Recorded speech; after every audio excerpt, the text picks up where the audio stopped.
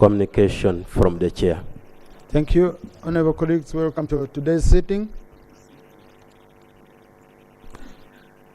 I have received a letter from the leader of opposition who has drawn to my attention events of yesterday where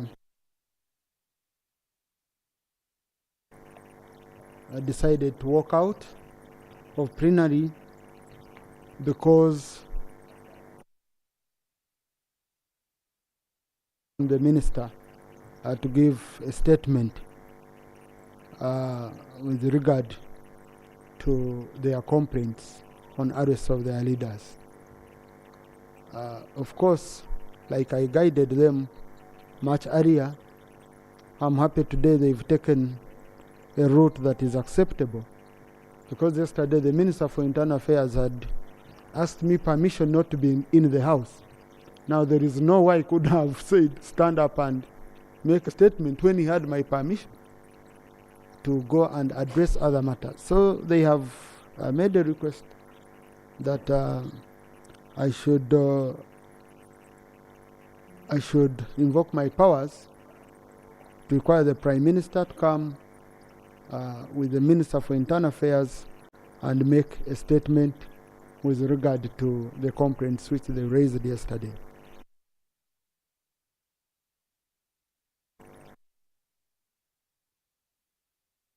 On order paper to make a statement, and I will share with you the copy of the letter which the leader of opposition has written to me.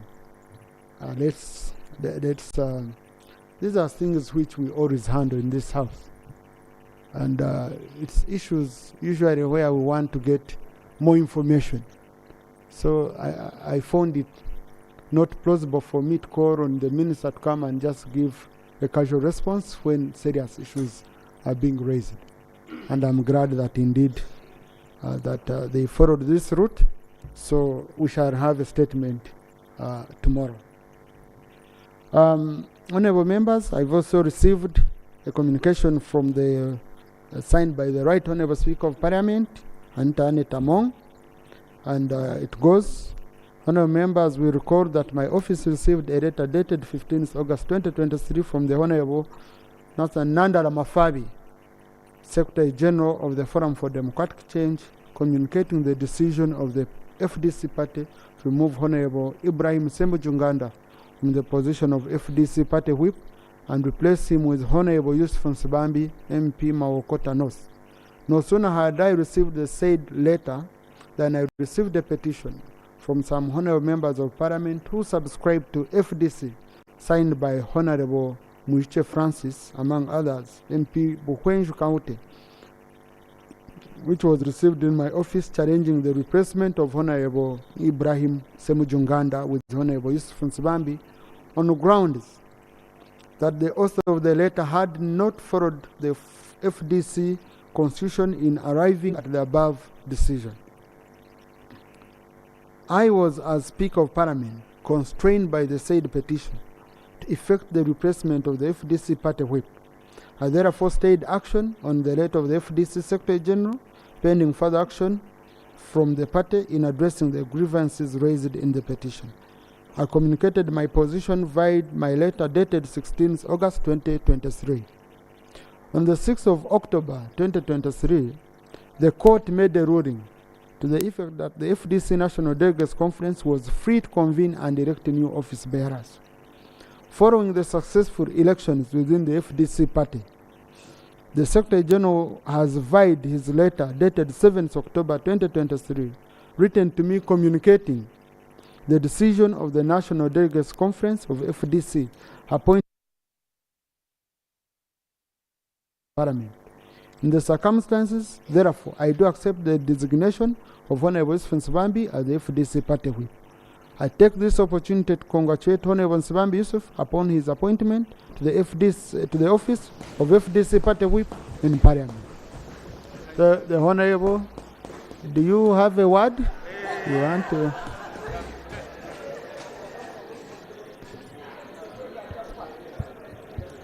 Thank you, Right Honorable Speaker. Honorable members, I take disappointment.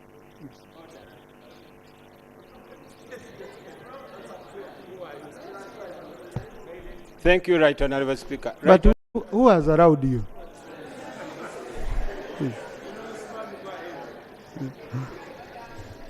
Thank you, Right Honorable Speaker. Right Honorable Speaker, the new we RM people. These people are not here. So is in order to, yes.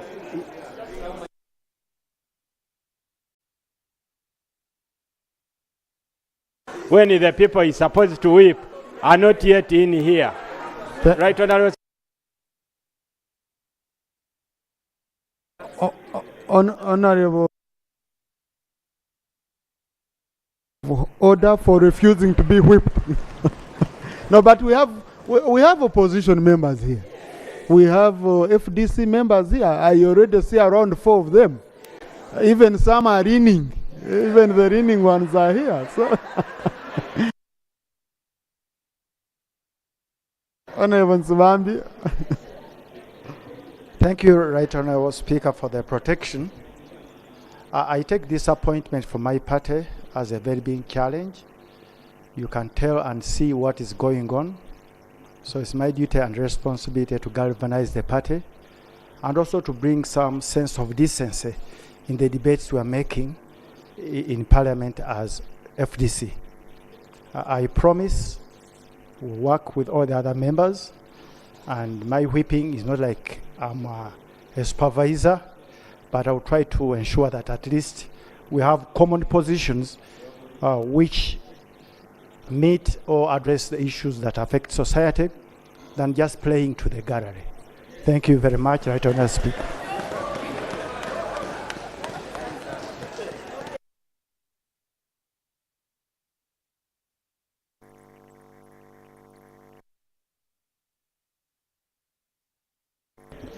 Thank you. Yes, honorable colleagues, last time when we talked about the action taken report,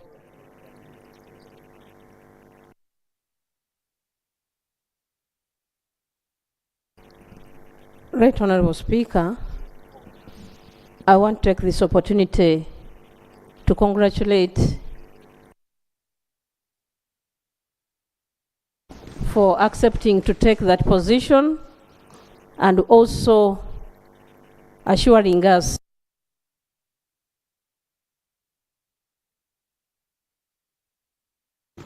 of course the members from his party. So we equally pledge on behalf of government that we shall work with you. Thank you. Thank you. Here we work together, and that's why it's the only platform which every one of us can have a chance really to raise their issues. Now, honorable colleagues, the other issue I wanted to comment on is in relation to the action taken report on digital number plates, which I had stopped the committee of physical infrastructure, and I had a comprehensive meeting and I explained the reasons to the members, some of which I don't need to bring here, but they are within our rules, where the procedural issues had not been properly followed.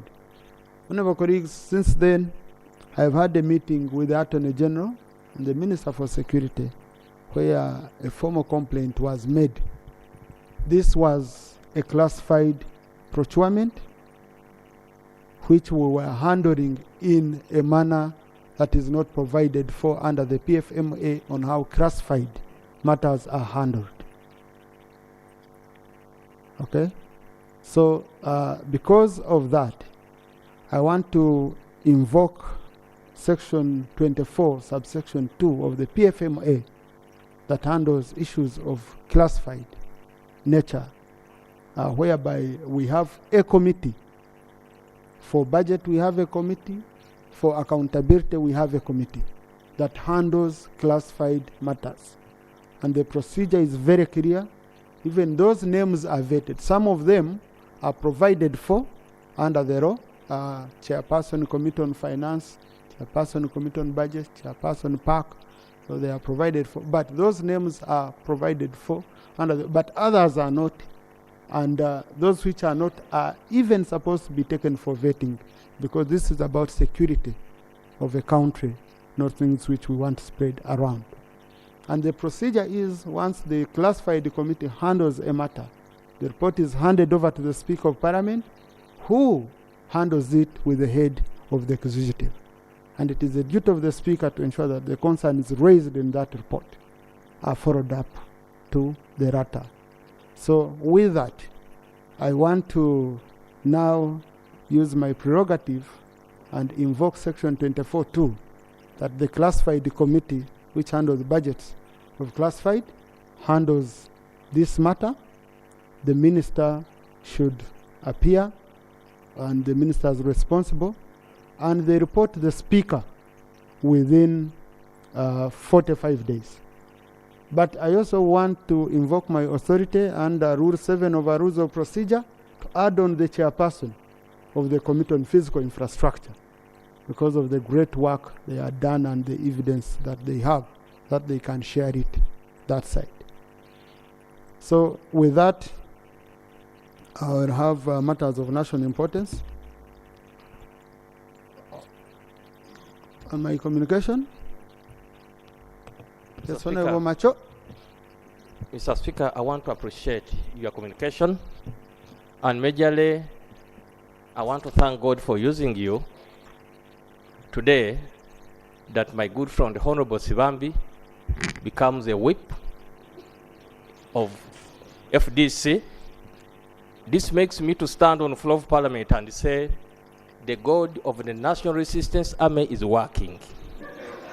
Mr. Speaker, the God of National Resistance Movement started working when UPC was hindered, was put to be in charge under the Ministry of Gender, Labor.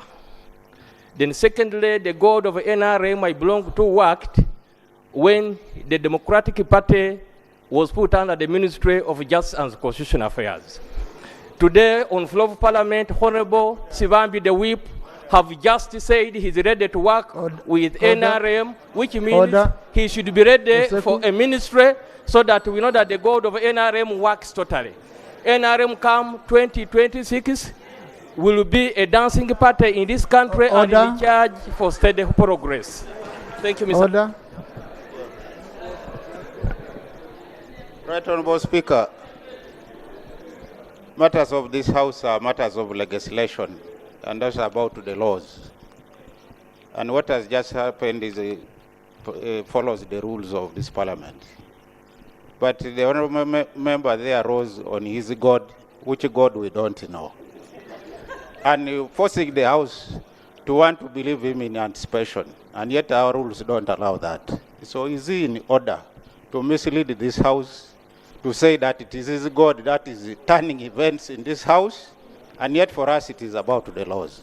Right Honorable Speaker, is he in order? Now, the point of order you've brought, you know, because you see, we first prayed to God. I don't know whether it's God using him, but he talked of God of NRM. That one is not recognized here. But I think the biggest risk I'm seeing is Honorable Macho joining in Subambi than in Subambi coming here. Because he's feeling more comfortable. But Honorable colleagues, whips are provided for under Rule 15 of our Rules of Procedure. Okay? And working together is very, very critical for the smooth running of the House. So let us not cause problems for our colleague. Because you see, you've heard what has been going around, and he was my lecturer. Mr. Yusuf Subambi was my lecturer at law school, Makerere University. So I really know him very, very well. Kindly, let us not put him into our politics. Let us leave him to do his work as a whip. Honourable Minister, you want to guide the nation? Yes. Thank you very much, Right Honourable Speaker. I just wanted to provide information, especially for the benefit of my brother from Busia, that NRM ideologically believes in working with everybody for the good of this country. And that even when we are allowed to go into multi-party politics, a political party different from NRM doesn't mean it's an enemy of NRM. It is in that context that the NRM works with the DP, works with the UPC, and members of those parties are part of cabinet because we are trying to build the national cohesion. So even the Honorable Sibambi, as a member of FDC, there is no problem at all working with NRM. Even NUP is a political party registered. So the belief of NRM is that we work with everybody for the unity and prosperity of this country. And in that context, we shall work with Honorable Sibambi and welcome him. Thank you. I can see you've guided us very well. Yeah. Honorable colleagues, in the gallery this afternoon, we have a delegation of district and sub-county speakers and council clerks from Pakwach District Local Government, represented by Honorable Ongiso Emmanuel and Honorable Vu Jane Pachuto. They've come to observe proceedings of this House. Please join me in welcoming them. Thank you. Honorable colleagues, we also have pupils and teachers of Joy Dominion Academy from Bunya County West, Mayuge District. They are represented by Honorable Agure Bajire Henry and Honorable Nakadama, Right Honorable Nakadama Rukia Isanga. They've come to observe proceedings of this House. Please join me in welcoming them. Thank you. We also have students and teachers of Fountain of Hope High School from Ntengeri County South, Kayunga District. They are represented by Honorable Sanja Patrick and Honorable Aida Nantabazi. They've come to observe proceedings. Yes. Oh, they wrote, yeah. Honorable Aida Nantaba Erios. They've come to observe proceedings of this House. Please join me in welcoming them. Thank you, honorable colleagues. I have a lot of business to handle today. So, no matters of national importance. Honorable Nsereko.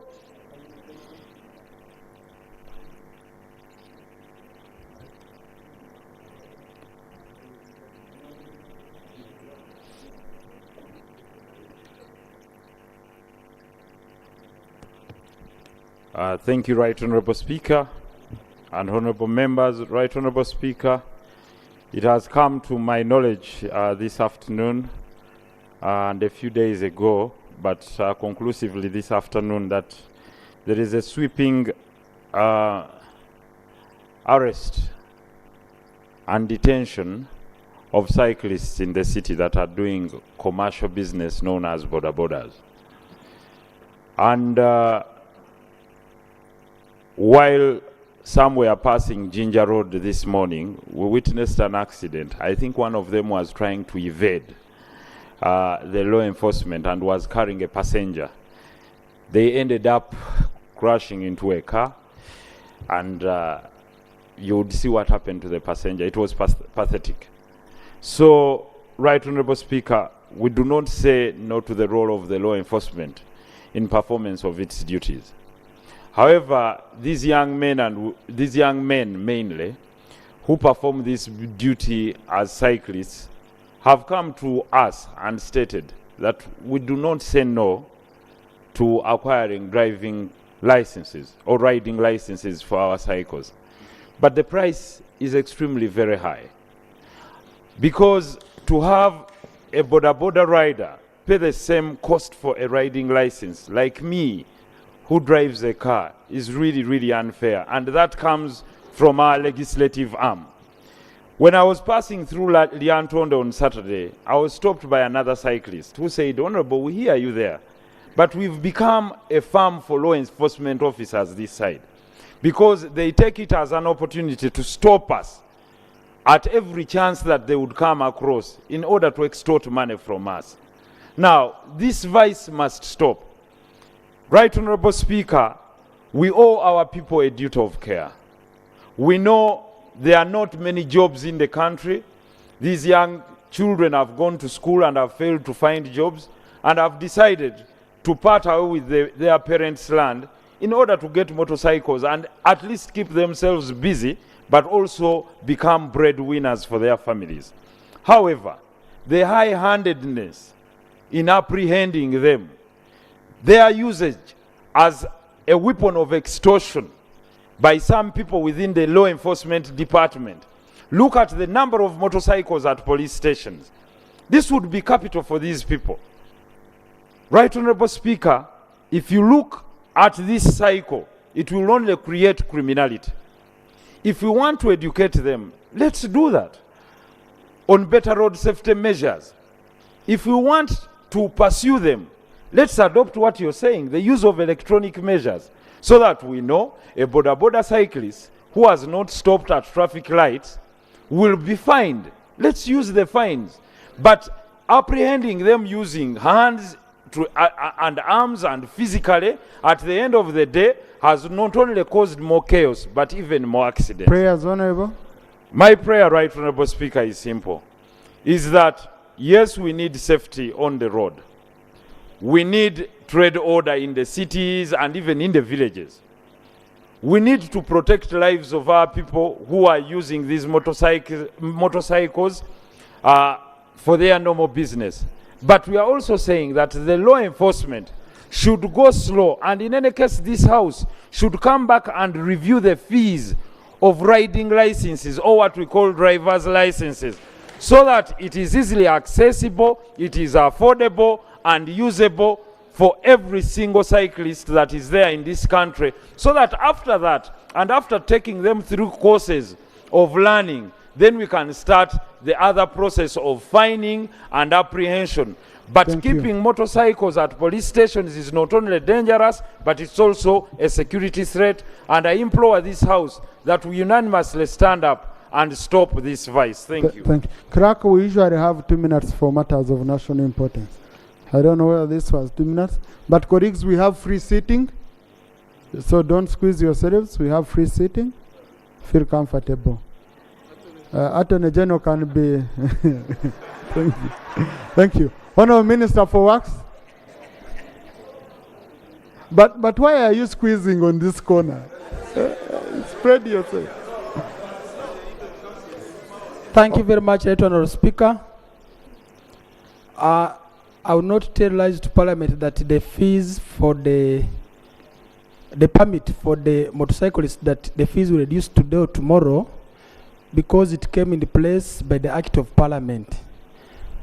I see the concern and request the honorable colleague on behalf of the concerned citizens to bring the complaint officially. No, please. This is an official channel, Honorable Minister. This is not an informal, it's not a village meeting. This is Parliament. This is not a baraza. Okay, Right Honorable Speaker, I've noted his concern, and I'm going to borrow from that. We start on the technicalities as Minister of Works, then at a later stage, we come to Parliament. You help us if there is a need to reduce on that amount. We also look at it. Thank you very much. No, Honorable, it was beyond the amount. Enforcement measures. Okay? So what the Honorable colleague is saying, there's violence, there's high-handedness. Right Honorable Speaker, I'm going to get in touch with the Minister of Internal Affairs, because for us as Minister of Works, we ensure these people to get the good bikes, which are up to standard. We give them the driving licenses. We ensure they have good roads. But enforcement measure in the Kampala, it is Ministry for Kampala and Internal Affairs. I'm going to get in touch with them because I'm a stakeholder to see these violent arrests, which at the same time turn into accidents, are stopped. To get good ways on how to enforce on these laws. Thank you. And involve the area MP. No, Honorable colleagues, Kiza Acrobat, you see, the time I have, Honorable colleagues, I want us to move very well on our order paper. Thank you, Right Honorable Speaker, for this opportunity. Honorable Speaker, I am heartbroken to raise this matter before this August House. The matter is regarding rampant arrests of some Ugandans by UA authorities. Right Honorable Speaker, information on the ground which need to be investigated by this parliament indicate that many Ugandans living around the national parks and game reserves are being lured by some war authorities to search for ivory, pangolin, and other park species on demand abroad. Right Honorable Speaker, the same people who lure them into the act are the same who arrest them. Right Honorable Speaker, as you are aware that under the Whistleblowers Act, whistleblowers are exorbitantly remunerated, and this remuneration has been abused by some war authorities at the suffering of poor Ugandans. Right Honorable Speaker, as we talk now, if you go to a nearby police station along Ginger Road, if you also go to Kira Road Police Station, also if you go to Luzira, you will find many Ugandans lying there suffering at the expense of these people. Right Honorable Speaker, it's not always please, easy. Honorable, please, yes. just sit down. Sit. Yeah, we have order in this house. You have, listen, sit. You had your 2 minutes. You started rotating, telling a story. Much obliged, Right Honorable Speaker. I beg you allow me to say my prayers. No. My prayers, Right Honorable Speaker. It's not always easy to get bail for the victims with wildlife charges. My prayers, Right Honorable Speaker. I pray that an investigation be carried out by a committee of parliament about the genuinity of the war authorities implementing the arrests. Second prayer, Mr. Speaker, the Minister of Tourism should interest himself in this matter. I beg to submit. I thank you. Thank you. Now, honorable colleagues, you see, it's very important. If it's an issue of connivance, conmanship, brutality and all that, and the minister can first explain. Once we are not satisfied, it's when we can involve our committee. But usually, we want to give the minister a chance. Minister?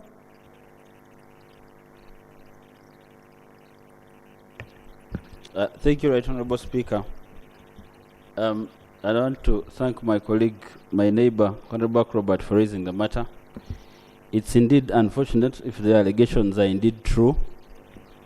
But what I know for a fact is, and as a result of the law made by this Parliament, the Act that provides serious punitive measures for whoever is involved in wildlife crime, including life imprisonment. I'm aware that every individual that we've arrested as UWA, using the agencies of police and the rest, has been put before court and duly prosecuted, with evidence of what they would have gotten them with, be it ivory, be it pangolin. But nevertheless, I'll take interest in the matter and see how to dig deep and maybe get more information. Thank you. Honorable Minister, please study this matter deeply and give us a comprehensive statement and status of cases. Because indeed, this law was made so that we can protect our national parks. There shouldn't be compromise on that. But the issues raised by the member, in your investigation, you link up with the member so that he can give you more information, which can help you in your statement. In 2 weeks' time, you would be able to update the House. Thank you, Honourable Minister.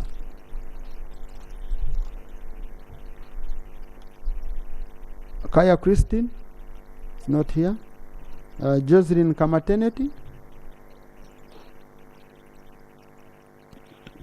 Thank you so much, Right Honorable Speaker.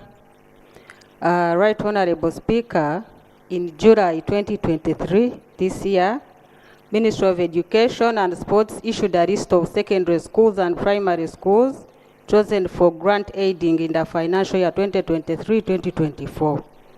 In Ntungamo District, we were given 3 schools.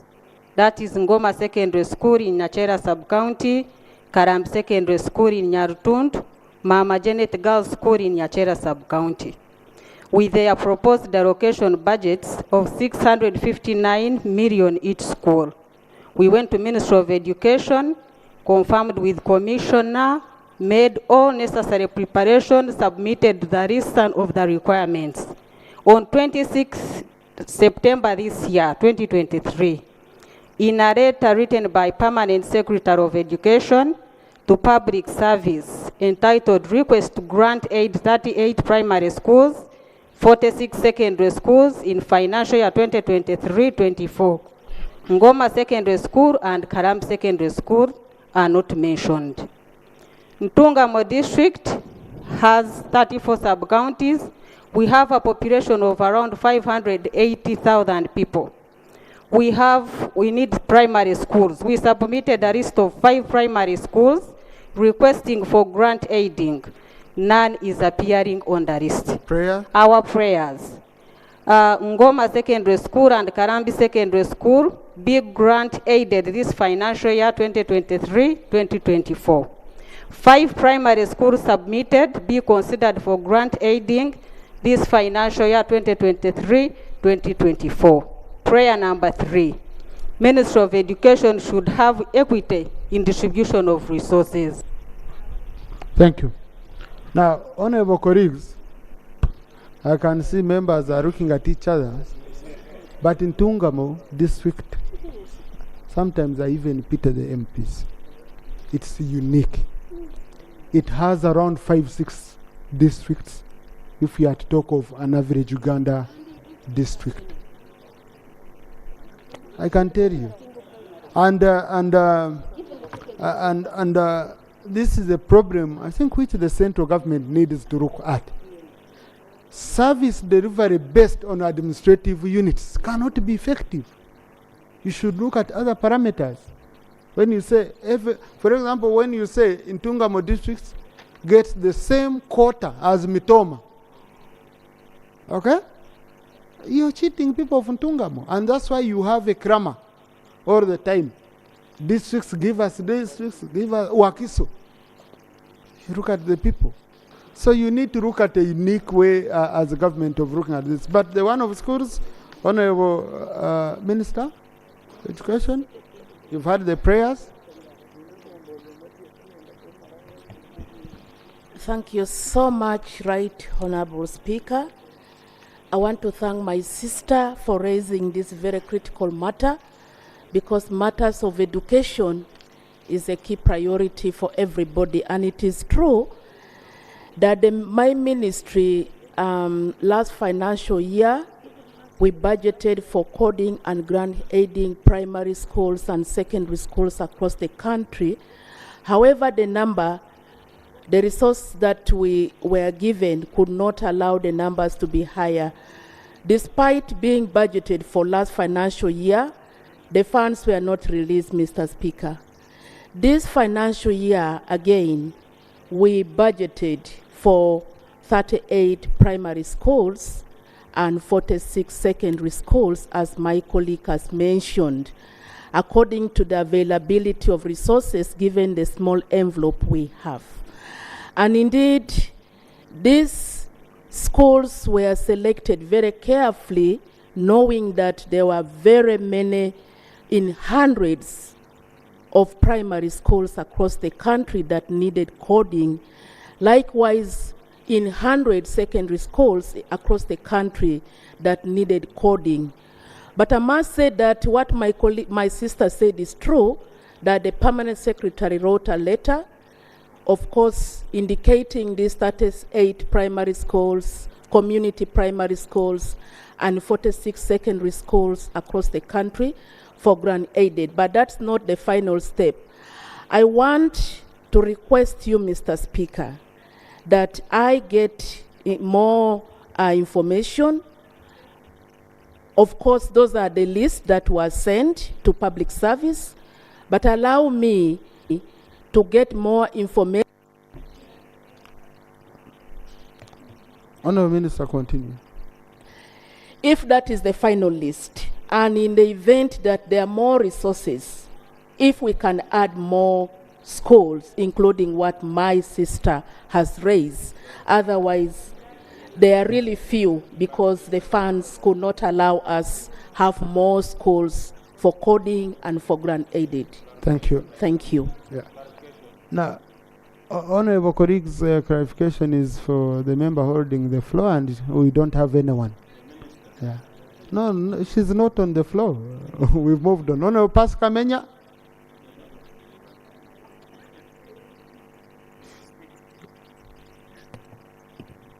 Thank you, Right Honorable Speaker. Right Honorable Speaker, while celebrating World Teachers' Day in my constituency last week, I was notified by the DO of my district that some of the teachers who were recruited in July 2023 are not yet deployed up to today. And Right Honorable Speaker, as we remember, the theme was about the education we need for our children. I believe our children are not given access to have this education they need because the teachers are not yet deployed. Right Honorable Speaker, even the teachers themselves were already laid off by the previous or the former employers, and they are left without any choice to fund their family needs. Right Honorable Speaker, my prayer is the Ministry of Education should with immediate effect ensure that these teachers are deployed. I thank you, Right Honorable Speaker. Thank you. A related matter, Honorable Felix Okot. Go on.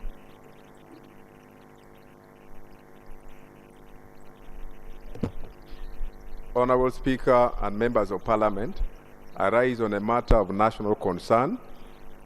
I bring forward the plight of students from my constituency, especially from Kwera Secondary School, from Kangai Secondary School, and St. John Secondary School.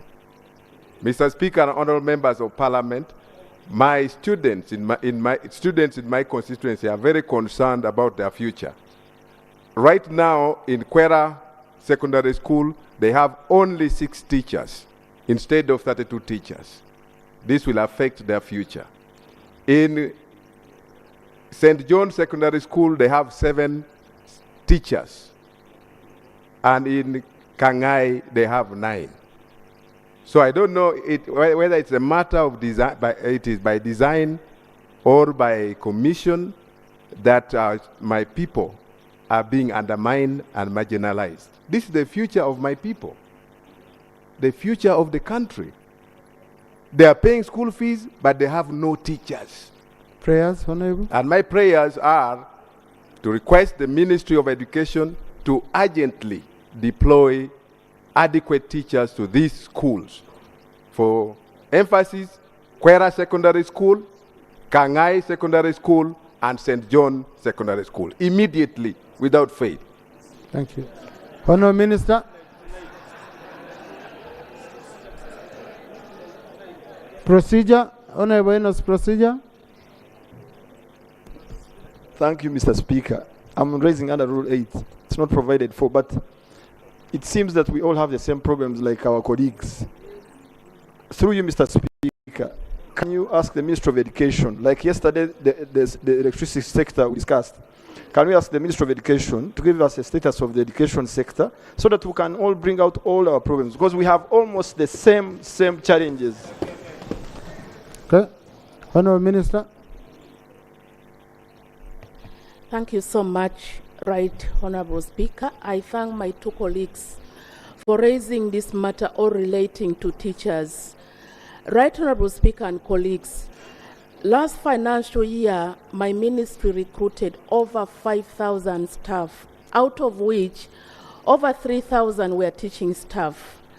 And out of those, around more than half of those were deployed because the money that was meant for deployment was availed. And we have, as to date, Mr. Speaker, close to 2,000 staff, teaching and non-teaching staff, have not been deployed. Our budget for deployment was over 50 billion. And out of that, finance released only 15 billion. And as I speak, the current finance we have cannot deploy all that teaching and non-teaching staff that we have recruited. And I want also to request my colleague from finance to also assure us that my ministry should be in position to receive these funds so that we really deploy all these teachers. But allow me, Mr. Speaker, to bring a statement on this recruitment, because even last time I spoke about it, to bring a statement to see how many we have recruited, how many are deployed, how many are we left, and what resources, how much do we still need to deploy. Finally, Mr. Speaker, I was in Idokolo. I visited St. John's, and I visited quite a number of schools, the one my colleague was talking about. And I also noted those challenges they presented to me. And I came back, I presented to my ministry. We were... Switch on. We were hopeful, Mr. Speaker, that once we get those finances, I even pledged to the school in Dokolo where I went, that once we get those finances, we should be in position to deploy the teachers in the district. So I beg that I could bring a statement, if allowed, about the issue of recruitment and deployment, Mr. Speaker. You see, Honorable Minister, even when you bring a statement which concludes that you need money, that statement is not helpful. I need a statement which is helpful. Minister for Finance, what do you say about this?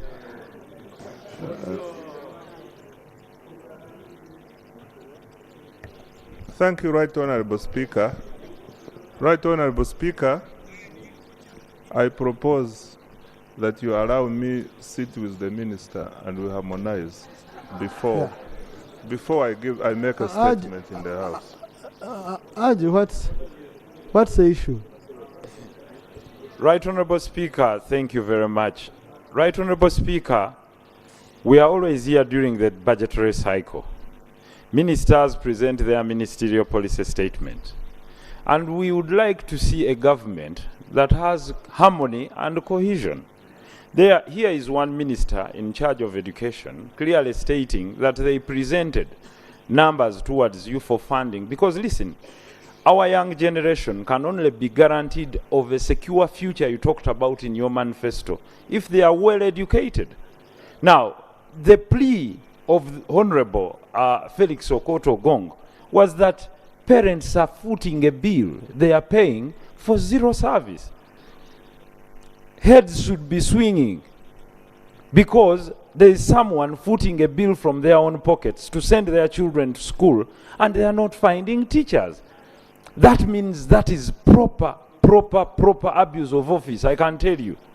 Why? Because when someone comes here and states this is the money we need to deploy X, Y, and Z teachers, and the Ministry of Finance has no answers, the statistics we need here are very simple. One, how many teachers are required, how many were deployed, and what was the cause of the shortfall, so that we as Parliament, we can address it in appropriation. Thank you, Honorable. Thank you. Now, Honorable colleagues, you see, I know what you want the minister to tell us, but I also know what he goes through to make such a commitment. He can't just do it out of, he needs wide consultations also. So, like you requested, Honorable Minister, have an interministerial meeting, and then on Wednesday, you update the House.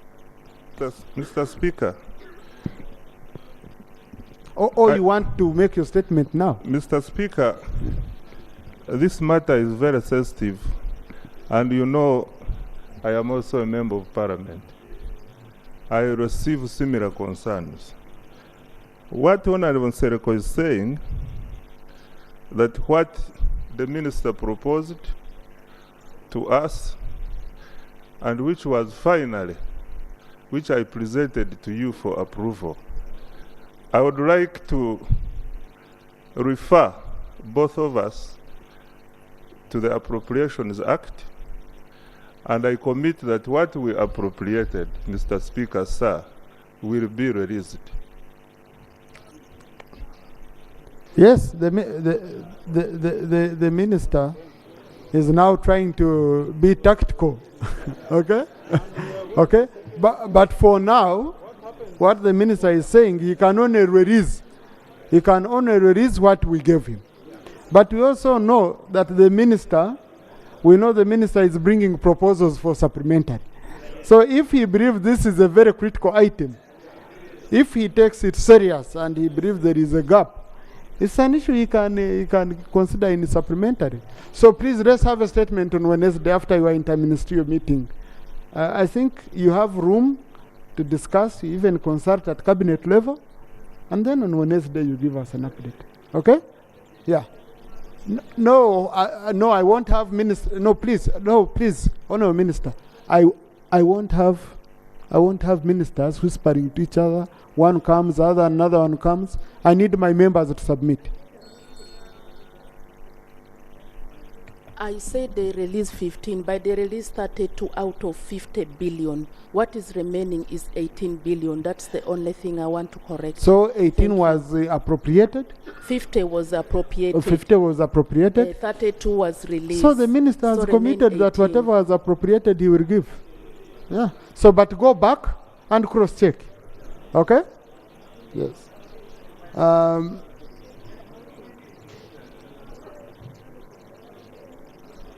Colleagues around me, please. I do business. Honorable Emmanuel Otara. Thank you, Right Honorable Speaker. Right Honorable Speaker and colleagues, I arise to raise an issue of national importance in respect to the threat posed by Cuscata campestris, also known as golden dodder. This is a notorious spaghetti-like weed with tendrils, which is killing many plants, especially fruit plants, like mango trees and hedge trees in my constituency. Right Honorable Speaker, through my travels across the country, I have also seen this notorious weed in other parts of the country. Now, this plant, or notorious weed, it's also notorious in wetlands and destroying ecosystems, but also animal and plant fodder. Now, Right Honorable Speaker, in my area, which has been designated for fruit trees under the PDM, we feel this plant is dangerous to our people who are going to grow fruits like mangoes and other fruit trees.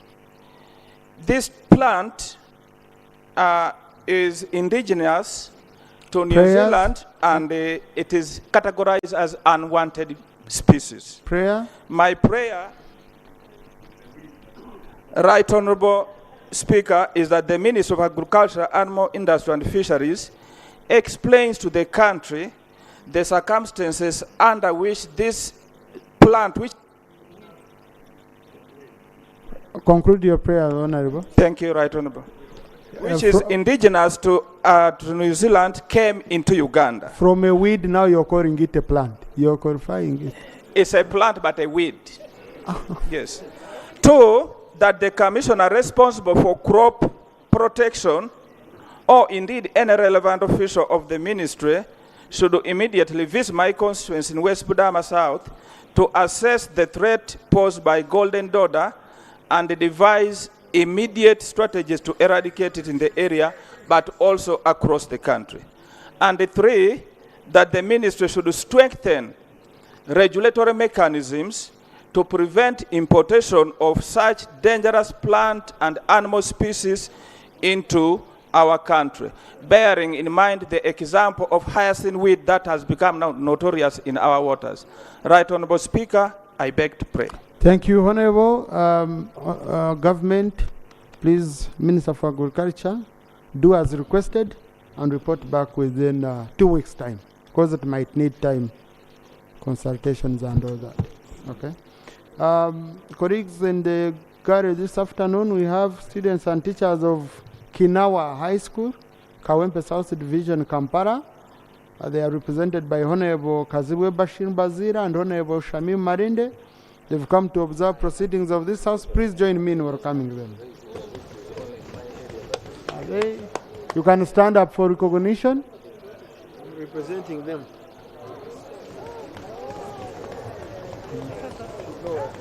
Thank you.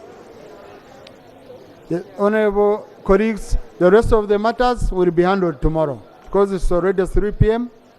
Next item.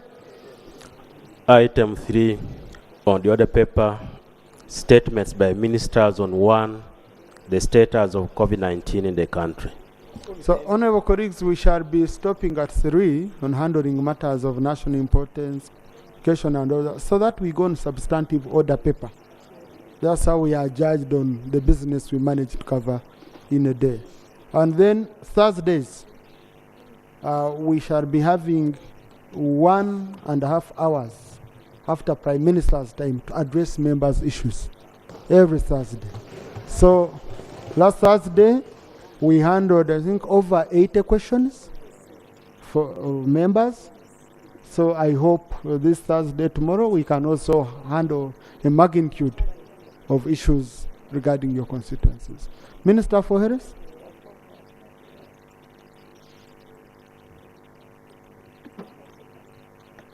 Colleagues, we have free seating. Don't block the way.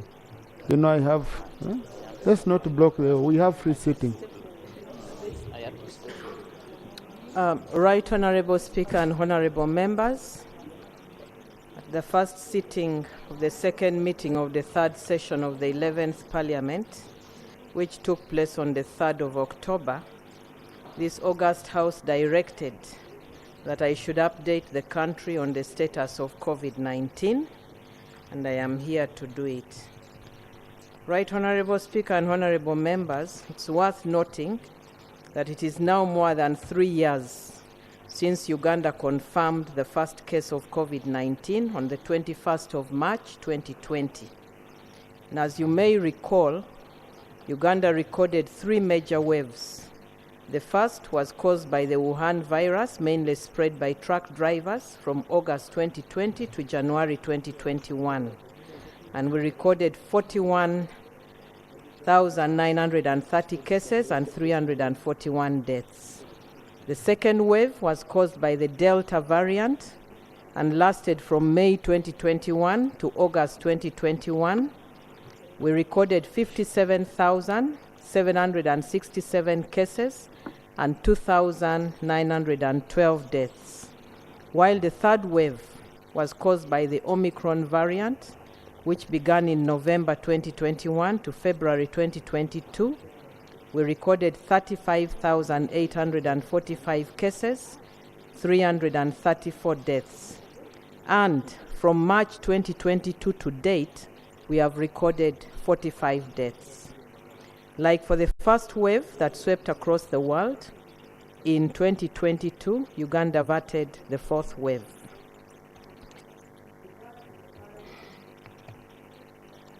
In regards to the current situation of COVID-19, Right Honorable Speaker, Honorable Members, as of September 30th, 2023, there are 171,869 total confirmed COVID-19 cases, 3,632 deaths in total, and 3,262,447 cumulative tests done.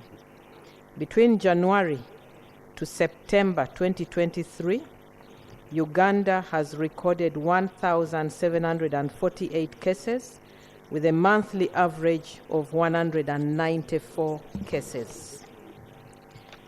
Right Honorable Speaker and Honorable Members, we have observed a drastic reduction in the number of cases from June to September 2023, with no admissions of severe cases and deaths. This is significantly much lower compared to 2020, 2021, and 2022, where we had 3 consecutive waves, 1, 2, and 3, that I alluded to. Despite this stable transmission pattern, the threat of a potential COVID-19 resurgence remains, given the ongoing and successive mutations being recorded globally.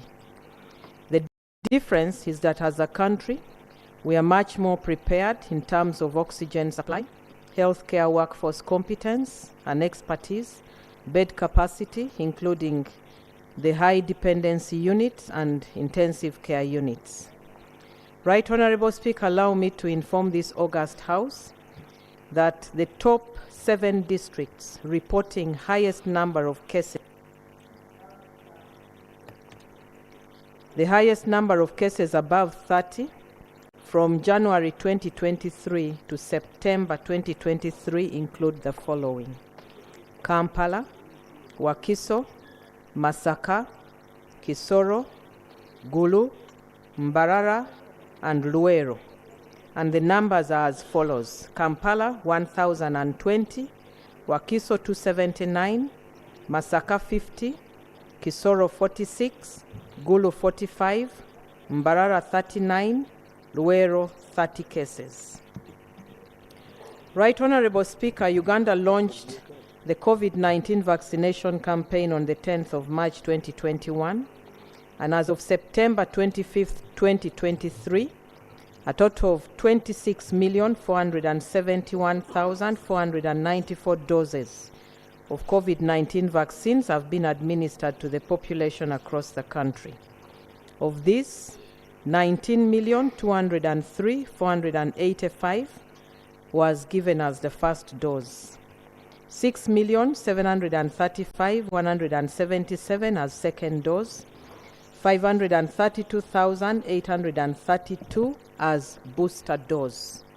To date, 59% of the population 18 years and above have received at least 2 doses of the vaccine, while only 6% of children aged 12 to 17 years have received 2 doses of the vaccine. This coverage is below our target of 28.5 million eligible Ugandans, 22 million adults and 6.5 million children who are up to date with their vaccination against COVID-19. Despite these successes in vaccination, the uptake for the COVID-19 vaccination has stagnated in the past 18 months. This is attributed to a significantly reduced risk perception at the population level, and as a result, by February 2024, Right Honorable Speaker, 7,567,200 vaccine doses will expire. In regards to the global COVID-19 pandemic perspective, Right Honorable Speaker and honorable members, on the 4th of May 2023, the WHO, in concurrence with the International Health Regulation Committee, downgraded the COVID-19 pandemic from a public health emergency of international concern to an ongoing and established health issue. Accordingly, the International Health Regulation Committee confirmed that COVID-19 is an ongoing health issue which no longer constitutes a public health emergency of international concern. Right Honorable Speaker and honorable members, the World Health Organization made the following recommendations to all state parties. 1. Sustain the national capacity gains and prepare for future events to avoid the occurrence of a cycle of panic and neglect. WHO further encouraged state parties to improve country readiness for future outbreaks. Countries should restore health programs adversely affected by the COVID-19 pandemic. 2. Integrate COVID-19 vaccines into routine immunization programs and maintain efforts to increase coverage for all people in high priority groups and continue to actively address vaccine acceptance. Right Honorable Speaker, we have done this. All health facilities that offer vaccination have COVID-19 vaccines. 3, bring together information from diverse respiratory pathogen surveillance data sources to allow for a comprehensive situation awareness. State parties should maintain the reporting of mortality and morbidity data, as well as variant surveillance information to WHO. And we have continued to do this. Likewise, I have just given you the statistics. 4, strengthen country regulatory authorities to support long-term authorization and use of vaccines, diagnostics, and therapeutics. Right Honorable Speaker, the NDA bill is stuck at the first Parliamentary Council, but we are following it. 5, work with communities and their leaders to achieve strong, resilient, and inclusive risk communication and community engagement. We are doing this. In regards to the COVID-19 standard operating procedures and containment measures, Right Honorable Speaker and Honorable Members, taking into account the fact that there remains a potential of resurgence of infections as guided by WHO, the National Task Force reviewed the COVID-19 situation in the country and made the following recommendations.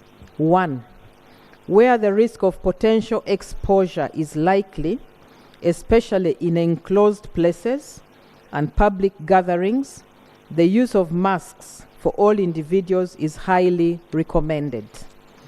2, mandatory COVID-19 testing is recommended for gatherings where the risk of exposure is high or where there is a mix of individuals with different risk factors. 3, the elderly, 50 years and above, and those living with comorbidities are encouraged to get vaccinated and boosted. 5, individuals with symptoms of coronavirus should not go to closed or crowded places and should use face masks in the event that they interact with others. 5, handshaking and hugging should be done with caution. 6, all eligible Ugandans should get vaccinated to avoid the risk of a resurgence and flare-up of infections. Right Honorable Speaker, as I have highlighted above, the implementation of the above measures is discretionary and applied based on the prevailing circumstances, informed by risk assessment at various levels. In regards to the next steps, Right Honorable Speaker and Honorable Members, transitioning from the COVID-19 pandemic to an established and ongoing public health issue, the Ministry of Health is undertaking the following. A, Uganda had initially developed the COVID-19 case management guidelines focusing on the acute phase of COVID-19. However, many patients have continued to experience signs and symptoms of long COVID-19. These are people who got infected and have complications. Hence, the Ministry of Health is updating the existing COVID-19 guidelines to include long COVID-19 treatment follow-up. B, the country developed guidelines on how to integrate COVID-19 vaccination into routine vaccination. These guidelines are currently being implemented, as I mentioned earlier. As noted above, we have observed a slow progress in the uptake of COVID-19 vaccines, especially after the WHO declaration that COVID-19 is no longer a public health emergency of international concern. Right Honorable Speaker and Honorable Members, in conclusion, the worst of COVID-19 seems to be over, but the medium and long-term effects of the previously infected individuals remains a challenge which the Ministry of Health is addressing. Whereas the possibility of flares remains, as a country we are more prepared than we were in March 2022. We hope to sustain all the health system gains attained in the past 3 years of the pandemic to strengthen access to quality health care for the population. Lastly, allow me to register my sincere appreciation to the Parliament of Uganda for the enormous support to the health sector, not only during the COVID-19 pandemic response, but always. I beg to submit. Thank you, Honorable Minister. Yes, Honorable Linda for photo. Thank you so much. Timazigu, Honorable Wako, and Nyakorach, Wakorach, sorry, Simon Wakorach. Yes, and then Honorable Mushemeza, Karamoja, Magoro. Opposition will be represented by Jonam and Tom.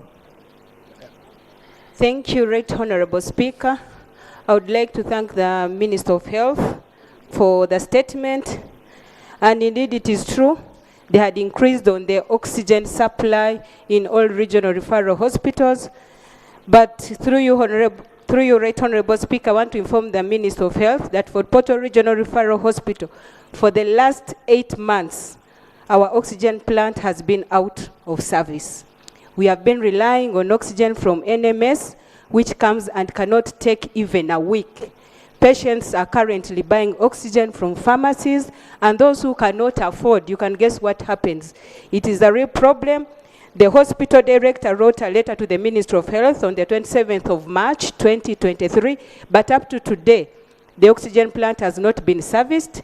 Then the new plant that is being constructed has stalled. So, Right Honorable Speaker, I request the Minister of Health to ensure that they service the oxygen plant of Fort Portal Regional Referral Hospital so that the patients are able to survive. Thank you. Thank you, Right Honorable Speaker.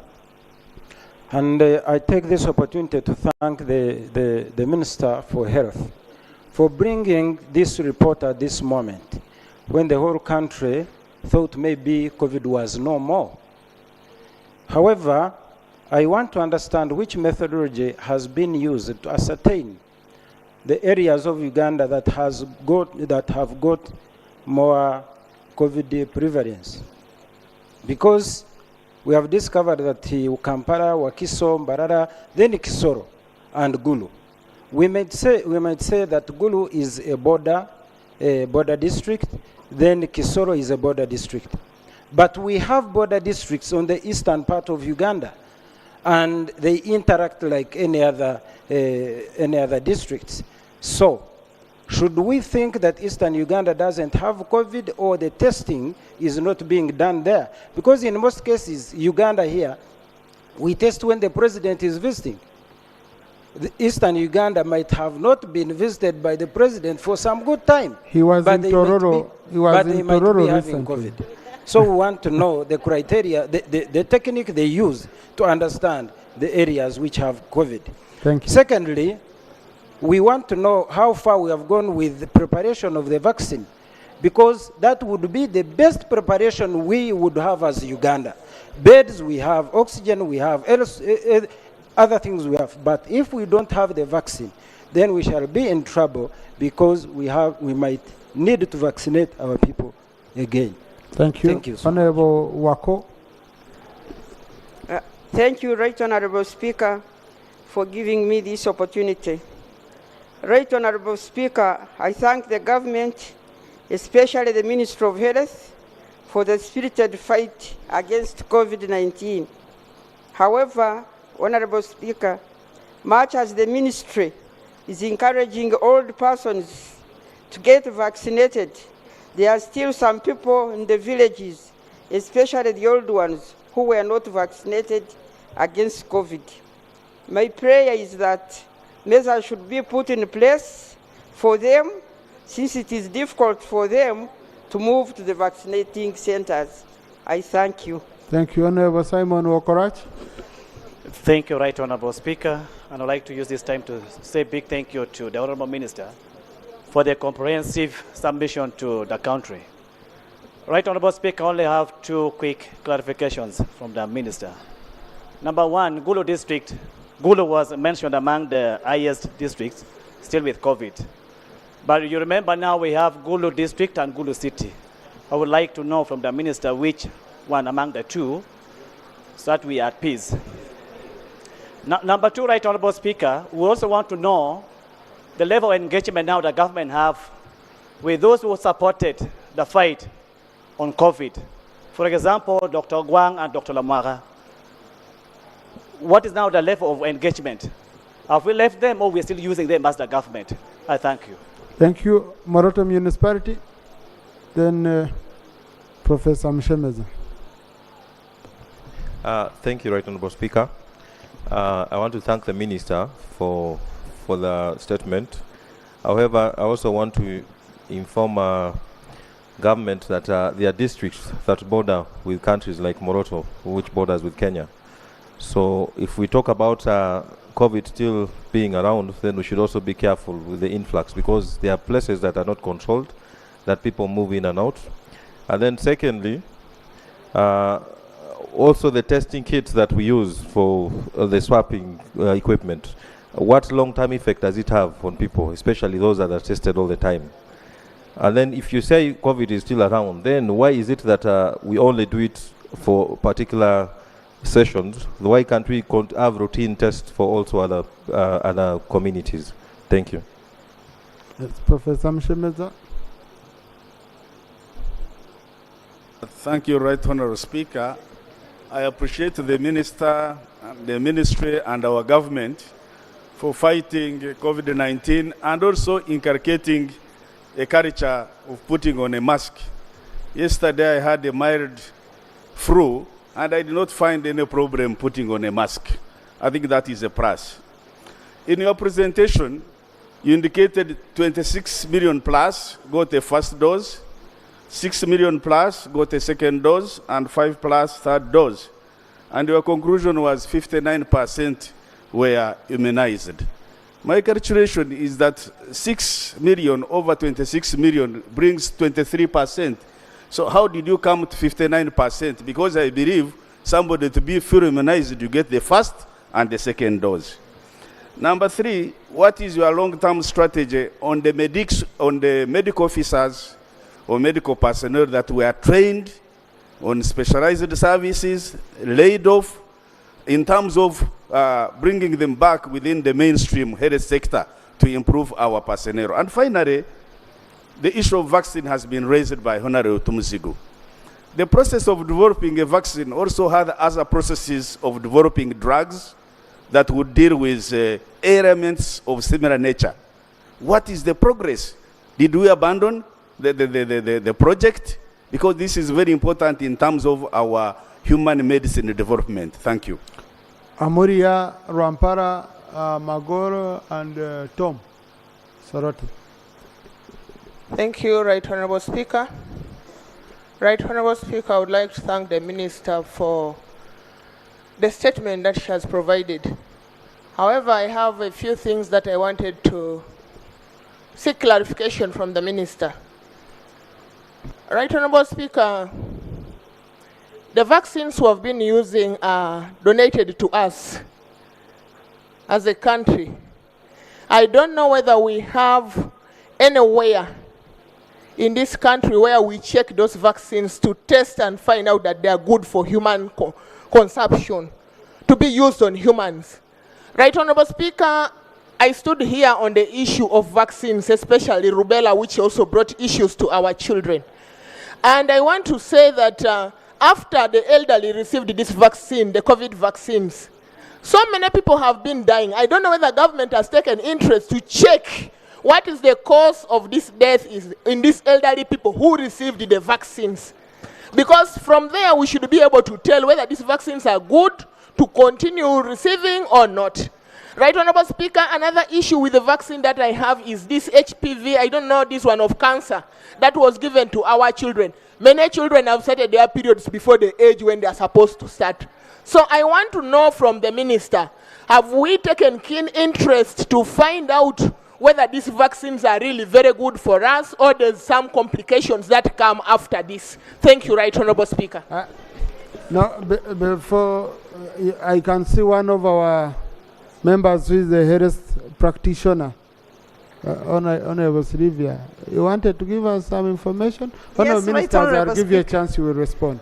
Thank you, Right Honorable Speaker. I wanted to add some more information on what Honorable Susan is presenting. When we were listening to the minister's paper, the World Health Organization declaring COVID to no longer be a public health emergency issue. That is one of the reasons as to why there is laxity. But also another reason is what she has just mentioned. There is a lot of myth. I don't know whether it is myth and misconceptions and what, but people talk a lot about side effects.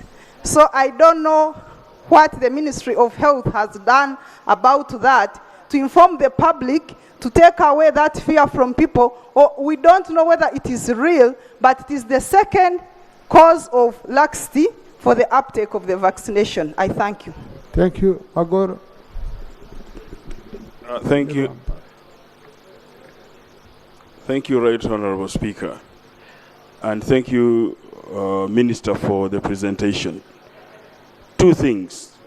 One is related to the vaccine, in that during the period when COVID was at its height, I think monies were dispersed by government to start a vaccine.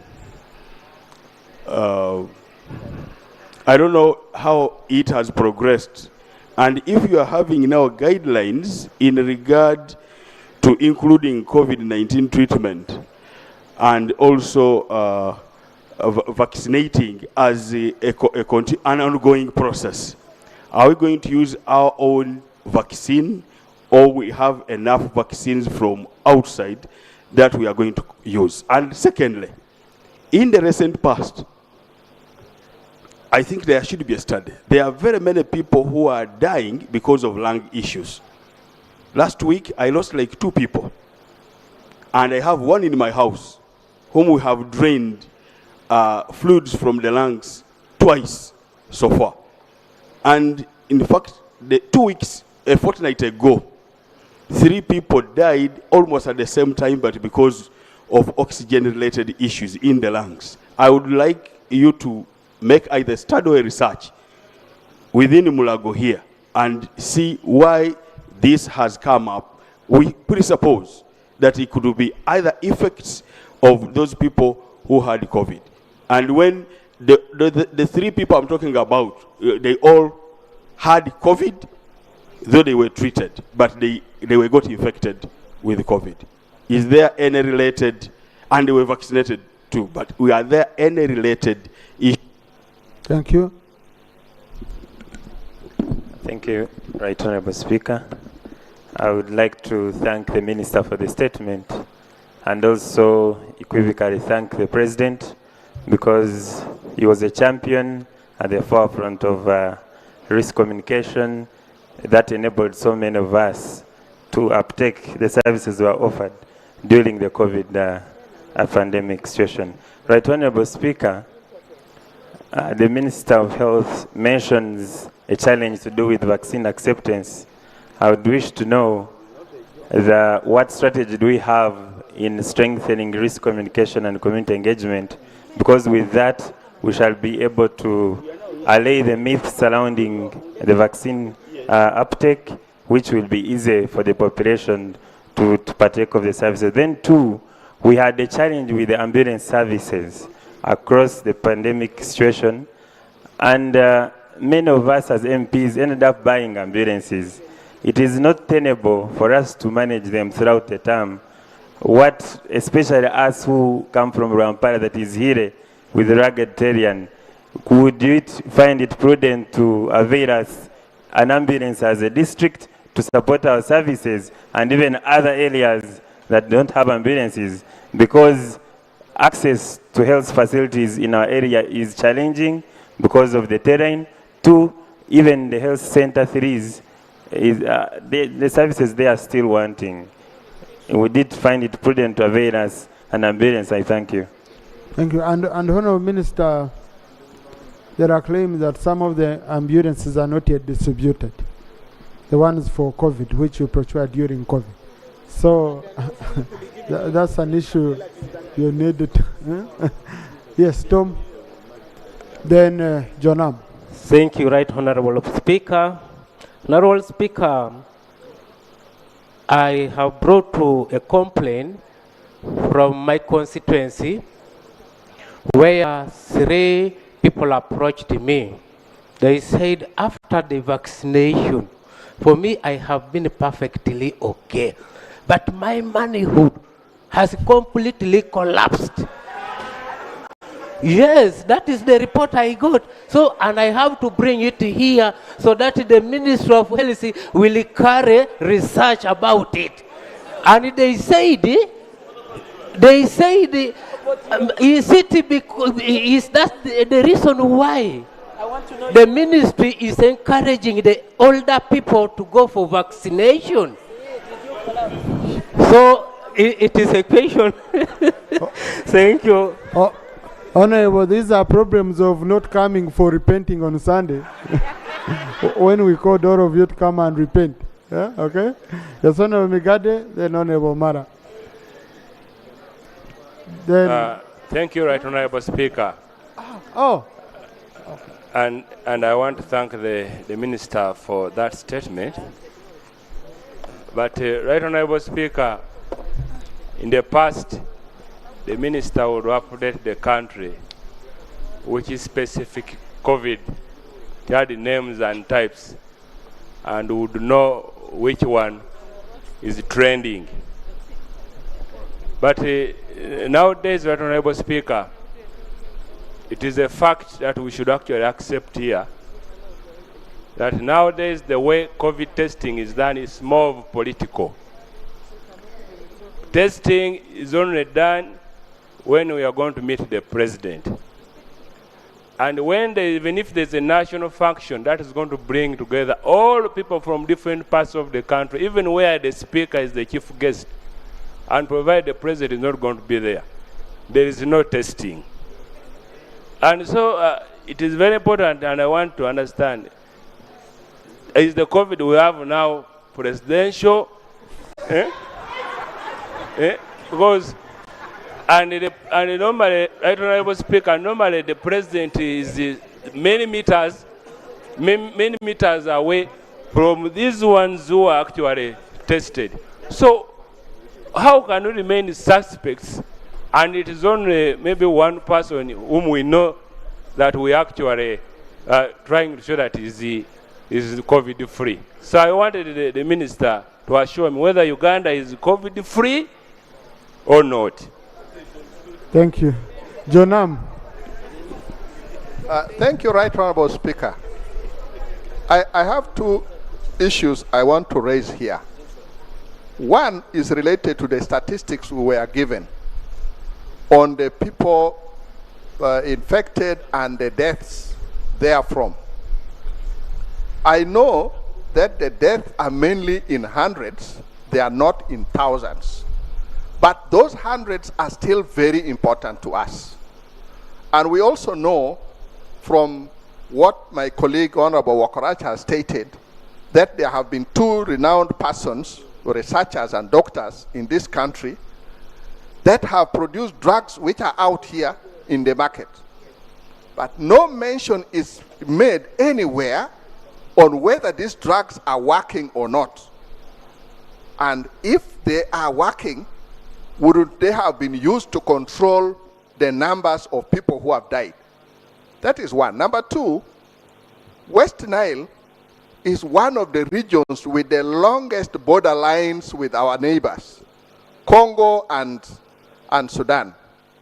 We know that as a country we are very good in disease control. But our neighbors, unfortunately, may not be as good as us. Even if the West Nile region, no district is mentioned amongst the 7, I'm worried. So what is happening to make sure that the West Nile region, not only the West Nile region, but I'm bringing it as an example of a region that has a long borderline with the neighbors that may not have the kind of control that we have.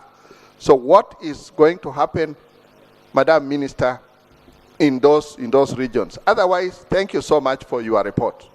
Terego, and then Dr. Omar. Thank you so much, Right Honorable Speaker.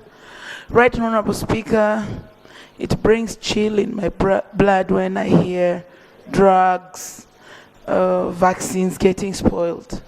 Right Honorable Speaker, it has become the normal thing in Ministry of Health to see that drugs get spoiled. Can we really understand how we can make good use of our drugs before they get spoiled? Lastly, Right Honorable Speaker, we had a lot of beds, bedside drawers, and many things. When I went to Nambole to pick beds for Terego, I almost wept. A lot of beds, a lot of things under Ministry of Health were dumped and wasted. But when we requested to pick more, they were not allowed. I want a clear message from the minister on how they intend tomorrow to keep government property, especially after the whole situation has come down. Thank you so much. Teira. Oh, Omara, then Teira. Sorry. Thank you very much, Right Honorable Speaker. I would want to appreciate the detailed submission of the report by the Honorable Minister. I have maybe two or three observations to make. Number one, Right Honorable Speaker, when the COVID struck, this country spent substantial amount of money to deal with the COVID problem, including us accessing our fund at the IMF. So substantial amount of money was spent. And I want to thank the minister and the team for really dealing with the matter. And now we have a near normalized situation. My concerns, though, is that money has been spent on buying vaccines. And according to the report by the minister, these vaccines are scheduled to expire in 2024. And also at the same time, the acceptance rate of vaccinations have gone down. And Right Honorable Speaker, this is on account of the suspicions around the side effects of the vaccines.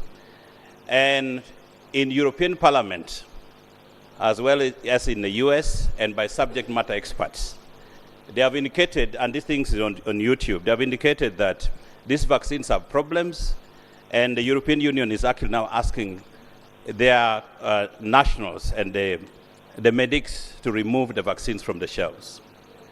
And here the minister is saying that we should continue with vaccination. Would the minister be able to give us assurance that they have fully understood the side effects of these vaccines and that as a country we are safe? The second issue, Right Honorable Speaker. Thank you. Teira. Thank you, Right Honorable Speaker. And thank you, Honorable Minister, for the report. Honorable Minister, it's now the policy of government and the Ministry of Health to have a health center 4 at constituency level. And one of the challenges we experienced during COVID was the ambulance services. There are many constituencies which have not yet benefited from this policy because of course, the usual financial constraints. What is the status of the ambulance service to the already existing health center 3s which are supporting these constituencies? And in particular, Gabla North constituency should be one of the areas of priority because it's a hard-to-reach area because of the terrain. Thank you, Right Honorable. Mbari City.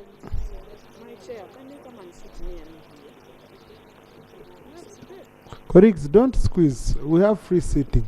I don't know why you're squeezing. And they've told you we still have COVID. Thank you so much, Right Honorable Speaker. Honorable Speaker, I want to join the colleagues in thanking the Minister for her presentation.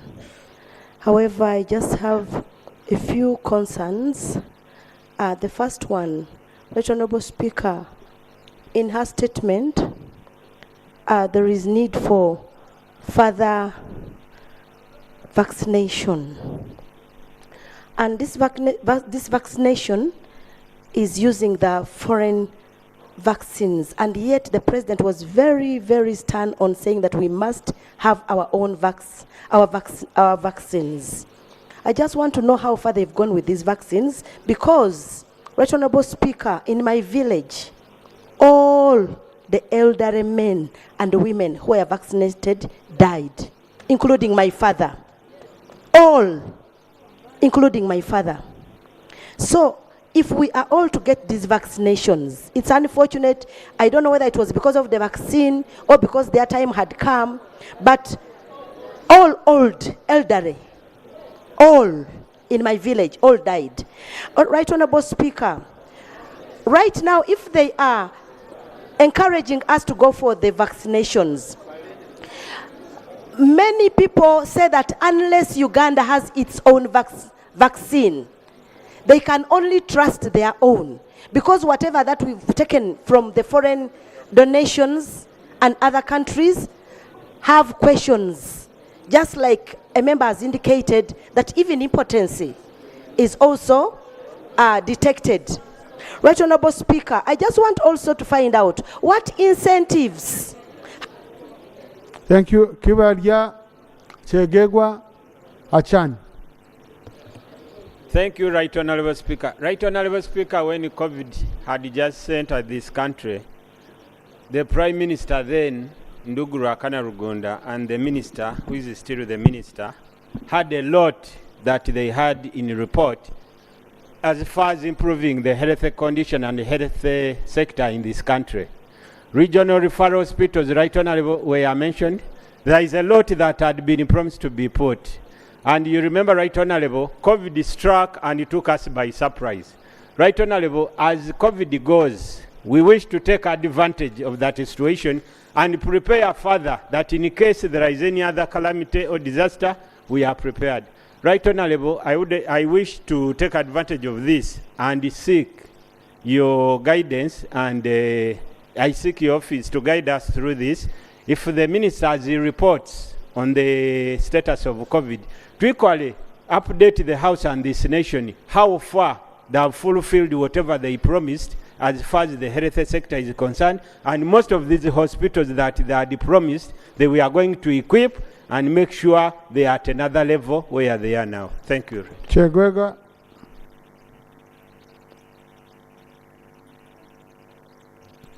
Thank you very much, Right Honorable Speaker.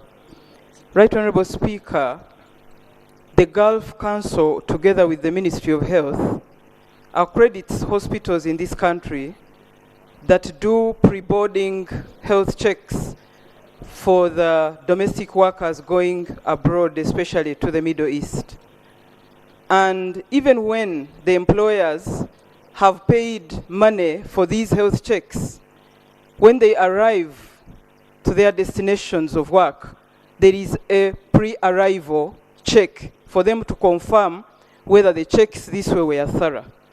Right Honorable Speaker, I wonder why the Ministry of Health takes a very passive role on checking these people when they return from those countries to ensure a disease surveillance so that they don't come with another outbreak. We don't know even how COVID came. Maybe it came with those Saudis who were coming back. Maybe it came with those workers who were returning to the country, and we never care to find out whether they are as intact as they went. And so I would like to recommend, Right Honorable Speaker, that it becomes a requisite that every domestic worker coming back and maybe other workers coming from abroad take a pre-arrival check for us to make sure that they don't come here and introduce or reintroduce epidemics and pandemics. I thank you. Judith Achan Byanyima. Thank you, Right Honorable Speaker. I want to thank the Minister for making the statement.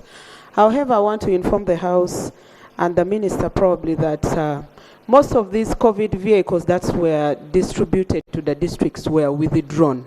And yet we still have some cases which needs to be monitored at the health centers, at the hospitals. Secondly, Right Honorable Speaker and colleagues, that there is these tendencies at the hospital where they switch off power and they say they don't have enough funds to pay electricity bills. And this is affecting hospitals, especially my hospital in Anaka. They switch off powers and they say they don't have enough fund to pay the bills. And yet we are supposed to use some of these cylinders and these machines that requires powers. I beg to submit. Honorable colleagues, on that one, Minister for Finance, we made a proposal the other day. Because MDAs receive money for utilities and divert it. This is the money they reallocate internally, because they know if it's a hospital and you cut off power, our outcry, you know, the outcry will be there. And if you cut off water, and then even when they are given money to prioritize during budgeting, they under budget sometimes. So one of the solutions we talked about, Honourable Minister, is deducting this money at source for utilities. Yeah, you deduct it at source, right away you pay the utility companies, and then these people stop complaining. Barracks, everyone. Because we budget here money, and then you hear barracks, you hear Murago, you hear who, you know. So let's go, Honourable Byanyima. Thank you, Right Honourable Speaker. To me, I think I'm fairly different. COVID came, and we were able to handle it through the Minister of Health and His Excellency the President. It's no longer a threat to us. I can tell you, Minister of Health has become a bottomless pit. People are misusing the money. Because who can be vaccinated now? The issue at stake is even cancer. People are dying of cancer. People are being rushed to Nairobi to have a PET scan and malaria. Plus even the Bodas which are killing people, 12 people a day. But I think the Minister of Health has not yet done her homework to know what's happening in our constituencies. Because that's where things start from. I would want to see the health centers with facilities. They don't. Instead, we have reported the press people who are saying, I have a health center, 10 of them when they are not there. You find money goes to people who are not there. That would be the work of Minister of Health. Don't come here to bring a statement, a flowery statement, and you think some of us will accept it. No. Enough is enough. When you talk of COVID, ask these members of parliament. They are our agents, they are disciples all over the country. They can tell you what is killing people. Is it COVID? What the people contributed, you ate it. It disappeared. They disappeared. Everything disappeared. But you come here and, gentlemen, Mr. Speaker, let's have a touch of reality. It's no longer a story to tell here. Let's be realistic and tell people that money. Now, Honourable Minister, you will respond. Yeah. Honourable Minister, you will respond. Kanungu Tinge. Thank you. No, Kanungu Tinge Bundibujo. Thank you, Right Honourable Speaker. I want to thank the Honourable Minister for the statement. But FDA advisor have advised that COVID boosters and these COVID shots are not safe for young people. Me personally, I got COVID 3 times after taking COVID vaccines. Honourable Minister, you are here telling us that people should keep vaccinating. When you look at how much people get, when you look at how people are getting cold or flu, what we call flu, I think you should be encouraging people to get, or you should be looking for flu vaccines so that we don't get these flus. And when you listen to radio announcements and you see how many people we are burying every day in our villages, we should make research to see if these COVID vaccines are contributing to our people's death. Thank you, Your Right Honourable Speaker. Tinge. Thank you, Right Honourable Speaker. Right Honourable Speaker, I want to also thank the Minister for the presentation. Order, Honourable colleagues. Right Honourable Speaker, I also want to thank the Minister for her presentation. Right Honourable Speaker, there are areas Like for us in Sebei sub-region, we have Kapchora Hospital, but it cannot even handle a COVID patient. So during when the minister was presenting on her report, she has not put on those districts, those district hospitals that cannot handle COVID patients, that don't have ambulances. Right Honorable Speaker, during that time, for us in Sebei sub-region, we suffered a lot when COVID was at hyper. So we want to know from the minister, what plan does she have for those districts? Secondly, Right Honorable Minister, Right Honorable Speaker, we appropriated money as Parliament for our COVID vaccines through Ministry of Science, Technology and Innovation. I want to ascertain from the minister whether she been checking from Ministry of Science, Technology and Innovation how far they have gone with our vaccines. Because we cannot just keep on giving money. They say they want money. We cannot give money forever, Right Honorable Speaker. We want Minister for Science, Technology to brief Minister of Health, or if the Minister of Health has something, we need to know today. I thank you. Thank you. Thank you, Right Honorable Speaker, for the opportunity. Honorable Minister, thank you for the statement.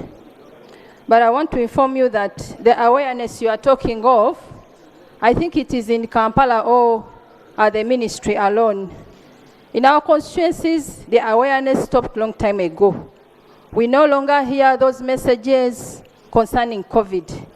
It's like COVID ended in the whole country. So if you are telling us that we have to continue with the awareness, you better work with other stakeholders in our constituencies and in all the regions to make sure it continues. As a country, we shall be very relieved, Right Honorable Speaker, if we are manufacturing our own vaccines like other colleagues have contributed. In terms of quality, quantity, and the cost, Right Honorable Speaker, there are videos circulating by one Muzungu that by all those people who were vaccinated by 2030 are going to die. And this is so scaring, including us, Honorable Minister. We are scared of this information. You have not come out clearly to refute the information. Really, we don't know how it is being saturated. Another thing, Honorable Minister, Honorable Connie has raised a very important issue. I almost lost my mother, whom I brought here at Parliament. Now, Seriko, because someone has said you're going to die by 2030. Point of order.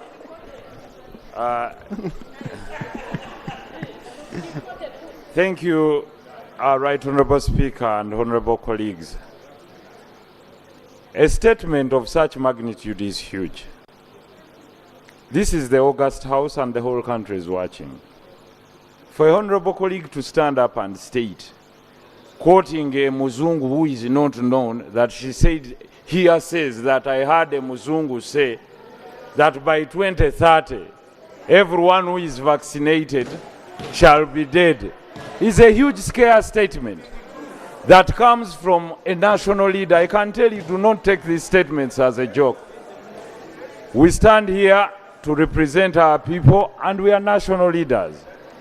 There may be rumors that are unconfirmed, but for us, basing on hearsay in the August House, to put those rumors on the floor of Parliament can lead people to committing suicide because they are scared of the unknown. Right Honorable Speaker, the point of order I would like to put is as to whether my colleague is in order to base on allegations and hearsays to state that everyone that is vaccinated might die by 2030.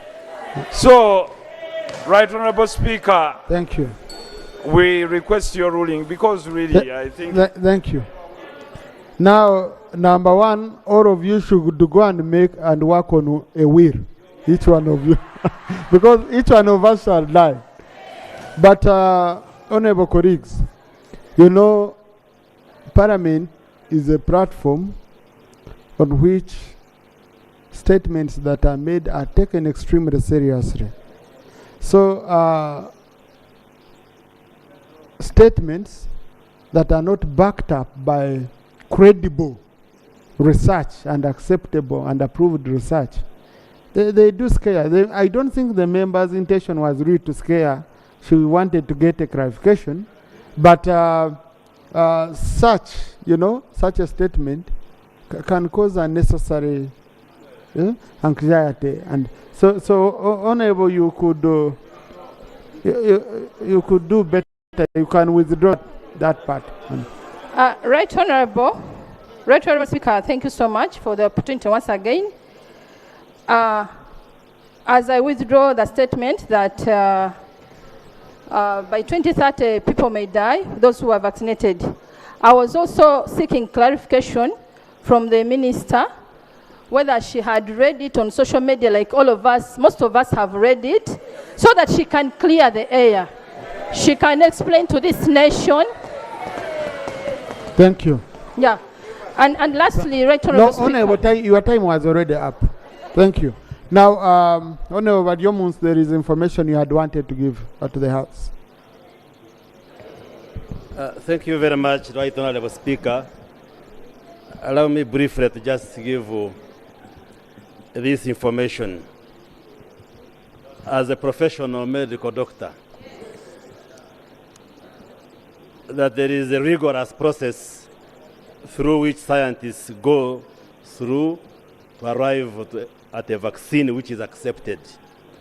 And the process usually involves the preclinical trials where a candidate vaccine is tried on animal models to test for safety and efficacy.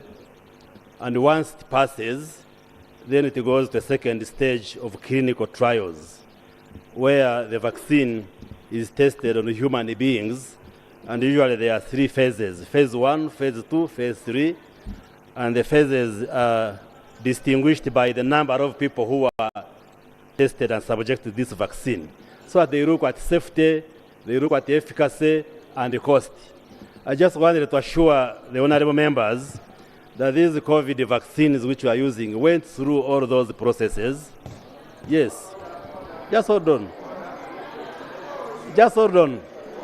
And once they have passed through these stages. Order. Honorable Kotogo.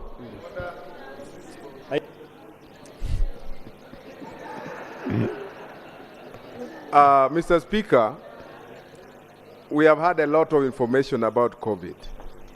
And you know, when at the advent of COVID, they fast-tracked the production, the analysis, and they did not follow the normal procedure and time that is required.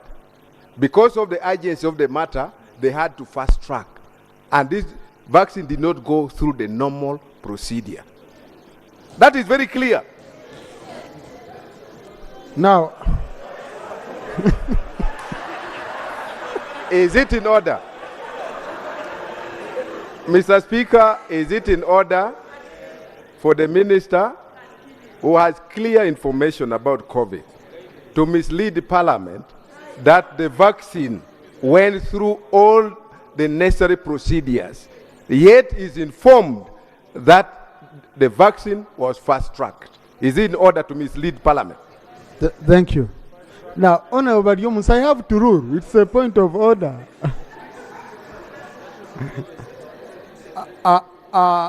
Now, honorable colleagues, the little I know is that a vaccine must meet certain standards, especially to do with safety.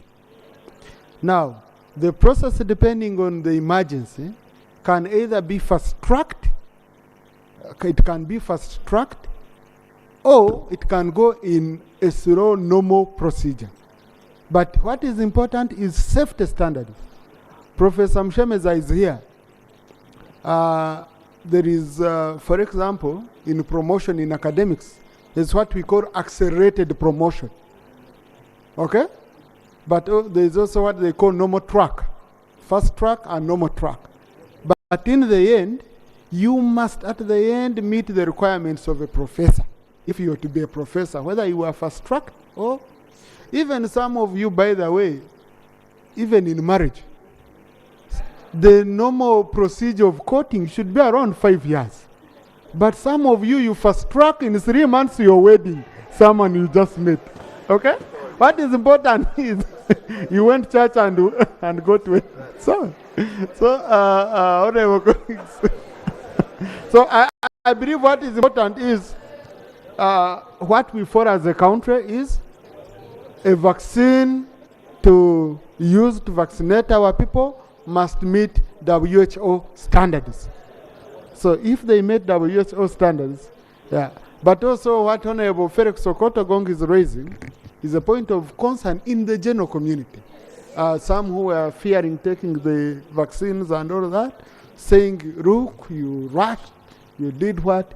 But in the end, personally, I took 3, and I have a relative who was found with COVID. So we did extensive tests, and we were told, I don't know how true, that if it wasn't for the vaccine, that relative had gotten, that COVID would have taken him. So us who are for humanities, we leave the scientists to read us on this. We leave science to prevail. Thank you very much. And thank you, Honorable Felix, for raising your fears. Right, Honorable Speaker, if I can explain the so-called fast tracking, is that when COVID was discovered in Wuhan, in China, the scientists extracted the genome, the genetic material, and shared it virtually in the scientific community. And that helped the process of making the vaccine faster. And it is not true that the process jumped any step. Rather, what helped was the supercomputing techniques because of technology which is available, different from the past processes where technology wasn't advanced. And also, because researchers had been doing a lot of work on HIV/AIDS, they used techniques like on messenger RNA vaccine to use that past experience to fast track. So it is not true that the fast tracking was to jump any credible step. I told you I'm speaking as a scientist. And all of this research, the studies, the clinical trials, all of them are published and are peer-reviewed. Some of us participate in reviews of some of these studies. And you can give him copies. Absolutely. and the equivalent of NDA, National Drugs Authority of Uganda. Like in the US, we have the FDA. In the Europe, we have European Medicines Agency. They go through all these processes and make recommendations to WHO, which approved. All these things are documented. So, Honorable Felix, just be comforted. That's why even us doctors accepted to be vaccinated using this vaccine. Secondly, Honorable Speaker, is that there are people in the world who are against vaccination, whether it's for polio or for hepatitis, for anything. And they saturate a lot of false information, especially through social media. So be careful what your source of information is. So it is not true that by 2030 or 2040 people will die. That's just falsehoods which are spread through social media that scare people. We are very confident that the vaccines against COVID are okay, they are safe, and Ugandans and all over the world, we should embrace. And that's why the COVID infection rates have come down, because through vaccination, there was immunity, herd immunity developed across the world. But WHO has now downgraded COVID from being a disease of public health emergency, but doesn't mean it has been completely eliminated, because it is still saturating. Like the minister said, the virus still undergoes changes, mutations, So we just have to be extra careful until that time when WHO has declared the world COVID-free. So I thought I would give this information for the benefit of the members. Thank you, Honourable Minister. Minister for Harris.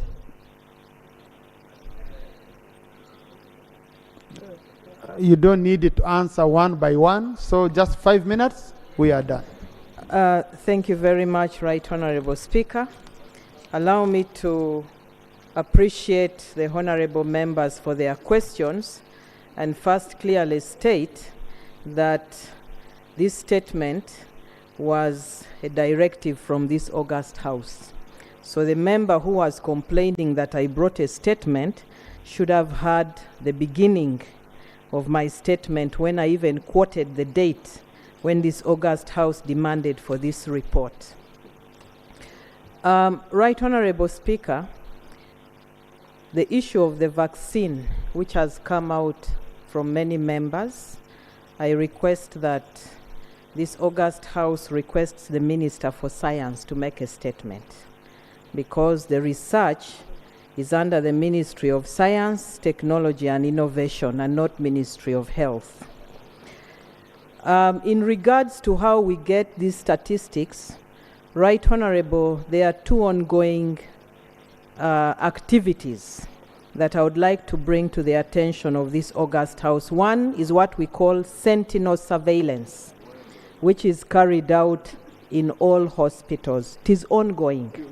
As a routine, anybody who comes with an upper respiratory tract infection, we take samples because we want to be cognizant of what is going on, whether it is just any other coronavirus, because there are many types, or it is COVID-19.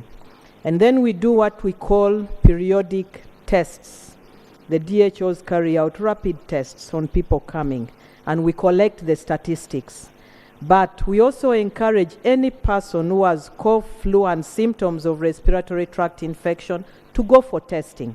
That is why testing has been decentralized up to the lower levels. So we have statistics on what is happening on a routine basis. Right Honourable, there was a request on vaccination of elderly people, and I clearly said in my statement that we have decentralized vaccines up to the lowest level, including health center tools that have refrigerators. These vaccines are widely available. Please take your people to get vaccinated. I want to respond on the issue of whether the testing is political and why we test on occasions. Right Honourable Speaker, in my statement, I clearly stated what WHO has recommended in regards to crowds, number one, and what our national task force also recommended in regards to crowds. Because when we gather together, we don't know who is carrying the virus and who is not. And some people even come when they are coughing. So it is advisable to test, even advisable to put on masks. So there is nothing like political testing here. We are just being cautious and ensuring that we protect ourselves. Right Honourable Speaker, I will no longer talk about the safety of vaccines and pharmacovigilance. I think that was well explained by yourself. Thank you very much. And also by Honourable Chris. But let me talk a little bit about the anti-vaxxers.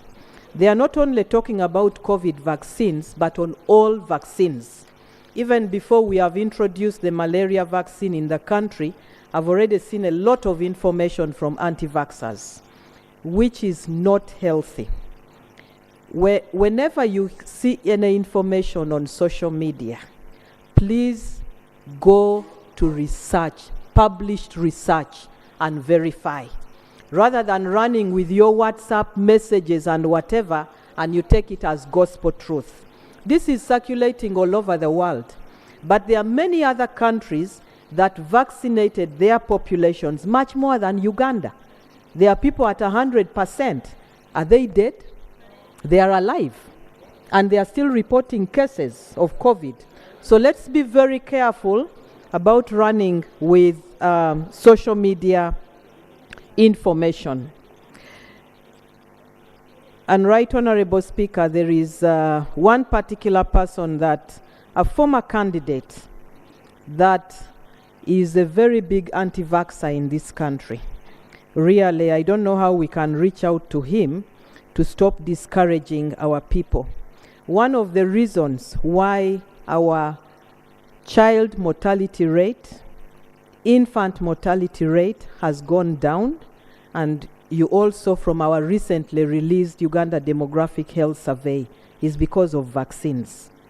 We need to take that very seriously. We've made good progress. In spite of having COVID, the health sector scored extremely very well in all our statistics. And perhaps you will give me time to come and share the statistics with members so that they get to know where we are in regards to health. Right Honorable Speaker, there were many researchers during the COVID-19 period, but none of them has carried out a clinical research, a proper, acceptable clinical research on the items that they discovered. So I cannot confidently stand up as a scientist and speak about that unless they have finished their clinical trials and published. That's when I can refer to it. Thank you, Honorable Minister. Two honorable colleagues raised two matters about readiness, because I think there is less Honorable appetite. Minister, you can take a seat. There is less appetite for this House to continue in funding for vaccines by honorable members. Now, we definitely approve of the gains that this country achieved during the COVID pandemic, and the role you did, including His Excellency the President and yourselves and the Ministry of Health. No one is downplaying that. And even the contribution of the Ugandan community in general, from those that privately contributed, etc. But COVID-related matter, one of our honorable colleagues talked about the vehicles that were withdrawn. Now we are talking about readiness, the COVID response vehicles that were sent to different districts. Secondly, for me, about awareness, and maybe the stats and data would need from you. In your conclusion, you talked about the report from the World Health Organization talking about the issue of preparation for other epidemics or any other outbreaks to come.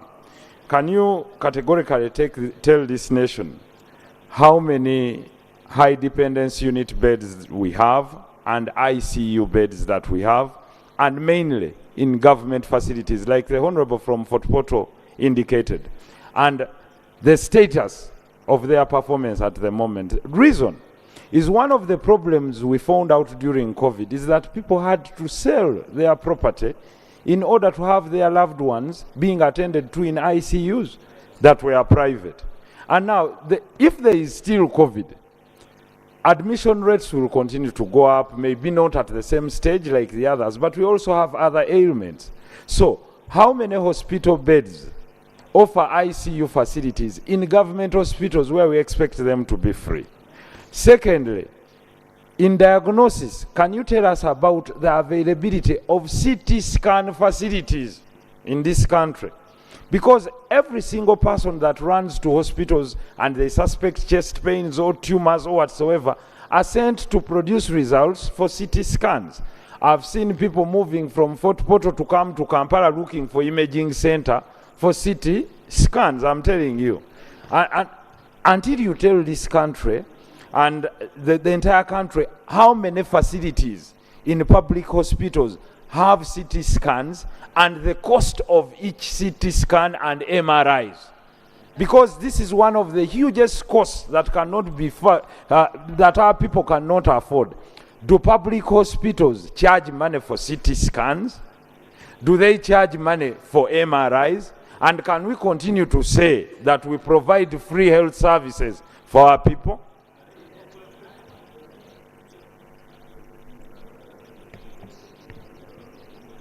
Right Honorable Speaker, allow me to thank Honorable Nsereko for his question. which I was going to answer anyway because it had already been asked.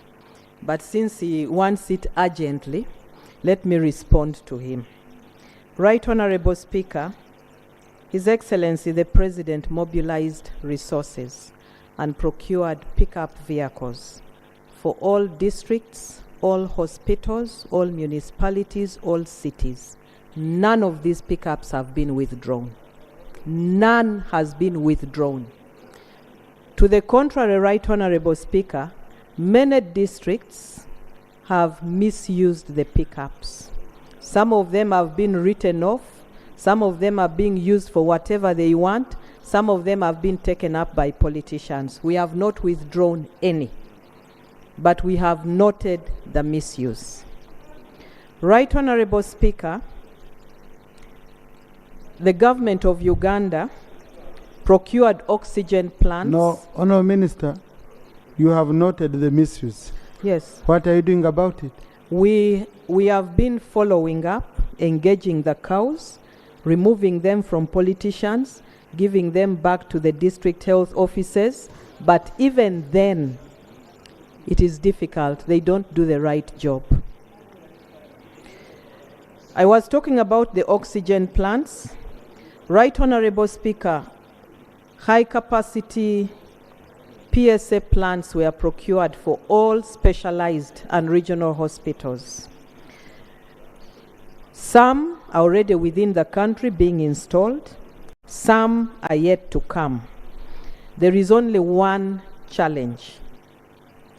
The power that is connected to the facilities cannot run them. The Ministry of Energy is aware. They need a 3-phase. All the hospitals are connected to 1 phase. The Ministry of Energy committed to address that issue. So far, 5 have already been installed. No, Minister. Others are undergoing installments, others are coming. A regional referral hospital? Yes. Is connected to a single phase? Yes, Right Honorable. Wow. And Right Honorable, as I'm still on that issue, let me finish. No, I am Minister, again conclude. going to talk about Yeah. the ICU units. Each hospital received 10 ICU units. 16 regional referrals received 10 ICU units. Some did not have space adequate. And I want to thank this August House for providing resources. We have been putting up ICU units in these regional referrals to accommodate the ICU units. But again, there is a challenge of power to run them. Similar to the CT scans, all the regional referrals received except 2, Kayunga and Yumbe. The power is a challenge and radiologists are a challenge, which is known. Now, to address the issue of radiologists... No, I told the minister to conclude. No more clarifications, To address no the more. issue of radiologists, government directed that we revise the structures as we wait for money for recruitment.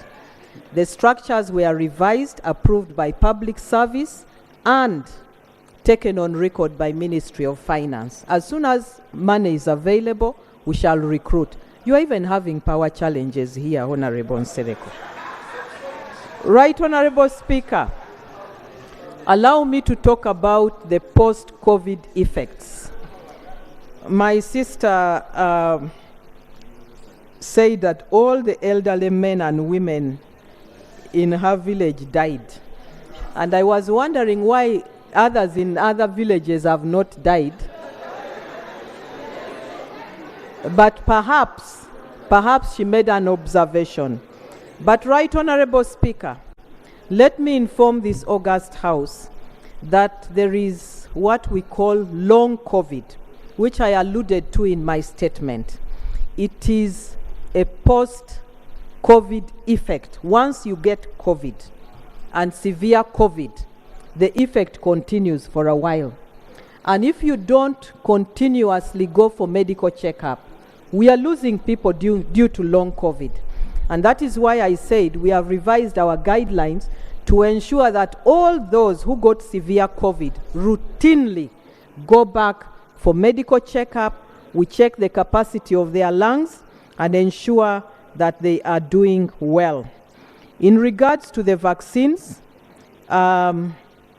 Honorable who wondered why we bought vaccines, spent a lot of money. The majority of the vaccines we received in the country were donations. But yes, we also bought some. However, you cannot force people to get vaccinated. We only counsel them, and we are continuing to do that. Right Honorable Speaker, allow me to appreciate the honorable members for their concern, but again, to clearly state that health is wealth. I continue to appeal to all of you to support us. We need power. And as I conclude, Right Honorable Speaker, my humble appeal is that our health facilities should be connected to the industrial lines. If we continue to pay at the rate at which social services are being charged, we cannot afford. The money that finance gives can only pay for half the power, not the entire power. We need to go on the industrial line, or they need to exempt us from paying for power. I thank you. Right Honourable Prime Minister, you've heard, we have white elephants. We have ICU beds and facilities which are not functional because there is no power. Okay? All these CT scans, no power. Call an interministerial meeting. Minister of Health, Minister of Energy, Minister of Finance. A transformer for 3-phase just to run, you know. I know even many homes which have this 3-phase. You know. So, Honorable Right Honorable Prime Minister, do this in 30 days. Update the House, and with the view of addressing it, because really, why do you spend billions, and then you refuse to spend a few millions to activate? Okay, so let's have a match. I thought we could have a turnkey installation with power, with everything. So, Prime Minister, kindly in 30 days. Please, and crack. I don't want this to go beyond Saturdays. Okay? I don't want this to go beyond Saturdays. Yeah. Next. Item 3.2, statement on the implementation of the Physical Planning Act by local governments. Minister for Lands.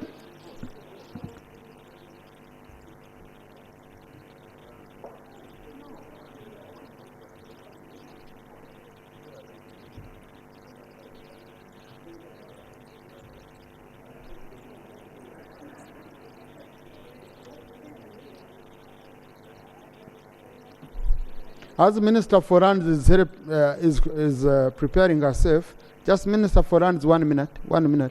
Yesterday, Minister for Health, we talked about the issue of the insurance bill.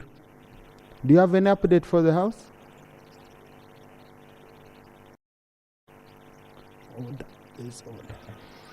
Right Honorable Speaker, thank you. The bill is ready for presentation to Cabinet. But Right Honorable Speaker, I thought I would have a one-on-one with His Excellency the President before I bring the bill here for laying on the table. So I'm waiting for him to set a date when I can have a one-on-one with him on 1 or 2 contentious issues. I thank you. But it is ready. We are done with the Attorney General and all his teams. It is ready for laying on the table. Thank you. We are waiting, Honorable Minister. Minister for Lands. Minister for Lands. Thank you. Thank you, Right Honorable Speaker and colleagues. This is a statement on the implementation of the Physical Planning Act by local governments. Government of Uganda is committed to ensuring orderly and sustainable organized urban and rural development as part of its national agenda. It has been observed world over that urban areas are the engines of growth. This is also true for Uganda, where over 70% of GDP is generated from urban areas. Currently, Uganda has 1 capital city, 10 secondary cities, 31 municipalities, and 585 town councils.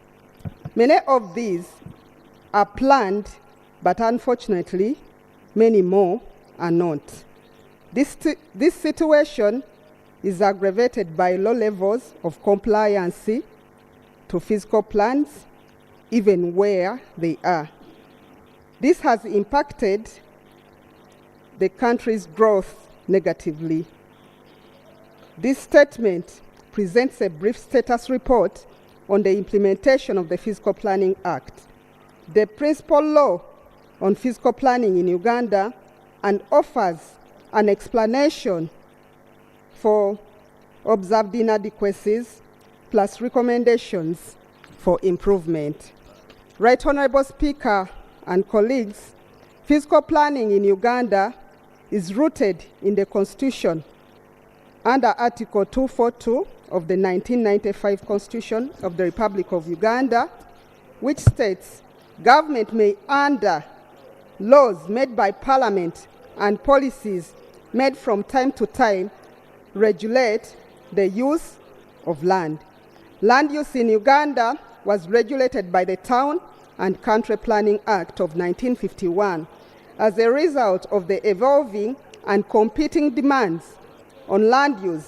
The Physical Planning Act 2010 was enacted to address the emerging issues, replacing the Town and Country Planning Act. The Physical Planning Act of 2010 was subsequently amended in 2020 to address the gaps in the institutional arrangements and compliance to physical development plans, among others. The Physical Planning Act, in compliance with the decentralization policy, devolved physical planning at the district level and below to the respective local governments. The Ministry of Lands, Housing and Urban Development, however, provides technical leadership, with the National Physical Planning Board provides the oversight role. We are looking at now the implementation status of the physical planning. Of course, institutional framework, Right Honorable Speaker and members, the ministry plays an oversight role, policy formulation, guidelines, and capacity building. The National Physical Planning Board, as the highest body responsible for physical planning in Uganda, was established to provide the much-needed strategic oversight, guidance, coordination, and approval of physical development plans. Physical planning committees have been established at the district, urban, city, municipalities, and town councils, plus sub-county levels, to guide the physical planning function in the local government levels. We have a number of regulations and guidelines, Right Honorable Speaker. Development of the physical planning regulations to guide the implementation of the Physical Planning Act 2010 as amended. Then guidelines for preparation and implementation of the physical development plans are also in place. We have also physical planning conditions for location of fuel stations, regulations in place, national physical planning standards and guidelines are ongoing. Enactment of the Physical Planners Registration Act 2022 was also done, and we are now in the process of looking at the regulations. The Permanent Secretary requested the Ministry of Finance, Planning and Economic Development and the National Planning Authority to ensure that all infrastructure developments by MDAs with a spatial component comply with the physical planning. Right Honorable Speaker, the Ministry, with the support from World Bank, that is SEDEP, prepared the first National Physical Development Plan, and Cabinet approved it in November last year. Regional plans have also been prepared for the Albertine region and the Northern Uganda Economic Corridor. Districts of Wakiso, Moroto, Noya, Chikube, Kabarole, Bududa, Bunyangabo, Nakaseke, and Budaka have physical development plans. There are a number of physical development plans still under preparations, which include the Bwebaja Physical Development Plan, the Greater Kampala Metropolitan Area Physical Development Plan, and the Jinja Kampala Mpigi Infrastructure Corridor Plan. A number of urban councils have prepared physical development plans, and it is noteworthy that many of these have attained high levels of implementation. They include Gulu, Arua cities, Padel, Kagadi, Bulisa town councils, among others. The table below summarizes the status of physical development plans in the country, and the details of the specific local government are also attached as Annex 1. We have one national physical development plan, then regional, we have so far 2, then districts. Out of the 135, we have 9 that have complied. Cities, out of the 3, we have 11. Out of the 11, we have 3. Then municipalities, out of the 31, we have 17. Sub-counties, out of the 1,488, we have 198. Then town councils, we have 47 out of 585. Challenges. While government has made an effort to support physical planning in the country, a lot still remains undone. The number of planned local governments above speak for themselves. Furthermore, even where physical development plans have been prepared, their implementation still remains a challenge. A lot of the challenges are faced in the implementation of Physical Planning Act can be attributed to the increasing land use pressures occasioned by the country's quest for economic development, high rate of population growth, and inadequacies in physical planning, the latter mostly attributed to inadequate funding levels and governance gaps. Right Honorable Speaker and members, the following are the specific challenges that the country has to deal with in the implementation of the Physical Planning Act. Most of the planning that should result in visible results is done at the local government level.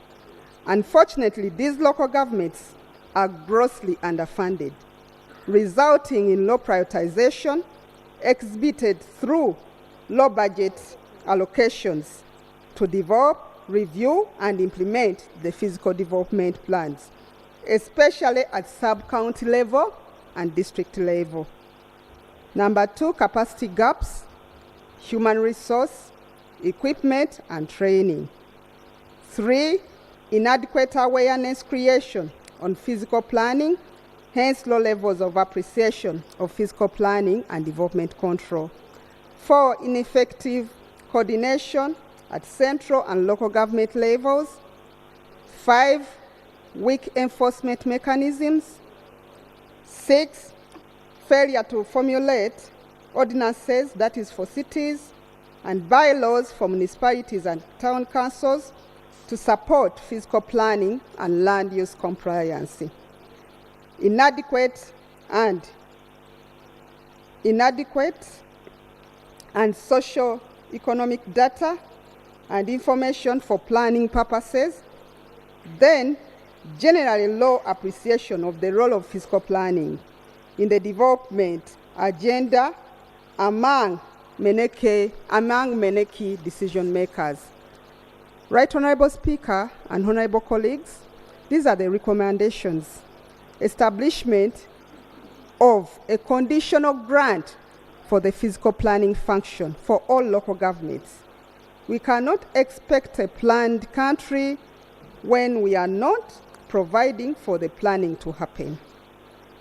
Enhance the budget for the Ministry of Lands, Housing and Urban Development to establish and operationalize the physical planning unit responsible for compliance and enforcement, monitoring of physical development plans in line with the Cabinet Directive, MINAT 237 CT 2022.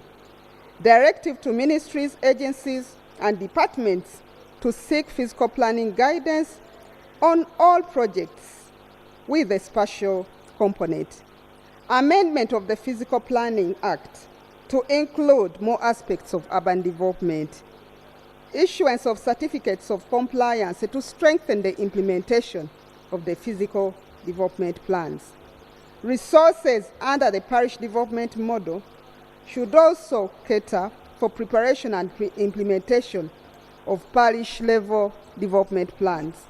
Local governments should prioritize recruitment of appropriate key technical officers to improve on their performance and also undertake deliberate skilling of key officials to be able to review and prepare detailed plans, GIS, and research. Right, Honorable Speaker and members, I beg to submit.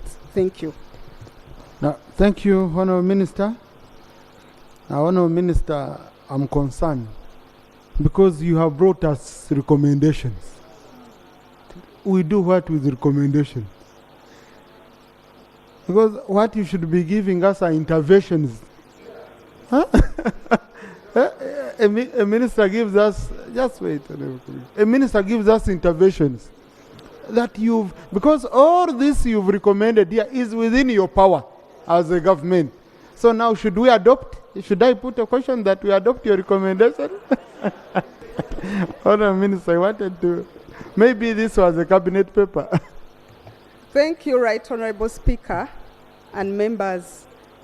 Why I decided to put the recommendations, I wanted members to understand the task of physical planning and what we need to do as government.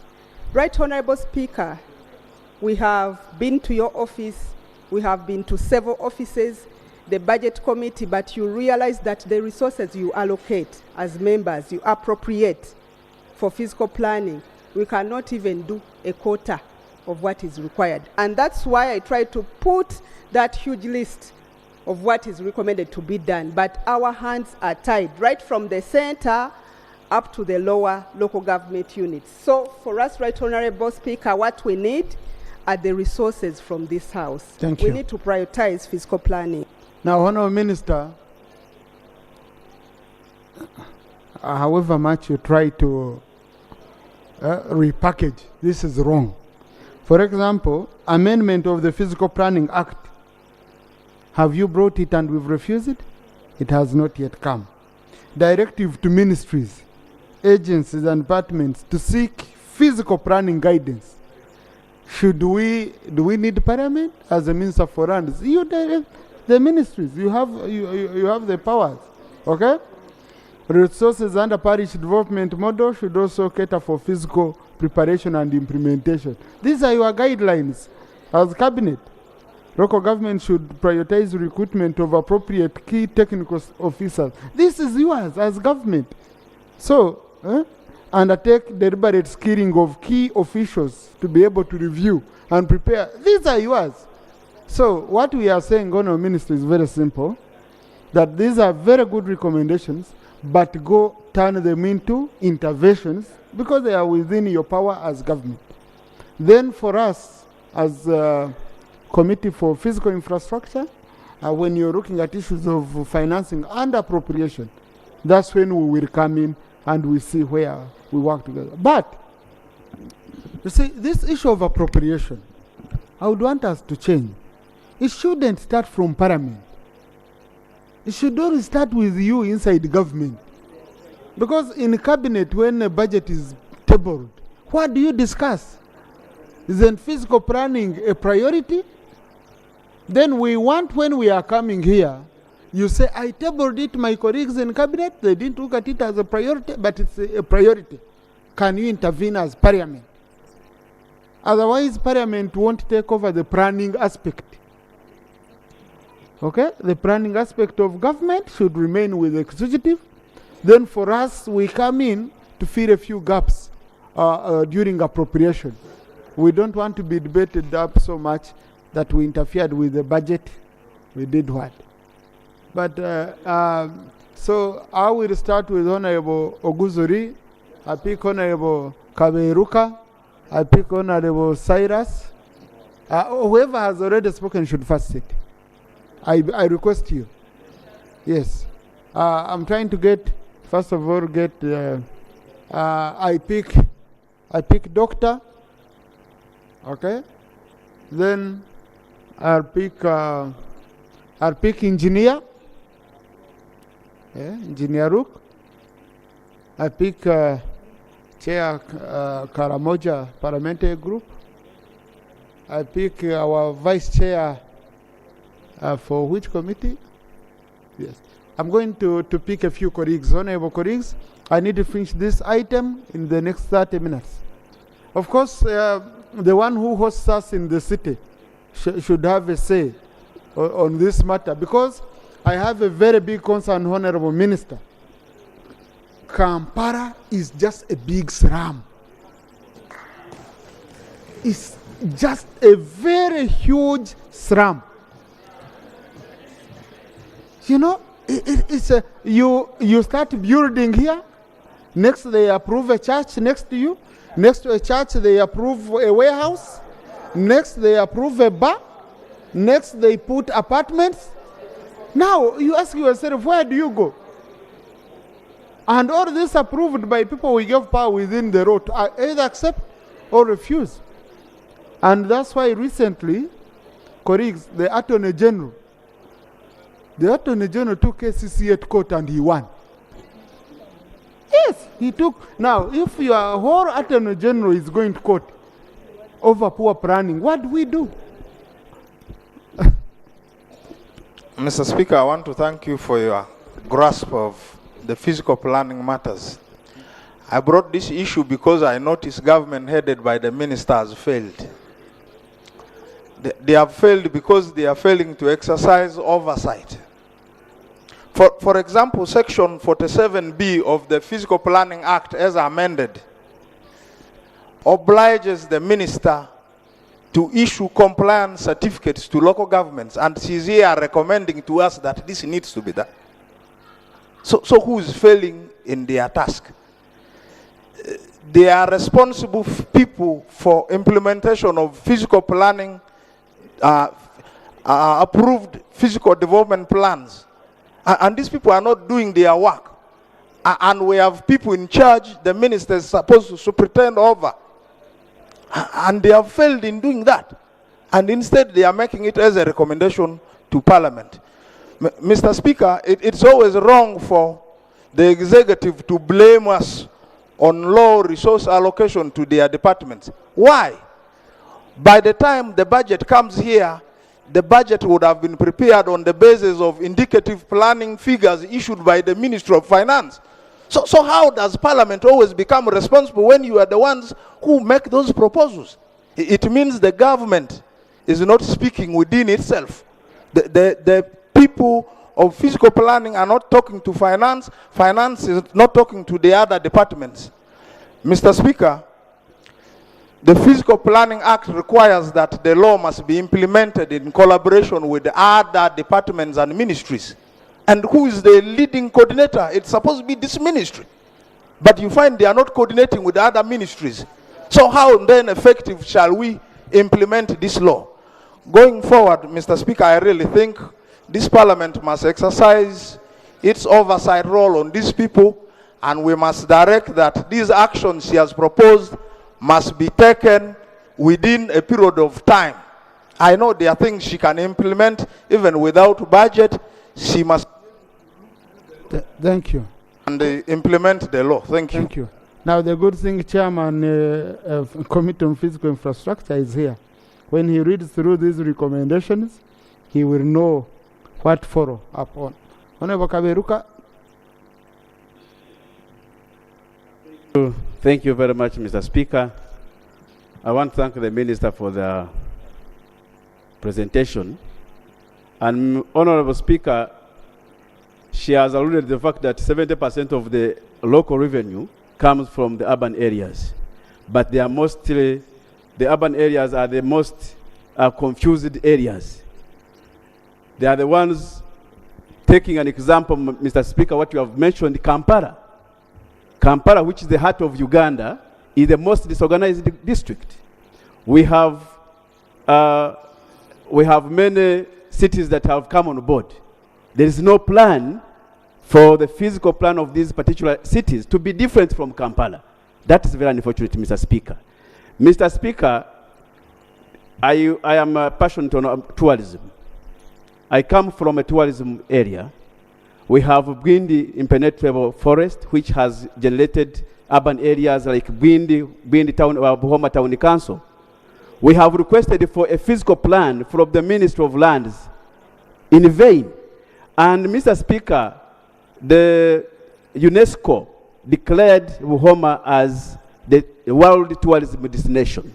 But as we talk, there is no deliberate action by the Ministry of Physical, by the ministry concerned to have it designed in a way to capture the world view.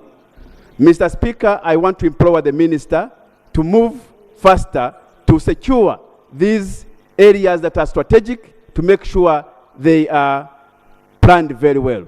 Mr. Speaker, the National Housing Corporation is a government agency that is supposed to save us from this mess, but it is all the time it is underfunded. And Mr. Speaker, I want to indulge your Speaker, I want your indulgence on this matter. When every time we have problems, the ministers come here to pin the parliament. Mr. Speaker, Article 93 of the Constitution restricts us as a parliament from touching any money that is, we are not supposed to charge money. These are the people in the cabinet that sit with the constitutional Minister of Finance, who is the president, to allocate money to the areas of interest. How do you come to say we don't have money and we have appropriated? We are not appropriated. Mr. Speaker, going forward, I would propose that. Well, conclude. I've allowed you to conclude. Thank you, Mr. Speaker. I would propose that National Housing Corporation be empowered to address the issue of low-cost housing and to address the issue of these slum issues in these urban areas. I salute you. Thank you. Honorable, part of what the minister has told you, Parliament has powers for appropriation. Okay? Has powers for appropriation. Now, but what I didn't want is for Parliament to have originating powers. Because originating powers come with a detailed planning. Okay? Then for us, we come in. That's why we cannot appropriate outside the priorities. Either funded priorities or unfunded priorities. So for us, we remain within priorities. Now, the issue is, why isn't Cabinet finding it important to finance physical planning? Are we loving the slums we are in? So the committee is going to take on that matter as serious as one of the matters it's going to look at. But we would urge Minister of Finance, provide money for this. And Honourable Minister, you make a stronger case for this within Cabinet. No one doesn't want to live in a planned area. Okay? So, Honourable Cyrus? Right Honourable Speaker, recently we saw what happened when it rained seriously. In the Forest Mall, water was almost unlocking padlocks in the doors of shops. Yes, it happened, I'm telling you. The owner of Forest Mall comes from my constituency. He kept on writing to relevant authorities to help him with constructing a drainage channel to take away the waters. But there was no response coming from government for such a long time. Information. Now, Right Honourable Speaker. Order. Order. Order, Honourable Byanyima. Thank you, Mr. Speaker. Honourable Cyrus, take your seat. This morning, a committee of physical infrastructure took a visit to Forest Mall to find out what happened.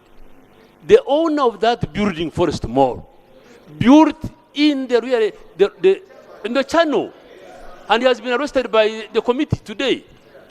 We couldn't help it. So is it in order for Honorable to defend the man who caused the mess of his own building? I thank you. Thank you. Now, I think I understood what Honorable Cyrus was meaning was that the owner of the mall built in the existing channel. Now he wants you to create for him another channel.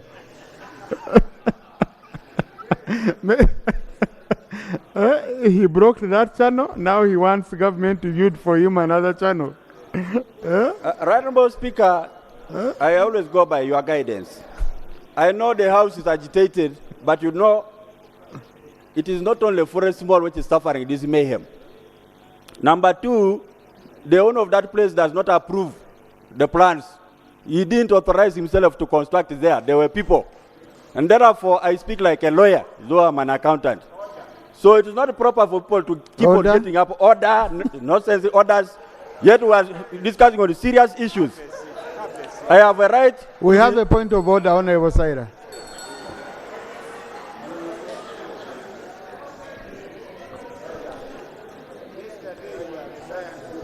Thank you, Right Honourable Speaker. Right Honourable Speaker, when we are here, whatever we say is in the interest of this country. And we must bear our interests elsewhere and serve this nation. Right Honourable Speaker, Honourable Cyrus, much as the owner of Forest Mall is his voter and comes from his place, he must accept what is wrong. Right Honourable Speaker, Cyrus has just heard from Honourable Byanyima. Honourable Cyrus has just heard from Honourable Byanyima about the owner of Forest Mall. Now, Honourable Cyrus is still back on microphone to defend him that he didn't give himself the license to construct. Right Honourable Speaker, when we were there, KCCA was there, and none of them gave him a license. None of them. We were with the whole team there, and they all denied he didn't have the papers for the construction. That's why they even allowed us to arrest him. So when Honourable Cyrus comes on the microphone to begin telling the public that the person who constructed got a license as if he participated in issuing the license, is Honourable Cyrus in order to insinuate and tell the public that he participated with the KCCA to give a license to the person who illegally constructed on the channel? Is he in order? Now, thank you. Honourable colleagues, I don't know why your mind is boiled over small thing. But the Honourable Cyrus, who is saying they boil over nothing, he said people are giving nonsense orders. In Parliament, we don't deal with nonsense. So Honourable, first go on the floor and we clear that. Right Honourable Speaker. Just that, then I make my ruling. Yeah, sincerely, I withdraw that. Thank you. You know, sometimes we all get over our heads. Thank you. Thank you. Yeah. Thank you. Now, honourable colleagues, you see, you can be privy to information which a member is not privy to. Honourable Cyrus is not a member of physical infrastructure. So he has not been with you. He doesn't know what you found. He's presenting here as a genuine member of Parliament, a concern raised by a Ugandan. Okay? Now, and then also, as a committee, I hope you want to bring us a report, which you have not yet completed. So to start bringing issues of the report, that's against Rule 80, which is anticipation. You haven't made recommendations and concluded everything. So I would say, just let's listen to one another. Yeah, we just listen to one another. But also you stop provoking. Yes, go on other matters. So, Right Honorable Speaker, I'll now leave those matters. But I'll only request committees always act in time. Don't act after floods, because this is a very serious matter. Right Honorable Speaker, to me, there are people who get agitated with orders, point of order, even. But Chair, I mean, whom are you talking to, Honorable Saida? Yes. So, Right Honorable Speaker, I've left those matters alone. Let me continue with the real points. My issue is, I'm trying to request the ministry to take it in a first way to handle the issue of physical planning. For instance, one, I come from an urban constituency. Can you try to make sure that you start with the municipalities? If you can do with 10, help them move and finish, then you get the next lot. Yes, and when you are starting with the municipalities, remember to start with the Kumi, because that's where I come from. That's also very important. I must speak for my constituency, yes. Honorable Speaker, it's also very important for you to note, as the ministry, that you are the ones who bring these priorities to Parliament. And our people, because they know, I think, or they think there's nowhere they are going to eat from when it comes to physical planning, they put that under the list of unfunded priorities. It is not in this house. It is the ministry officials. And they should be held culpable. Parliament is not the enforcer. Government enforces. Government implements. But there's a fairly lot of action from our ministries, not only the Ministry of Lands, but across the board. Supervision is kneeling on the floor. How many times has Ministry of Lands come to Kumi municipality, for instance, on matters of physical planning? I'm not attacking the minister. I'm now talking about the entire ministry. I don't want to spoil the debate. So, Honorable Speaker, let me... Thank you. Thank you. Thank you, Honorable Speaker. When I listen to the minister... Can I have order? When I listen to the minister talking on the floor, and especially when the speaker interjected and said, you brought just the recommendations here. I think the faster the minister implements the recommendations, the better. Because I see the recommendations are actually really good. But everybody knows here, every city, every town, every county, the beauty comes with the planning in it. Somebody one time even joked that when you're in the plane, you don't need to be informed that you're in Uganda. When you see so-called cities or towns which are really crowded or just slums, you don't need to be informed. And the pain which comes with this lack of planning is this. One time I was in this parliament here. I was called from home by my children. A neighbor's house had caught fire. I quickly dashed to try to inform police using this roaming line here. When the fire brigade responded, they could not access the home. They stopped at a distance. They tried to extend even those pipes of theirs or nozzles or whatever it is. Could not even reach. And the house had to be consumed completely without any help. I hear the minister was trying to say something here like that the high rate of growth in population. If I may remember, I think Britain, Ghana, and Uganda are almost about the same size. But in population, they are different. But it's Britain, because of the large population, really unplanned. I mean, disorganized like we are. So I think it gets back to planning. And indeed, we should plan. Thank you. Thank you, Honorable. Thank you. I had already picked the colleagues to speak. Yeah. Hachi. Thank you, Mr. Speaker. Mr. Speaker, I want to thank Honorable Nabakoba Fande for this statement. Now, the question is, Fande, you know how the rules are handled. Who implements them? You were a senior police officer. I used to see you on TV. Now you are here and lamenting.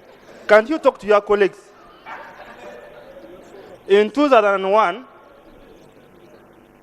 I was part of the team that planned Nakapripeti district.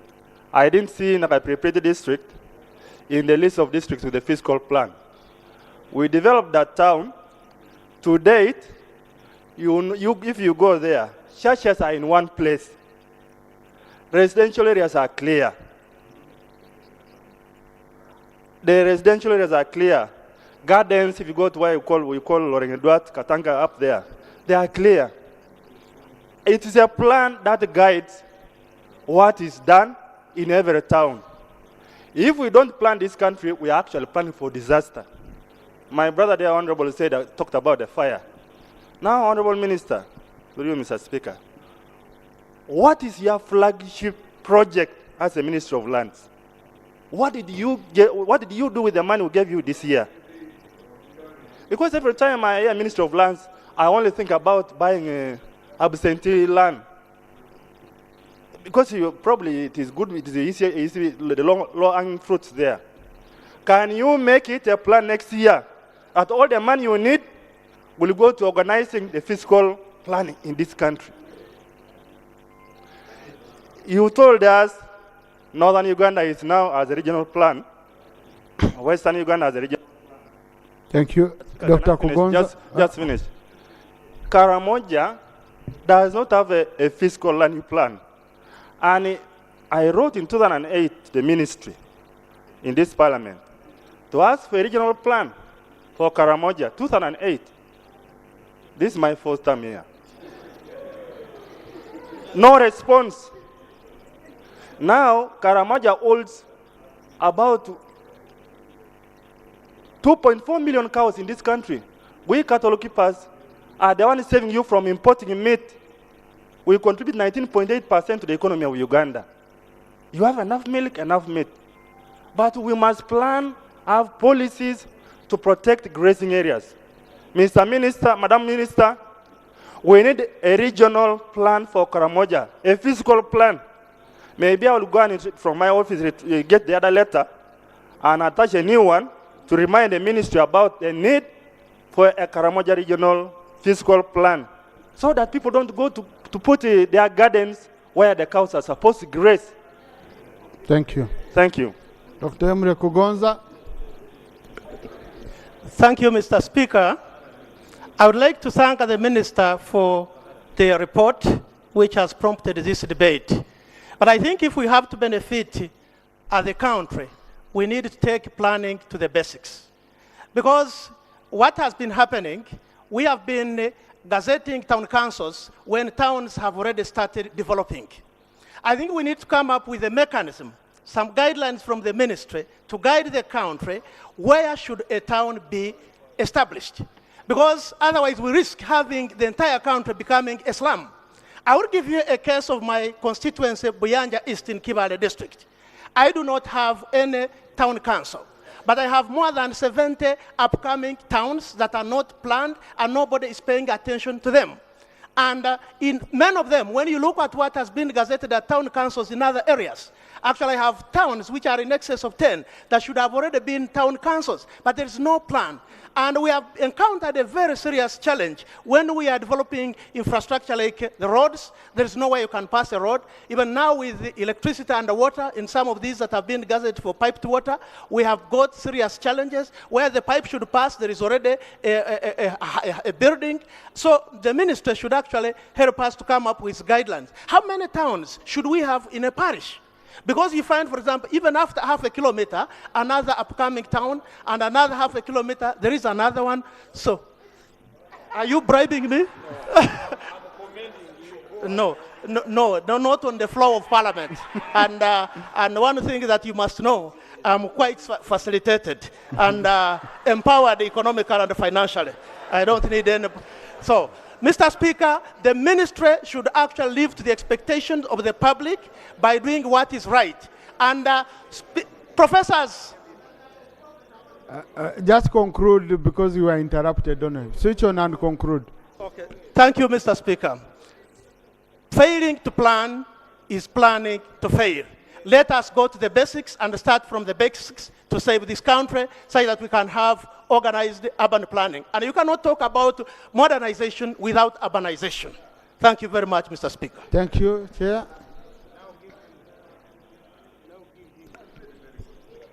Thank you, Right Honorable Speaker. Honorable Minister, from the statement you've provided, if you look at the table where you've indicated where we have plans, we all know, because we can all see, that we cannot just say that we are way, way below average, but we are doing extremely bad. I don't even see, except for the municipalities. If you look at the districts, sub-counties and town councils, we are ranging from between 8 to 12 or about 13%. And you will agree with me that maybe within Kampala, if you're moving on the roads, you might have something to appreciate if you're moving around within the city center.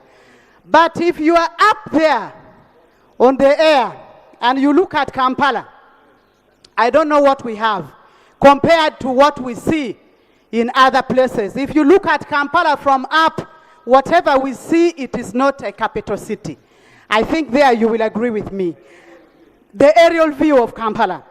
And right now, when we don't have plans for other cities, it means we are going to raise the same kind of cities looking like Kampala.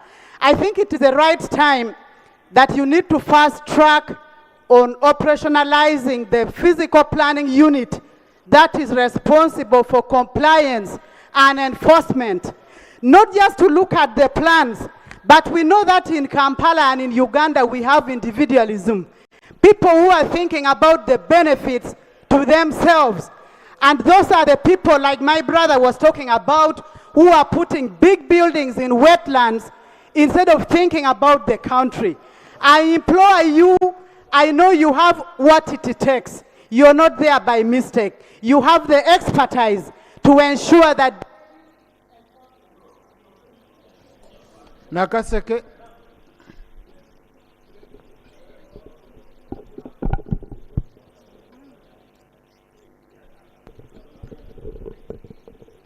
Then followed by Engineer Rook. Thank you so much, Honorable Speaker. I want to appreciate the statement from the Minister. I also happen to come from a district that has planning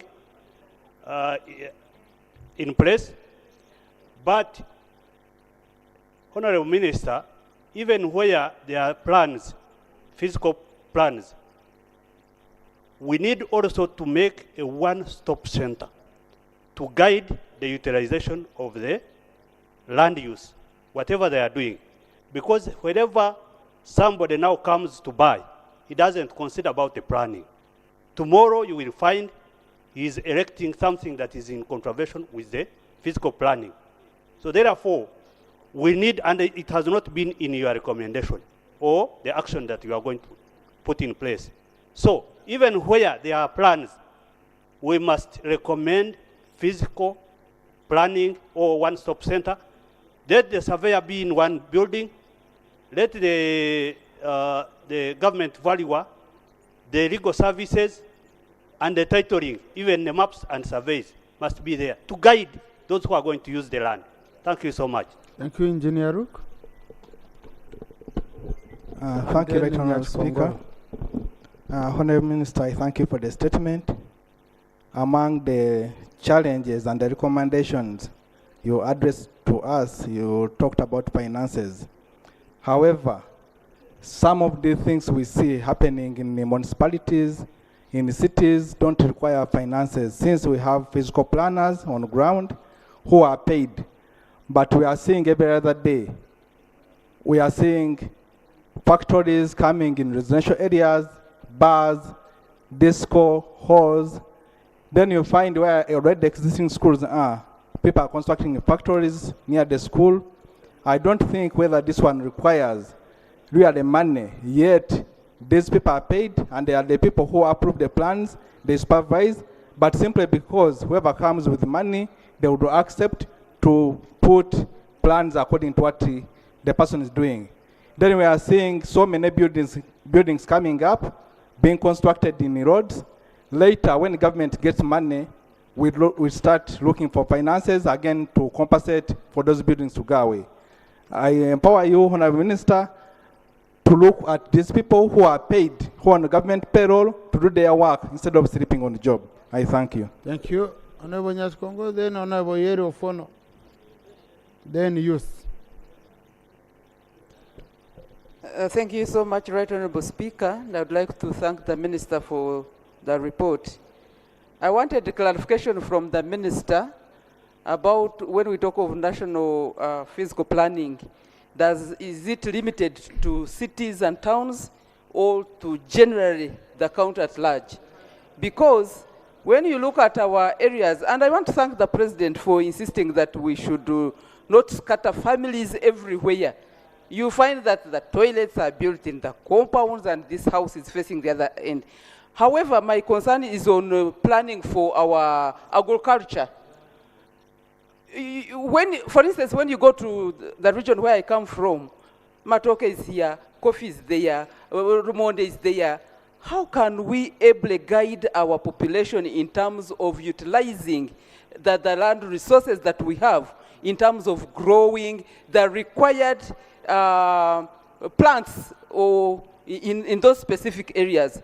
Because when we go to other countries, you find that a country has like farms, like other plantation, forests, but for us they are mixed up. You find a forest is mixed with the, banana plantations.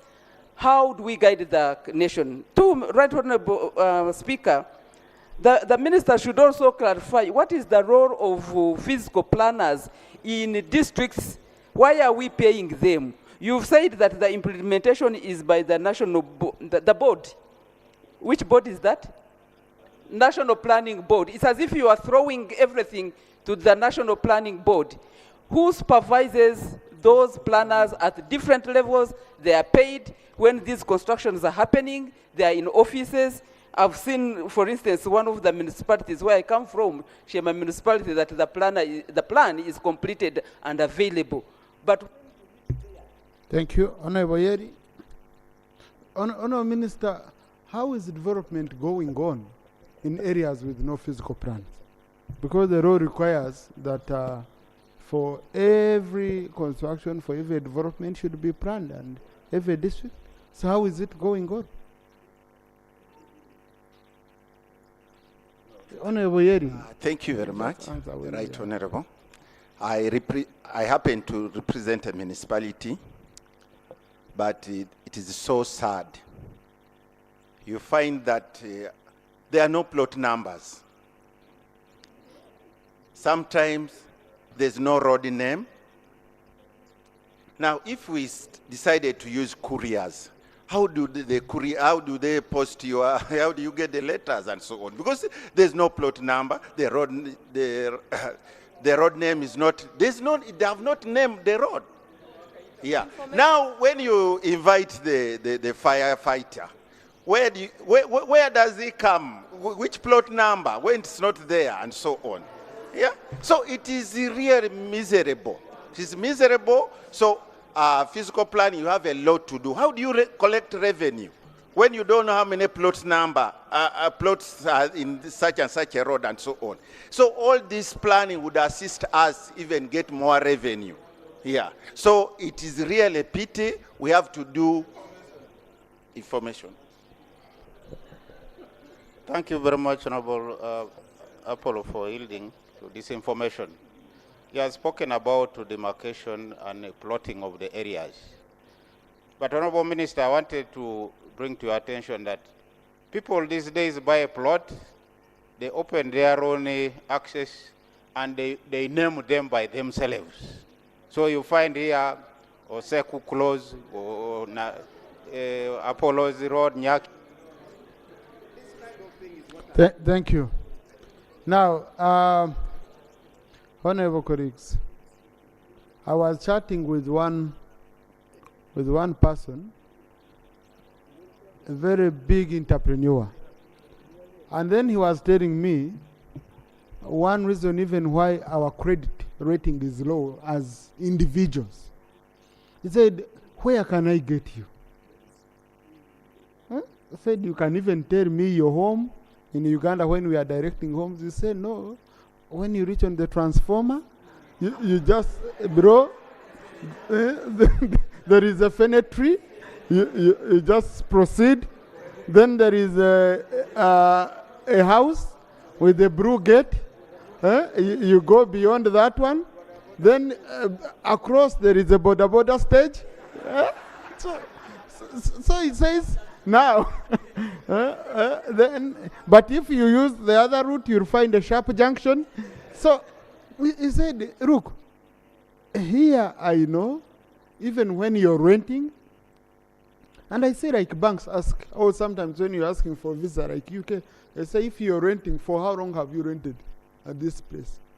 Meaning they need to trace you, traceability. So if I cannot trace you, if I cannot trace you, how will I trust you with my money?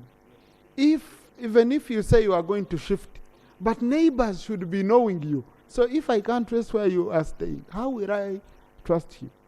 How will really? It's really bothering. It's really bothering. Yeah, youth. Then from you. Thank you, Right Honourable Speaker and esteemed members.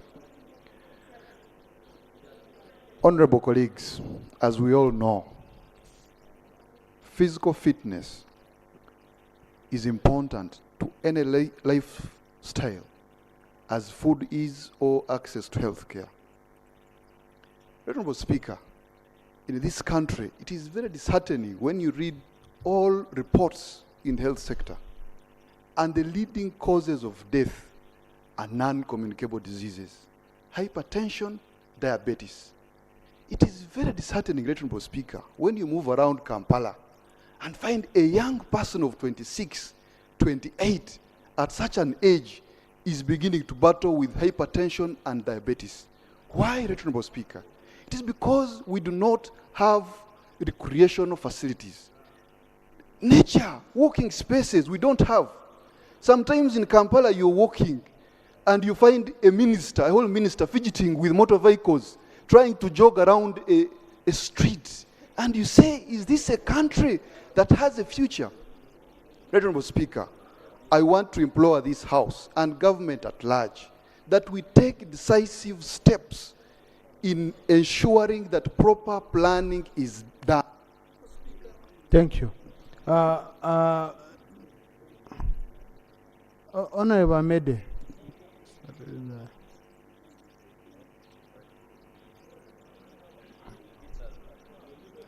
And after I'll pick a chance because you, issues of the disabled.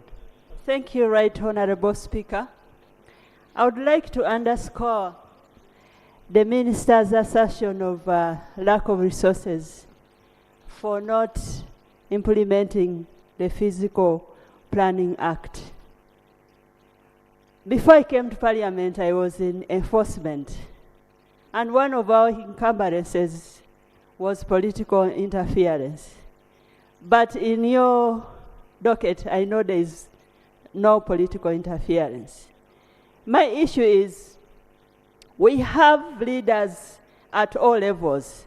Take the example of Kampala. How much have you synchronized the planning system with the LOC1? I'll give you an example. Just opposite the CID headquarters, a hotel has come up to the road reserve. Imagine how it is going to interfere with the traffic. Haven't the ministers been passing there? These days, technology has made work easy. We have animated softwares of what a physical plan should be. I think people have no will, have no creativity, and have no passion to work. I therefore implore the minister that you don't need a lot of money to implement this act. You just need the will and the people to work. I beg to submit. Thank you, Honourable Joyce Sachan. Thank you, Right Honourable Speaker. The issue we are talking about is the implementation of the physical plan. Planning Act. And what I have seen, I'm seeing the Act of 2015. I don't know whether that act has since been amended. Right Honorable Speaker, the physical planning is done at the district council, and the approval is also done by the district. But when it comes to implementation, it is the technocrats who do it.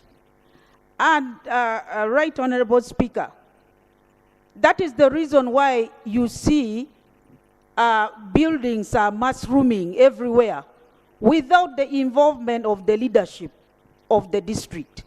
Right Honorable Speaker, the reason why I talked of an amendment is that I don't know whether this Physical Planning Act is in agreement with other acts like the Building Control Act. So they need to be harmonized. And the other thing, I'm also surprised to hear from the minister that the guidelines of the Physical Planning Act is not yet in place. So, Honorable Minister, we want you to come out clean. Thank you. Thank you. Honorable Sereko, special consideration because of Kampala, where we are. I don't see an MP from Kampala. Just 2 minutes. Really, what's going on in this city? Yeah, 2 minutes strictly. Right Honorable Speaker, the city has taken the biggest punches from this. But allow me to commend especially Honorable Yeri of Ono. I don't know what I would give you in my life. Because what you've stated is the gist of the matter. Planning starts with the basic of the address and postcode system. What the Honorable colleague stated as demarcation. Because it gives the basic data of individual traceability vis-a-vis what they are going to put up physically on the ground. So when you know where I am, you know who I reside with, you know how many people are in that locality, and then you can integrate it in the digital cycle that we use in now the modern planning system, which becomes cheaper, correlating the point of Honorable Ahmed now. Because when you have, and the proposal was laid down in 2019, I've seen the draft national policy that was presented by then Minister of ICT, the Honorable Frank Tumwebas. And the issue, wherever he would go, they would tell him that your country is a big slum, because in a slum, no one is traceable. And the basic relating to your proposal, Right Honorable Speaker, is that the basic plan we should start with is traceability of individuals that are going to use land, whether in urban or rural areas, like the Honorable Nyachikongoro was alluding to, so that we can talk about exhaustively land use in a country, whether it's for rural purposes, whether it's for commercial, whether it is industrial, whether it's for schools, whether it's for health. Please conclude, Honorable, conclude. Okay, whether it's for livestock like the Honorable talked about. But what you see is a big jumble of what we are talking about. The problem is endemic. Even if we transplant it into the city, basically, before 1962 or after, but pre-colonial eras, every area was plotted and every area had an address. That's why you have plot number 1 Kampala Road. After the introduction of the postcode system for mailing, whether it's for business, whether it's for the Uganda Revenue Authority to tax you, it should know where you are. Whether it's for banking facilities or insurance or fire services, etc., traceability. Finally, Right Honorable Speaker, there is huge growth of urban areas. There is more urbanization, suburbanization, and reurbanization in areas that were ordinarily abandoned. Now, what should we plan for? As population increases, there is, of course, a strain on health services. But also, we should look at the issue of what we could call pro bono real estate dealers. Everyone comes up with an estate, demarcates, makes roads, and gives out plot numbers. Fine. How will we address that? For example, on a square mile, if you use 100 by 50, and you say that on every plot there will be people, about 10 people residing, or 5 on a plot, you've created a community of 30,000 people. Sewage, garbage disposal, landfill. There is only one landfill and waste disposal unit in the entire Kampala metropolitan. That services the so-called Chitezi services Kampala, Wakiso, Mukono. And now it's filled up. It's only about 12 hectares also. So, thank you. Thank you, Honorable. Chair, Physical Planning Committee, what are you doing about these issues?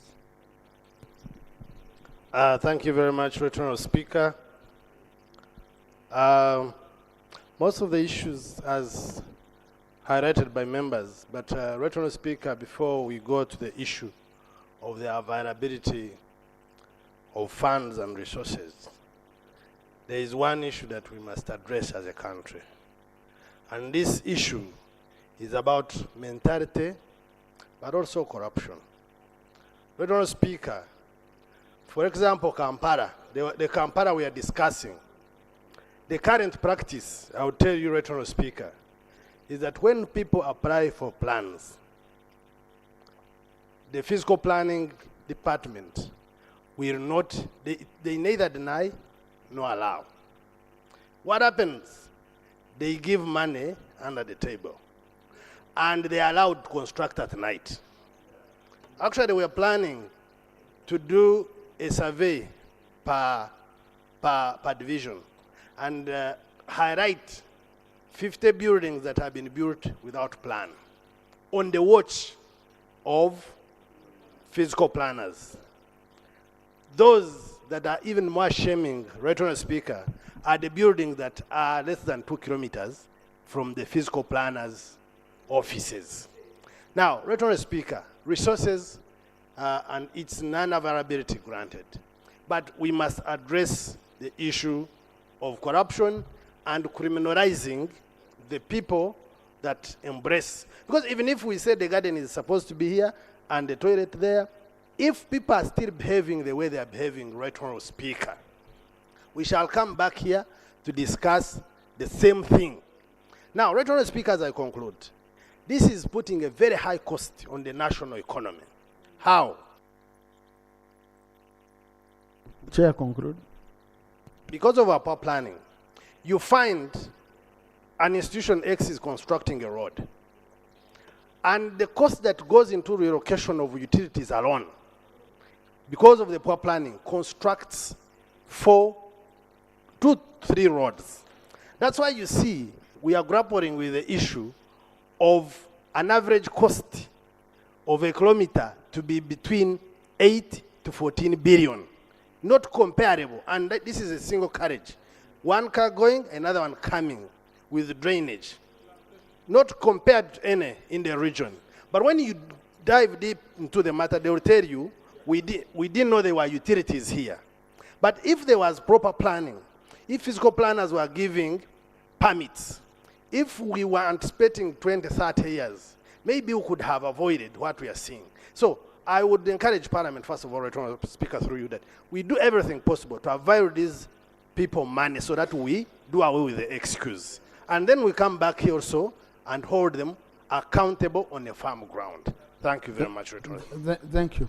The Minister has made very good recommendations. I think Parliament should adopt them. And then we ask her an action taken report on the recommendations she proposed. But Honourable Minister, no, a member will have to move that, not the Speaker. Honourable Minister. Thank you, honourable colleagues, and Right Honourable Speaker, for those comments. The responses are too many. You don't need to answer but everything. I'm Some way going to observation. try and see how I can respond to the questions by members. Right Honourable Speaker, like I earlier said, that the work of the ministry is policy and strategic guidance. According to the law which you amended as Parliament 2020, most of the work is supposed to be done by the local governments. And I would request, after my response, the Minister for Local Government is given 1 or 2 minutes to respond on how far they have gone. On our part, as a ministry, you have helped us to amend that law, but you also helped us to have the Physical Planners Registration Act. It is now a requirement that each local government must have a registered professional physical planner, which used not to be the case. And we believe that with that law which you passed last financial year, it will help us to approach the people who have not been doing their work or who are not qualified to be real physical planners, because that's where the problems begin from.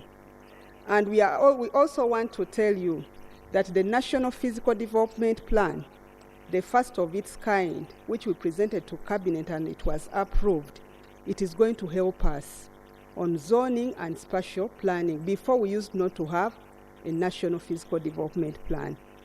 And with that, we expect now to go at the regional level and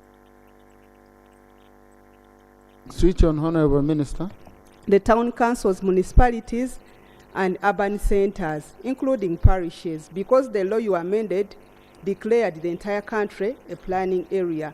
Much as the emphasis is now on municipalities and cities, but each area within Uganda is supposed to be a planning area. And that cannot be done at only the ministry level, but the local governments have to be very active in seeing that realized. In the ministry, when we realized that there was a gap, because we have the law and we have some policies and regulations, but on identifying the gaps, we recommended that Cabinet should allow us to create an enforcement unit, enforcement and compliance.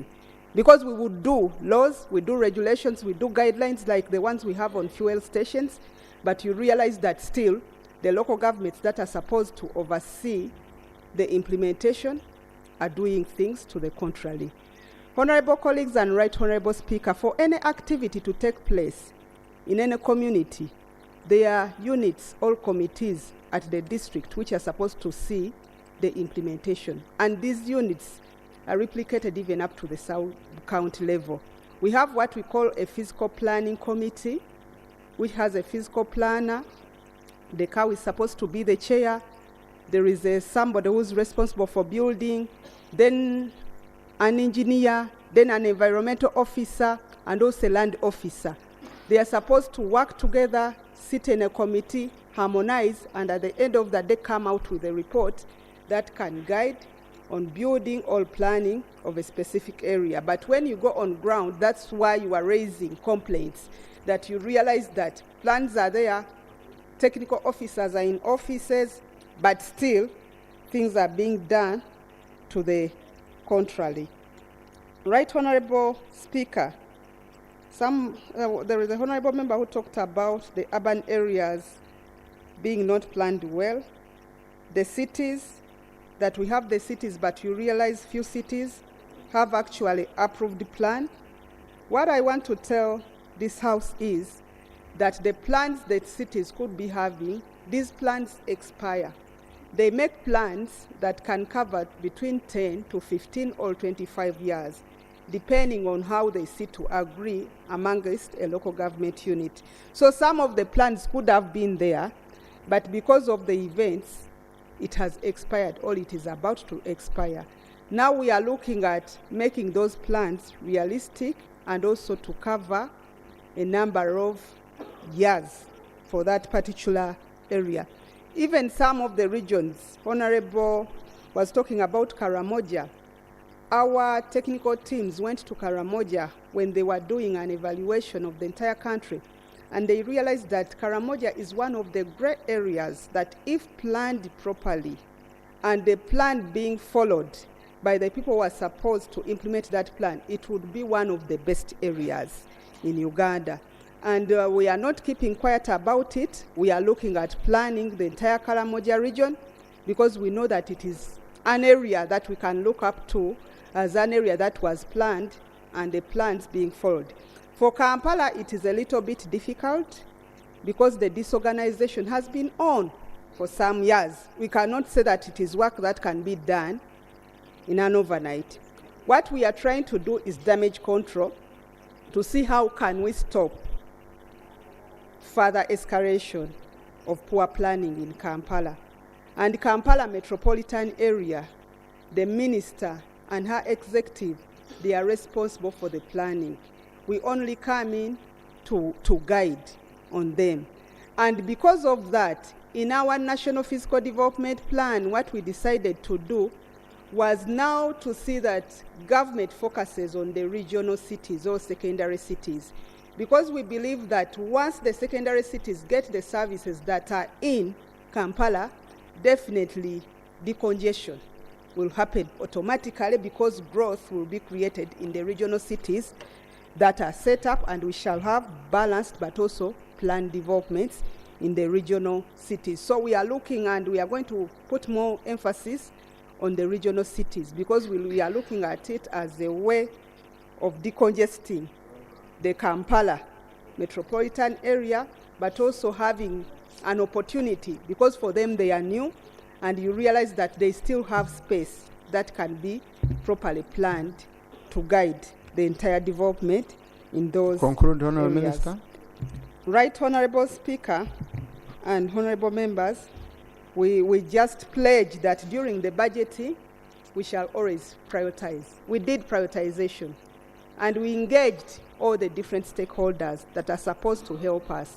We engaged the Speaker, we engaged the Deputy Speaker, we engaged the parliamentary committees, but our requests were not prioritized because we realized that the funding was not enough for fiscal planning across the board from the ministry up to the local governments. But we hope that in the course of discussing these matters, we are going to make a plan, which plan we are going to present to Cabinet, and after Cabinet, then we shall come over to this House and ensure that Honourable, conclude. And ensure that what we require as in implementing the physical development plans is given the priority which is required. I want to thank you once again for all the guidance and the information given to me. We have been taking notes, and we shall come back to the tourism areas are part of the National Fiscal Development Plan. Even the agricultural zoning are part of the National Fiscal Development Plan. Even the infrastructure development, we are supposed to work with the respective ministries to have their input on how we can make those areas specifically zoned to ensure that the services which is supposed to be done in that area is done according to the plan. And this is work in progress. I've told you that the plan was approved last November, and here we are trying to see the implementation strategy. How are we moving now forward, having gotten that first plan of the country? Thank you, Right Honourable. Thank you. Honourable Minister for Local Government, 2 minutes. Thank you, Right Honourable Speaker. Members, I'll zero on a few points since we are time barred.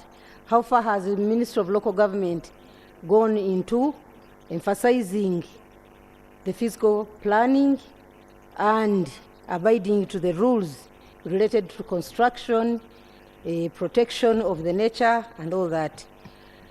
Right Honourable Speaker, planning starts at every level. So every local government is supposed to have a plan.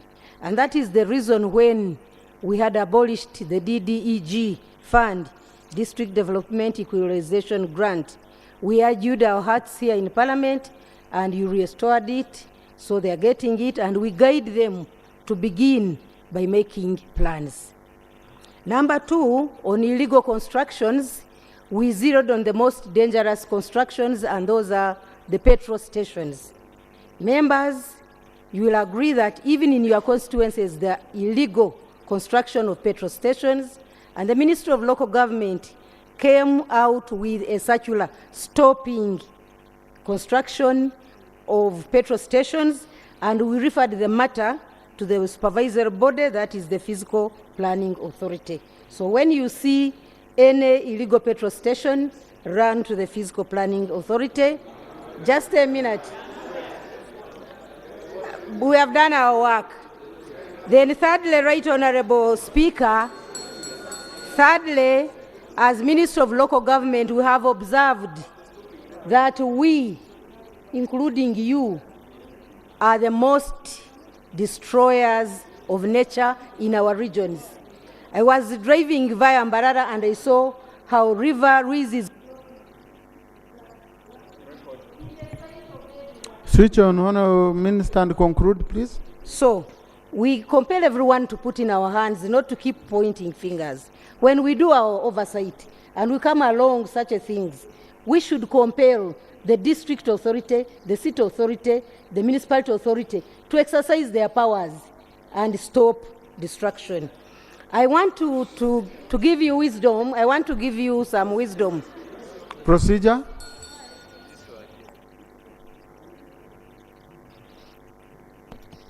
Thank you very much, Mr. Speaker, for this opportunity. Mr. Speaker, the Honourable Minister for Local Government has said that they issued a letter, a circular, halting the construction of petrol stations. Mr. Speaker, I thought the minister would have said, the circular would be addressing the problem because we need the petrol stations, but well arranged, well designed, because we need them. So, if you hold the petrol stations, where do you want them to be? And why don't you guide how to establish these petrol stations other than stopping them? Are you abolishing them? And don't we, Mr. Speaker, the procedure is, are we no longer in need of petrol stations, or we need petrol stations that are well designed, well planned? Thank you. Thank you. I think it would have been more a point of clarification than a point of procedure. Okay. Thank you, Right Honourable Speaker. So, Honourable Minister, can you clarify on that? Thank you, Right Honourable Speaker. Members, the circular is not a one-sentence circular. It's lengthy and explaining where you can consult so that the petrol station is put in a proper place. It was just halting as you consult. I would wish to... Thank you, Honourable colleagues. This is done. We are closing it here. Because the minister is causing more trouble than helping me sort problems. No, but the time I've given you, you've gone into things which are so, you know. Just a sentence. Right Honourable Speaker, I beg for this. Members, let's share this wisdom. I want to share with you how Fort Portal City has overcome some of these challenges. By creating innovations, we are recycling the rubbish and getting manure, and manure is giving us a lot of money. Secondly, we are recycling the plastics. In the interest of time, I beg to stop here. Thank you. Thank you, Honourable Minister. And promise, Right Honourable Speaker, may I request that I make a statement with some guidelines on how we can overcome some of these challenges. No, the Committee for Physical Infrastructure should take up this matter seriously, especially as we are going into budgeting. It should be one of the assignments you look at, which will inform you. You don't need to bring here a report. You do a comprehensive engagement, and then it informs your decision for proposals during budgeting, especially when you're processing the BFP. Okay? Thank you. Motion? The motion for... Yeah, Mr. Speaker, having listened to the minister's submission and recommendations of various members of Parliament on this particular matter, I would like to move that the House adopts those recommendations and any other suggestions that have been made with amendments. I beg to move. Now, thank you. Now, I think we can, honorable colleagues, motions without notes are provided for under Rule 59. Okay? Specifically 1K, which gives the Speaker a prerogative, because we have all motions listed which can be moved without notice, but then under 1K, the Speaker has a prerogative of weighing and saying, I believe this one should come, even if it's not among the listed. But then under 59.2, there's a very clear procedure. So I've helped you by bringing out the rule, because the procedure is, and the way it is stated is properly captured under 59.2. So I believe these are interesting recommendations. And since they've come from the minister, they should be very easy for her to implement. Okay? So I'll put the question on the motion. So that we can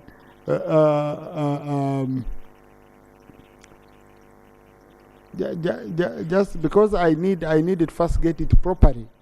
Okay, we need to know to state it properly. If the member could get a copy of the statement, maybe it would help him so that it's well captured for the records. Mr. Speaker, the minister was required to make a presentation, a statement on the extent to which local governments are complying with the Physical Planning Act. And having listened to the minister's submissions and recommendations herein by the members, I would like to move that the recommendations and report or statement of the minister, including... Let's focus on the recommendation. Yes. Okay, Mr. Speaker, I move that the recommendations of the minister and that of the members made in relation to the statement of the Honorable Minister of Lands, Housing and Urban Development on the implementation of the National Physical Planning Act 2010 as amended by local governments be adopted by this House with amendments. I beg to move. Thank you. Thank you, Honorable Minister. Is the motion seconded? Yes. Seconded by Minister for Lands, Pastor Namuganza. Seconded by Minister for Local Government. Seconded by Minister for Defense. Seconded by Minister for Physical Infrastructure. Seconded by Afande Masiko, Honorable Masiko, UPDF. Honorable Mushemeza, Honorable Wanzara, Busia, Fadir, and many colleagues. Okay? So I now put a question that the recommendations be adopted. Those in favor say aye, and to the contrary nay. The ayes have it. Now, Honorable Minister, 3 months. We are giving you 3 months to bring an action taken report with regard to your recommendations. with regard to your recommendations, because I'm looking at, Honorable Minister, I'm looking at November, December, and January. That's a period where we are going to be having the BFP, which is coming in December, by end of December. So if we have the BFP, and these are incorporated, most of them all captured, or not even captured, but are listed as priorities, then it will make it very easy for the committee. But again, it is enough time for you also to consider them within your ministerial policy statement. Okay? But these are cross-cutting. So Minister of Local Government, the same. Moreover, you seconded. So Minister for Local Government, most yes. obliged, Right Honorable. Thank you. So let it be now a joint statement, but spearheaded by the Minister for Lands. Thank you, honorable colleagues. You've done a great job on this, and the minister has made it very easy for us. Next. Item 3.3, statement on taxes paid to URA by SICPA.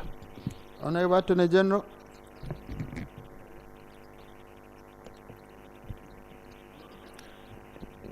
Thank you, Right Honorable Speaker. Honorable Speaker and colleagues, the announcer said statement. I already presented a statement on this matter on the floor of the House. What I was left with was laying on table the contract between URA and SICPA SA. Right Honorable Speaker, I beg to lay the framework contract for the supply, implementation, training, commissioning, support, and maintenance of a digital stamp solution between URA and MS SICPA SA. I beg to lay. Thank you, Attorney General. Right Honorable Speaker, this contract has 7 addendums. I beg to lay them at once. Sure. They are all part of the contract. I beg to the lay. contract with addendum.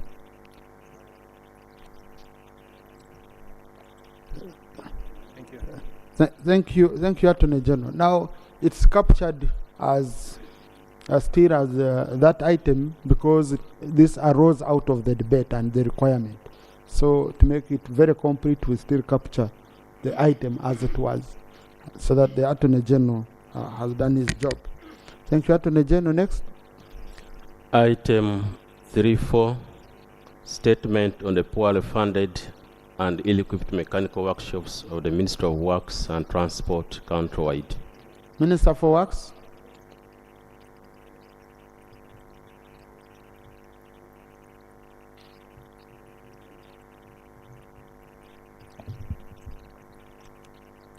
Right Honorable Speaker, we have to put out a statement to this Parliament regarding the status of road equipment units and regional workshops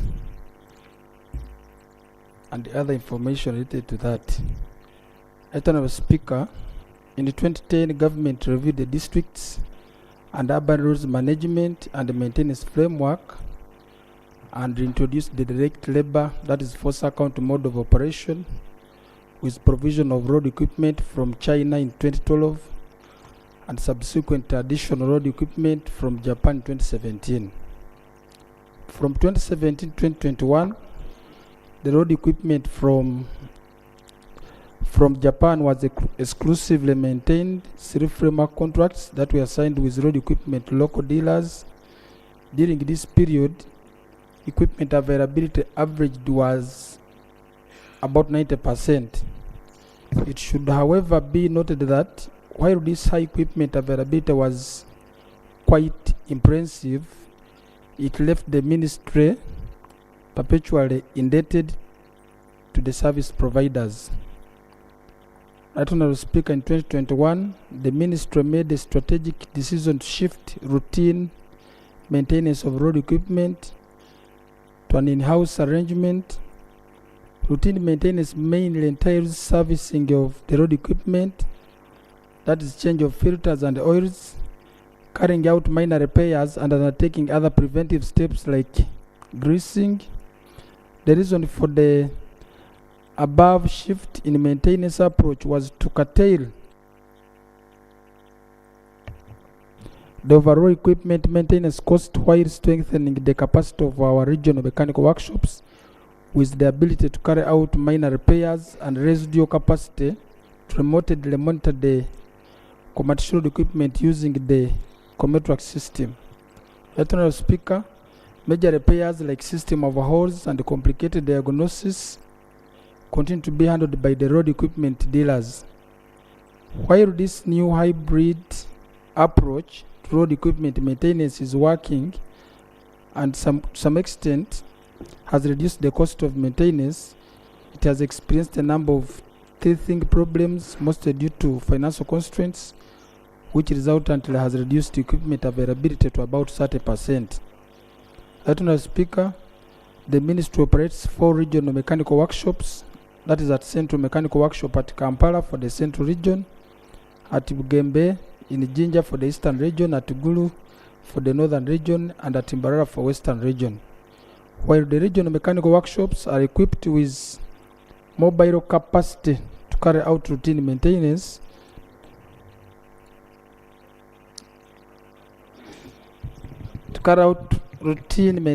the number of mobile workshops is insufficient to cover the entire Procedure. country. Yes, sir. Is the statement uploaded, clerk?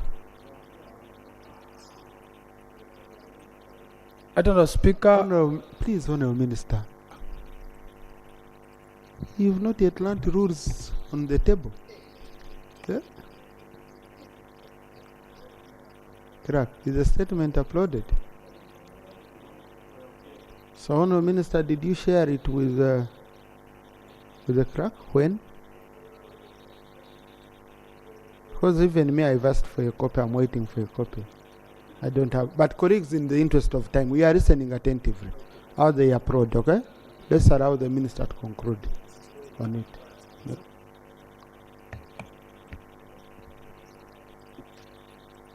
The regional mechanical workshops also act as regional hubs where the road equipment can be referred in case of complex repairs, although they are not adequately equipped with requisite tools. Honourable Speaker, in regard to the status of regional mechanical workshops, I would like to furnish you with the following information. Under infrastructure and tools, 1, apart from Bugembe Regional Mechanical Workshop, which was built with the assistance of JICA in 1996, the other 3 do not have appropriate infrastructure in place. For example, Gulu and Mbarara Regional Mechanical Workshops can best be described as parking yards, while one at Central Mechanical Workshop has dilapidated structures.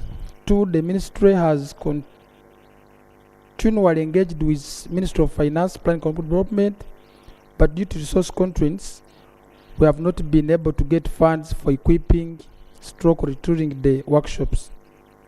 Conversely, the ministry has also engaged with development partners such as JICA for project support, but this is yet to be realized. It is an area that we continue to explore and advance. 3, a feasibility study carried out on refurbishment and retooling, equipping the regional mechanical workshops. It is estimated the requirement is to be 100 billion Ugandan shillings. Then the underfunding of maintenance for the road equipment. 1, in 2017, when the road equipment was procured, it was computed and estimated that its annual routine predictable maintenance cost would be 22 billion. That's Ugandan shillings. In financial year 2017-2018, the government allocated 10 billion for road equipment maintenance with an addition of 6 billion coming in financial year 2018-2019, and finally 6 billion in financial year 2019-2020. However, during financial year 2019-2020, the national budget was rationalized in order to cater for special requirement under Operation Waste Creation, which affected the number of budget lines in the ministry, including road equipment maintenance. Consequently, budget allocation for maintenance of roads equipment was reduced from 22 billion, that's Ugandan shillings, to 12 billion Ugandan shillings, resulting into the ministry's inability to provide tires and batteries, let alone settling accumulated debts with service providers on account of routine maintenance. The resultant effect was increased downtime and availability of the equipment reduced to about 30%, as I had earlier notified you. 2, in financial year 2022-2023, only 12 billion was provided for equipment maintenance, and yet pointed out earlier, routine maintenance alone requires 22 billion. The road equipment from Japan is over 6 years old and has an average age clocked about 8,000 hours. The road equipment is due for corrective maintenance, which entails repairs of undercarriages, transmission and hydraulic systems of excavators, bulldozers, wheel loaders, motor graders. These repairs are estimated to cost 23 billion annually. The table below shows the funding gap for routine and corrective maintenance for the road equipment. You can see the amount required for maintenance and the funds provided in the... No, but Honourable Minister, please, just a minute. Now, I have it on record from my clerk. You never submitted the statement. You came with the statement, you started reading it. Now, how do you start referring us to a table which we can't see? Okay? So, I'm just waiting that you quickly finish your statement, then we pick your copy, because you didn't even have a courtesy of giving me a copy. We pick your copy, we upload it. I'm just doing it for you, because you are a very humble young colleague whom I want us to support in your work. But next time, ensure you submit copies in time. It's a requirement, Honourable Minister. I request you, my brother. No, please. I don't want... I'm sorry. No, let us support each other. I'm sorry, Honourable Speaker. I thought maybe uploading was a technical error because I saw the officer who had it immediately ran out. I thought maybe he went to rectify it. We don't have any copy. Clerk has not received the copy. A statement is submitted to the clerk formally. And if you insist, then I will ask you, your table here received the copy. And you will not have it. So just conclude, then we shall use your copy to upload, and then we debate. Thank you, Right Honourable Speaker. And I apologize for that. The Minister of Finance was through various correspondences in financial year 2022-2023 informed about the funding gap, but the Minister was advised to prioritize services and maintenance of the road equipment within the available budget ceiling. This funding gap, if not addressed through provision of additional funds, is bound to negatively affect the 1 billion road development grant that each district is receiving, since there will be no road equipment to implement the road works.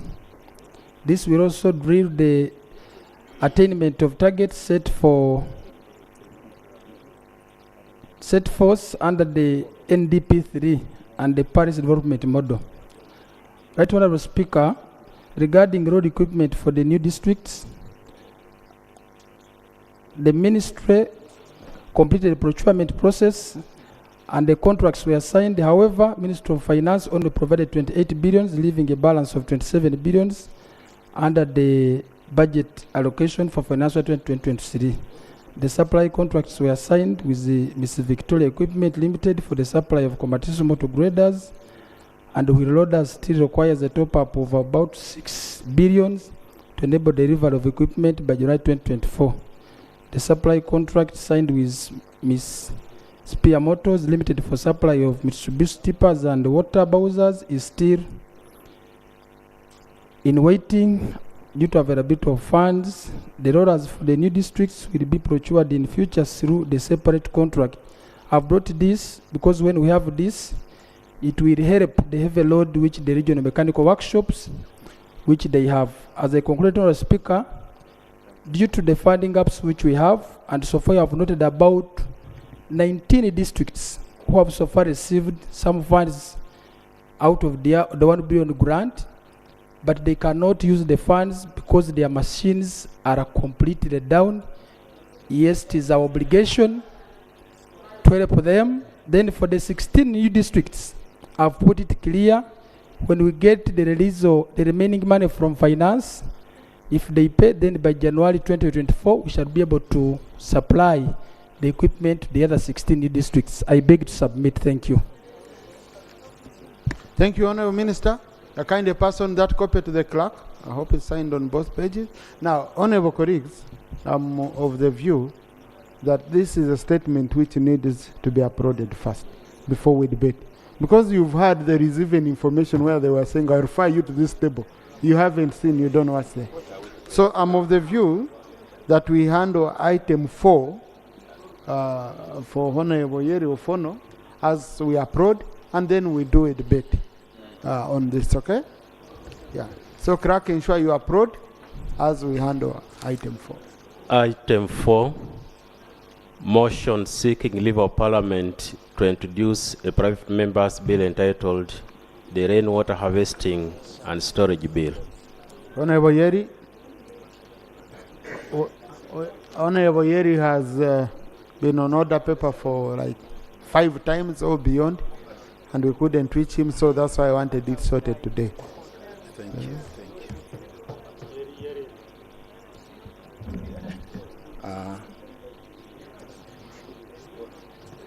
I want to thank the Right Honorable for giving me this opportunity.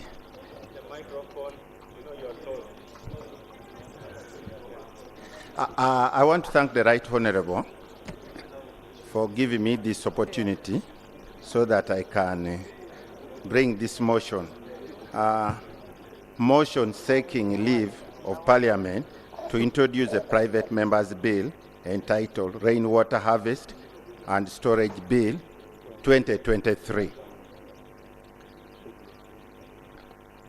Moved under Article 94, Clause 4 of the Constitution of the Republic of Uganda and Rules 121 and 122 of the Rules of Procedures of Parliament.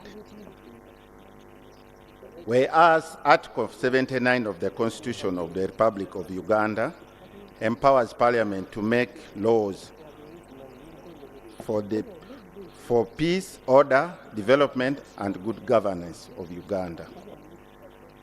And whereas Article 94, 4B of the Constitution and Rule 121, 122 of the Rules of Procedures of Parliament recognize the right of a Member of Parliament to move a private member's bill. Noting that there is no legal framework providing for and regulating the compulsory harvesting and storage of rainwater in Uganda, despite of abundance of this natural resource. Further noting that the world is experiencing variability in precipitation, increase in temperature, drought frequencies and intensity, and global approximately 4 million individuals experience water scarcity due to drought. Whereas that Uganda climate is largely tropical with the 2 rain seasons in a year, while the northern region, which forms 1/4 of the country, lies outside the tropical belt and hence experience only 1 rain season and more prone to drought. Further, aware that Uganda water scarcity is due to drought poses a great threat to the rural population, and according to World Bank, approximately 4.5 million people, or 10% of the population, are affected by the scarcity each year, mainly the south, eastern, and northeastern region of Uganda.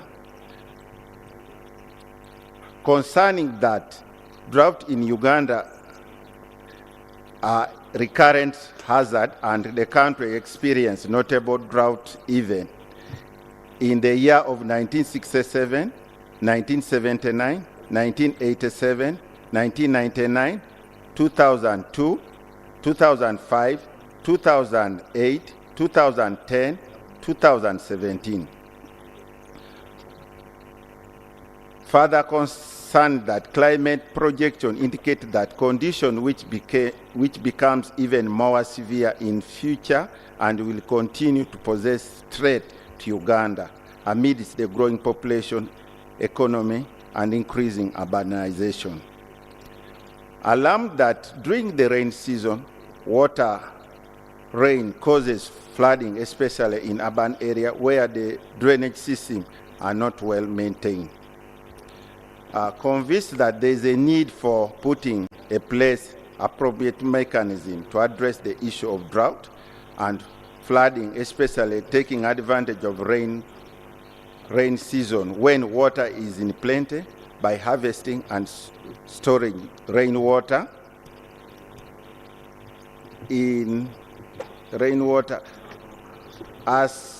so as to harness the resource and optimally utilize the augment that water needs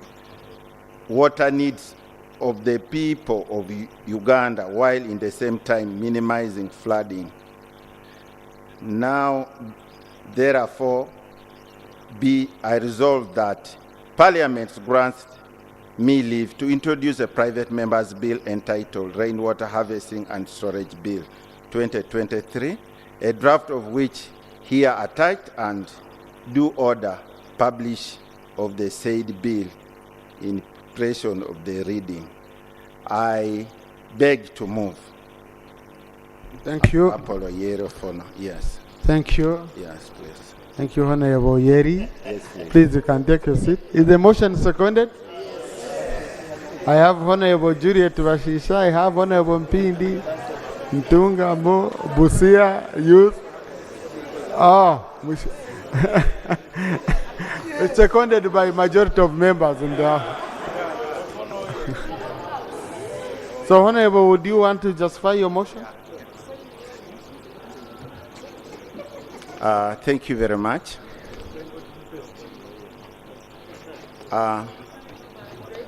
Water is a scarce commodity. For instance, it has just rained now. But instead of harvesting the water, you see a family again moves that I'm going to collect water on the well. So that is really a waste of time and so on. If he had harvested the water, it will. Can you protect me? Better protect me. Let us. Honorable Yeri, Yeah. my proposal to you would be, you have written a very good justification. Yes, please. Which you uploaded. Yeah. If you could read it, it would make it very easy. Then you would avoid looking into the eyes of Terego and the Honorable Kibadia. But the choice is yours. Okay. I wanted just to So summarize. avoid looking into the eyes of Terego and Chibadia. Yeah. I wanted just to summarize. You can look at the speaker. So it is really a scarcity commodity, and we believe, and everybody should believe, that in the next world wars, it may not be world wars to come. And don't listen to voices from aside. It may, the cause of those world wars, one of them may be water. Honorable colleagues, listen to a honorable member. By the way, honorable colleagues, if you may listen to me, this is bullying. You are bullying a colleague. You know? So, please allow him to submit, and then you can check the rest. So I think I'm just summarizing.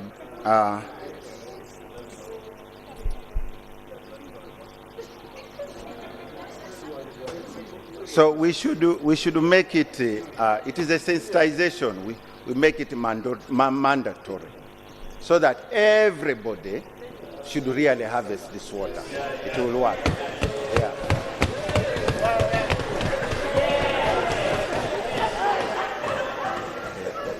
So I thank you very much. Thank you.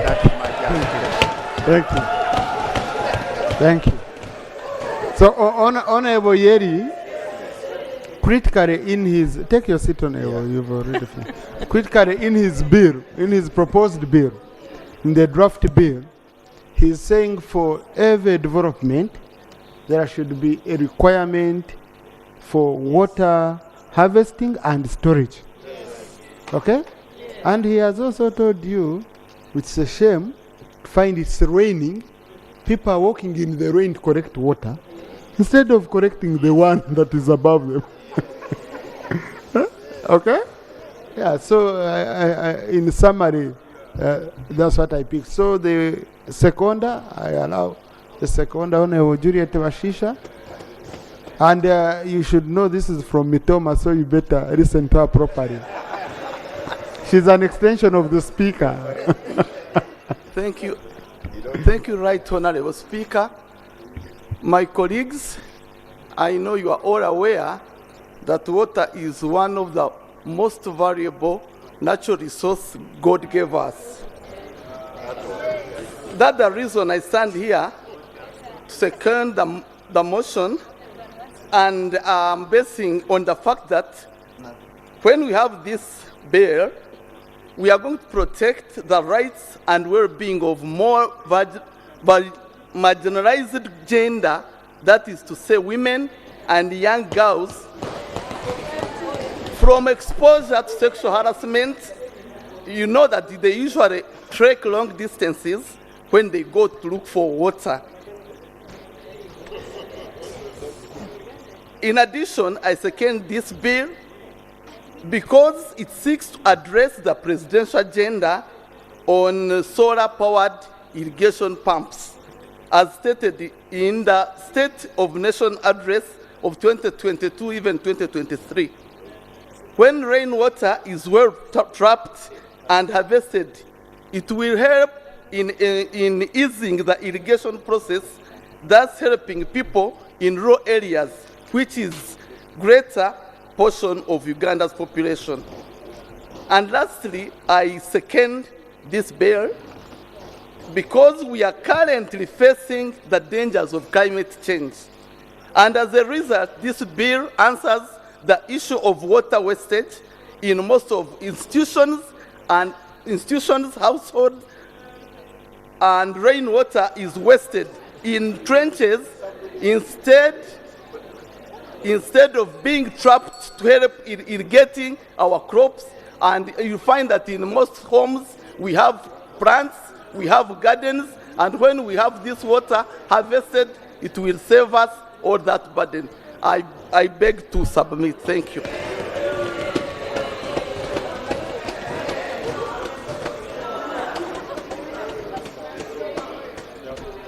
Thank you. Yeah. Thank you, Honorable colleagues. Honorable Songa is not here.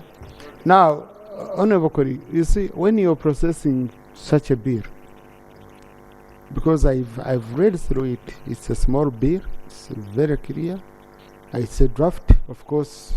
I cannot comment much about it because the colleague now is given an opportunity to go and refine and all that.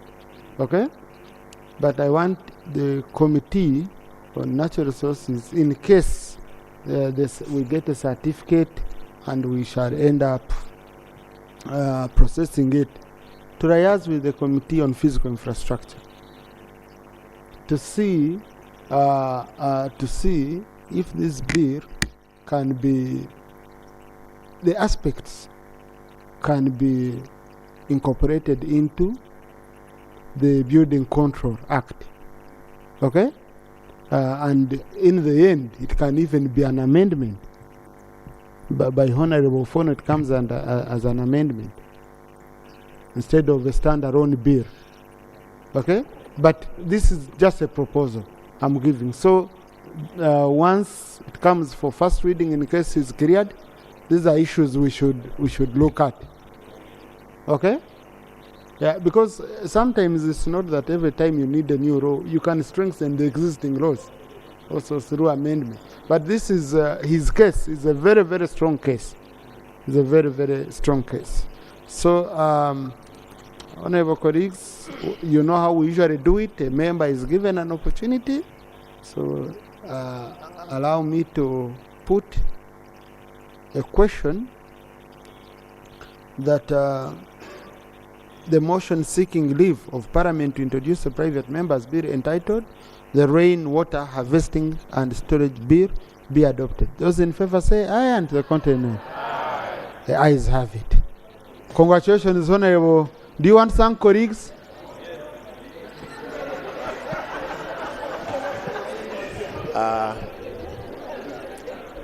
First of all, I want to thank the Right Honourable Speaker to give me a space.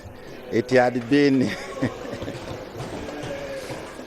and those positive members, those who are positive towards the Honourable, everyone. Thank you very much. Everyone. And we have carried the day. Yeah. Thank you. I'm allowing members to come and give more and more ideas so that we can make a very strong meeting.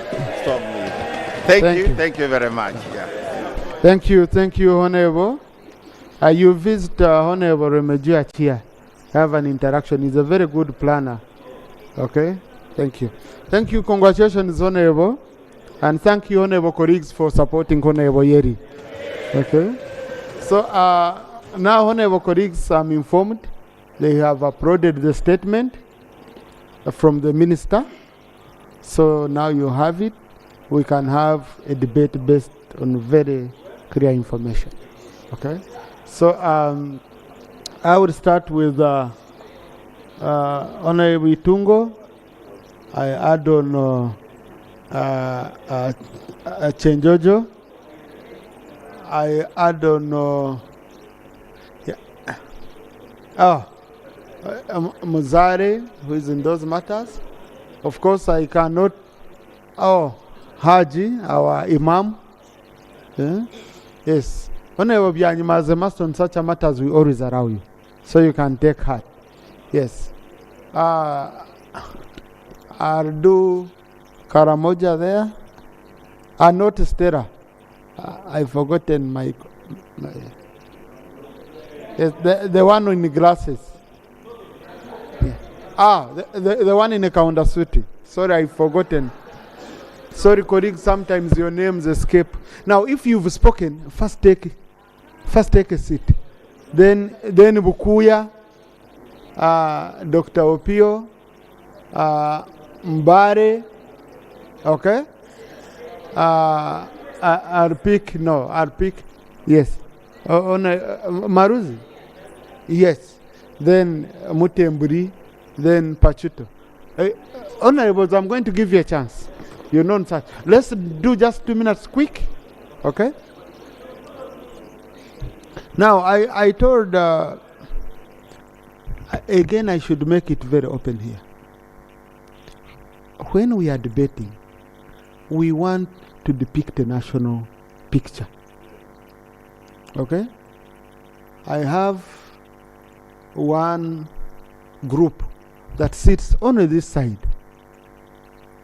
Now, if I'm to pick here, I'll pick only Banyankore. No, Westerners, I'm telling you.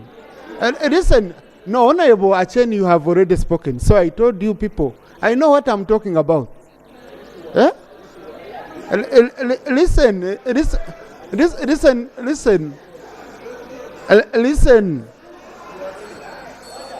Honourable colleagues. When I'm advising you, I know why I'm doing it.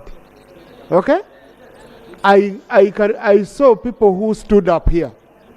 When you spread yourselves, you make it very easy for me. But now when I pick one colleague, I say the other is looking at me, bad, is annoyed.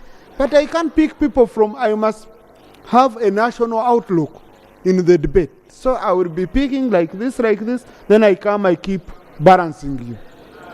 Okay? So let's do it. Let's shoot right away. Let's shoot right away. When I'm talking of Banyankore, meaning I meant Western. I didn't mean just Ankore, but Western. Thank you, Mr. Speaker and the colleagues. Speaker, I'll talk about the Ankore region and specifically Mbara Regional Mechanical Workshop.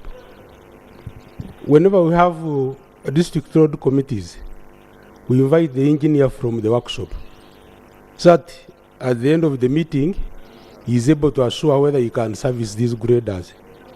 There has been two concerns, Mr. Chair, Speaker and colleagues, that whenever road fund releases money for district roads and community access roads, the Mbara Regional Mechanical Workshop is not given fund to repair the graders. So you find money on the accounts of sub-counties and the district, but the roads cannot be worked upon because the graders are normally down. I have a letter here which was wrote on 22nd of July 2022 about the breakdown of the grader. Up to now, our grader is still in the mechanical workshop, and the workshop is saying they do not have money to service this grader. So the big challenge is about the funding. The engineer gave us information that their bill was 30 billion, but that bill was reduced to 11 billion. So they are not able to service these graders. Million because for the record. they do not have the money. Million. Okay. Million. Okay. For the record. So, but again, even the little money that these workshops is giving, I think, Mr. Speaker, we need to do some investigation on the money which they receive, because basically there is no work at the district. I thank you, Mr. Speaker. Thank you. Now, honorable colleagues, when I have a 2-minute rule, how I apply information, okay? You have to speak on the same microphone, because when you switch on your own microphone, you get another 2 minutes. So I end up, you end up getting 4 instead of, so I will not allow information when you're sharing a microphone. Thank you, Right Honorable Speaker. I want to thank the Minister for the elaborate statement.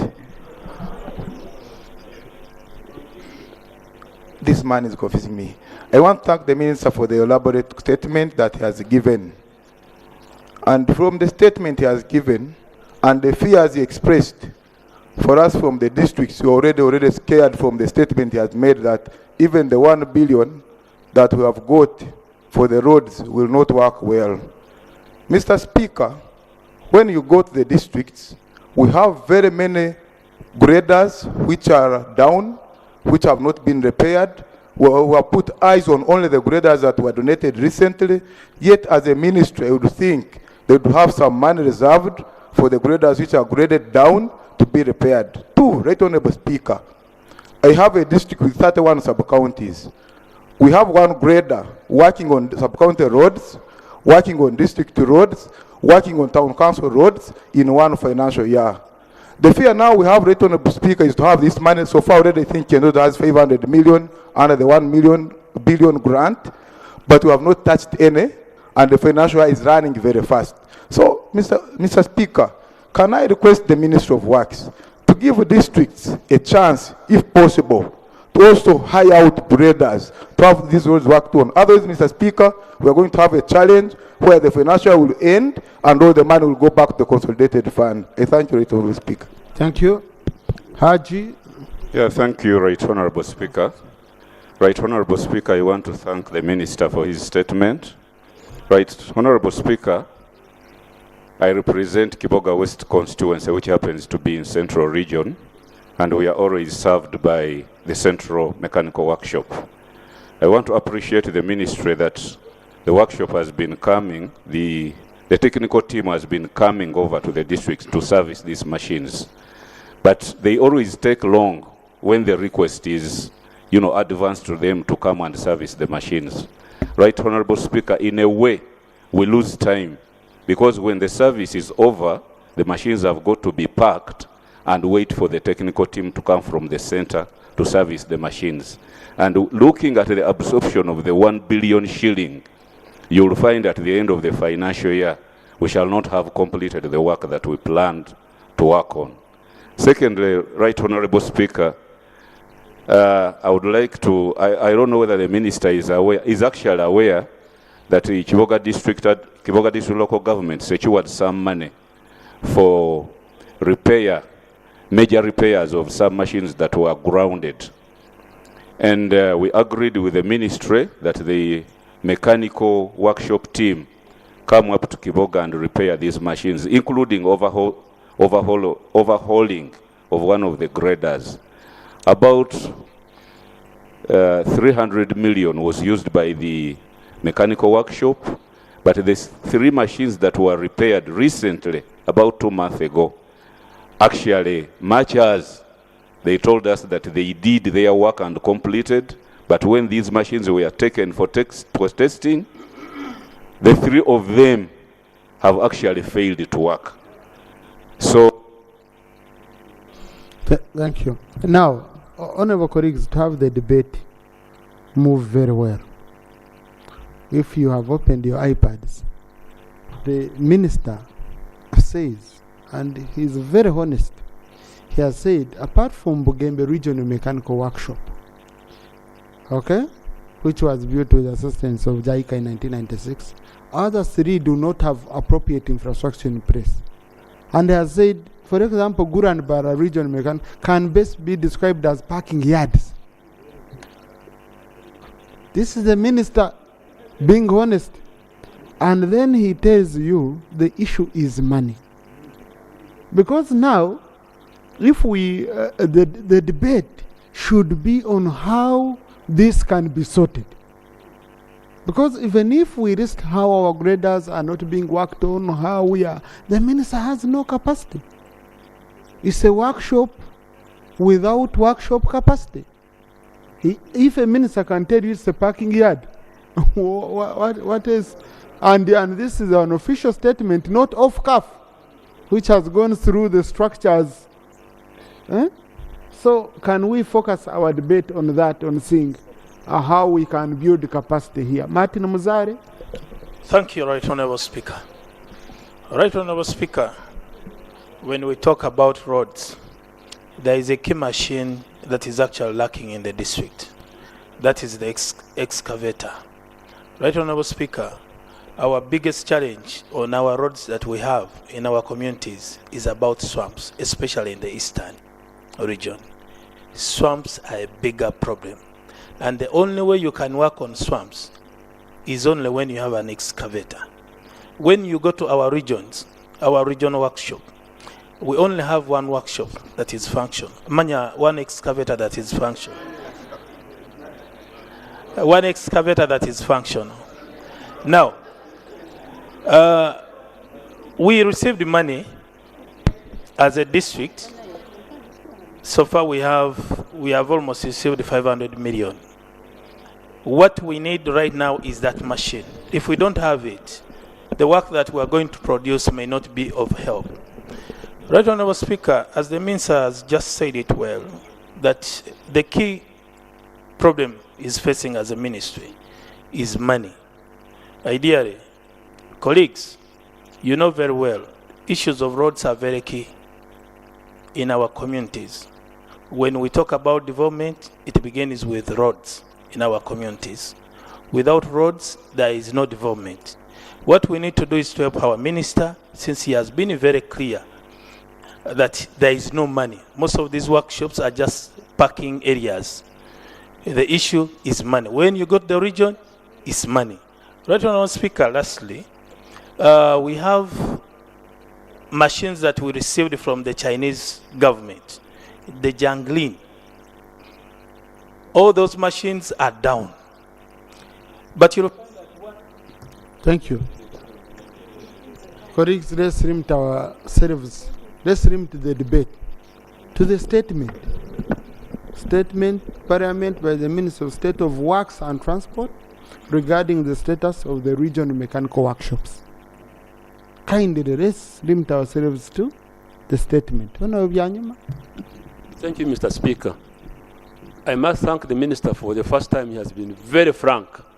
Very good Minister, humble, but this time you have been frank.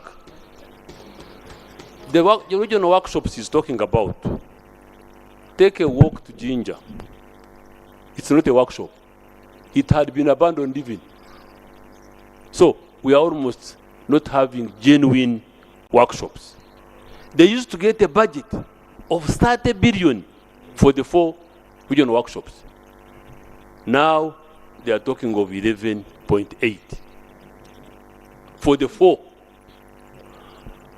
Then a tire of a grader, 1 tire, it is 3.2 billion. If it is 16 price, 3.2 million. So you know how many graders we have. The issue of the Ministry of Works, where you have possibly not done help to these members of Parliament, it is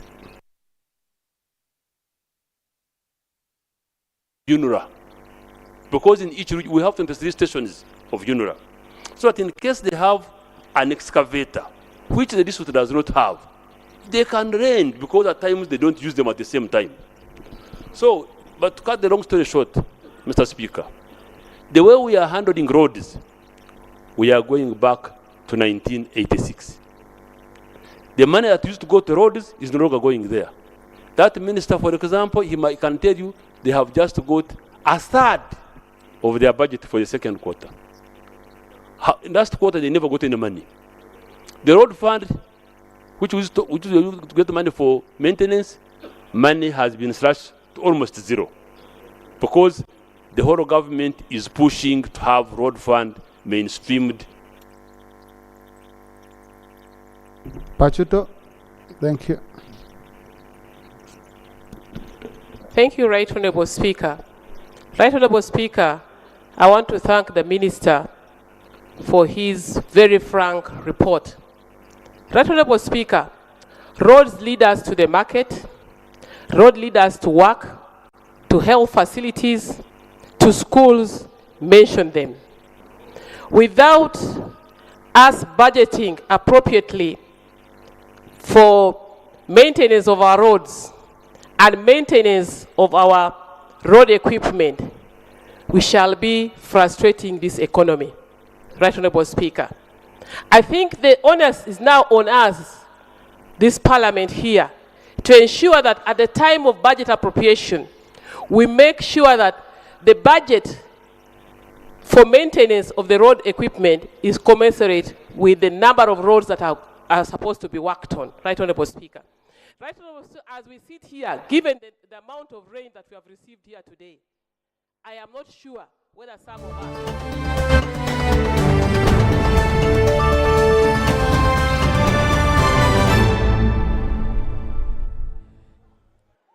Right Honorable Speaker, I do not sleep in this.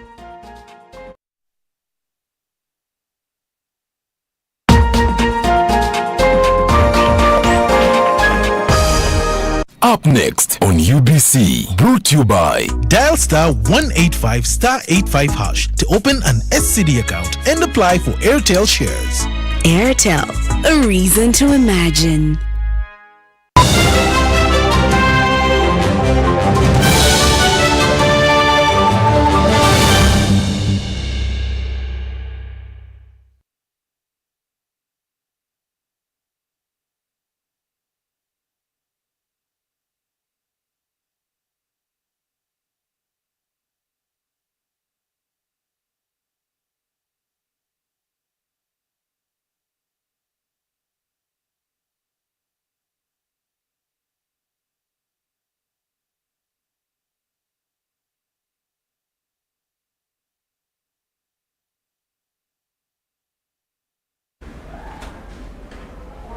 Ifuatayo ni taarifa ya habari, tunatangaza kutoka mjini Kampala. Naitwa Bella Masangano.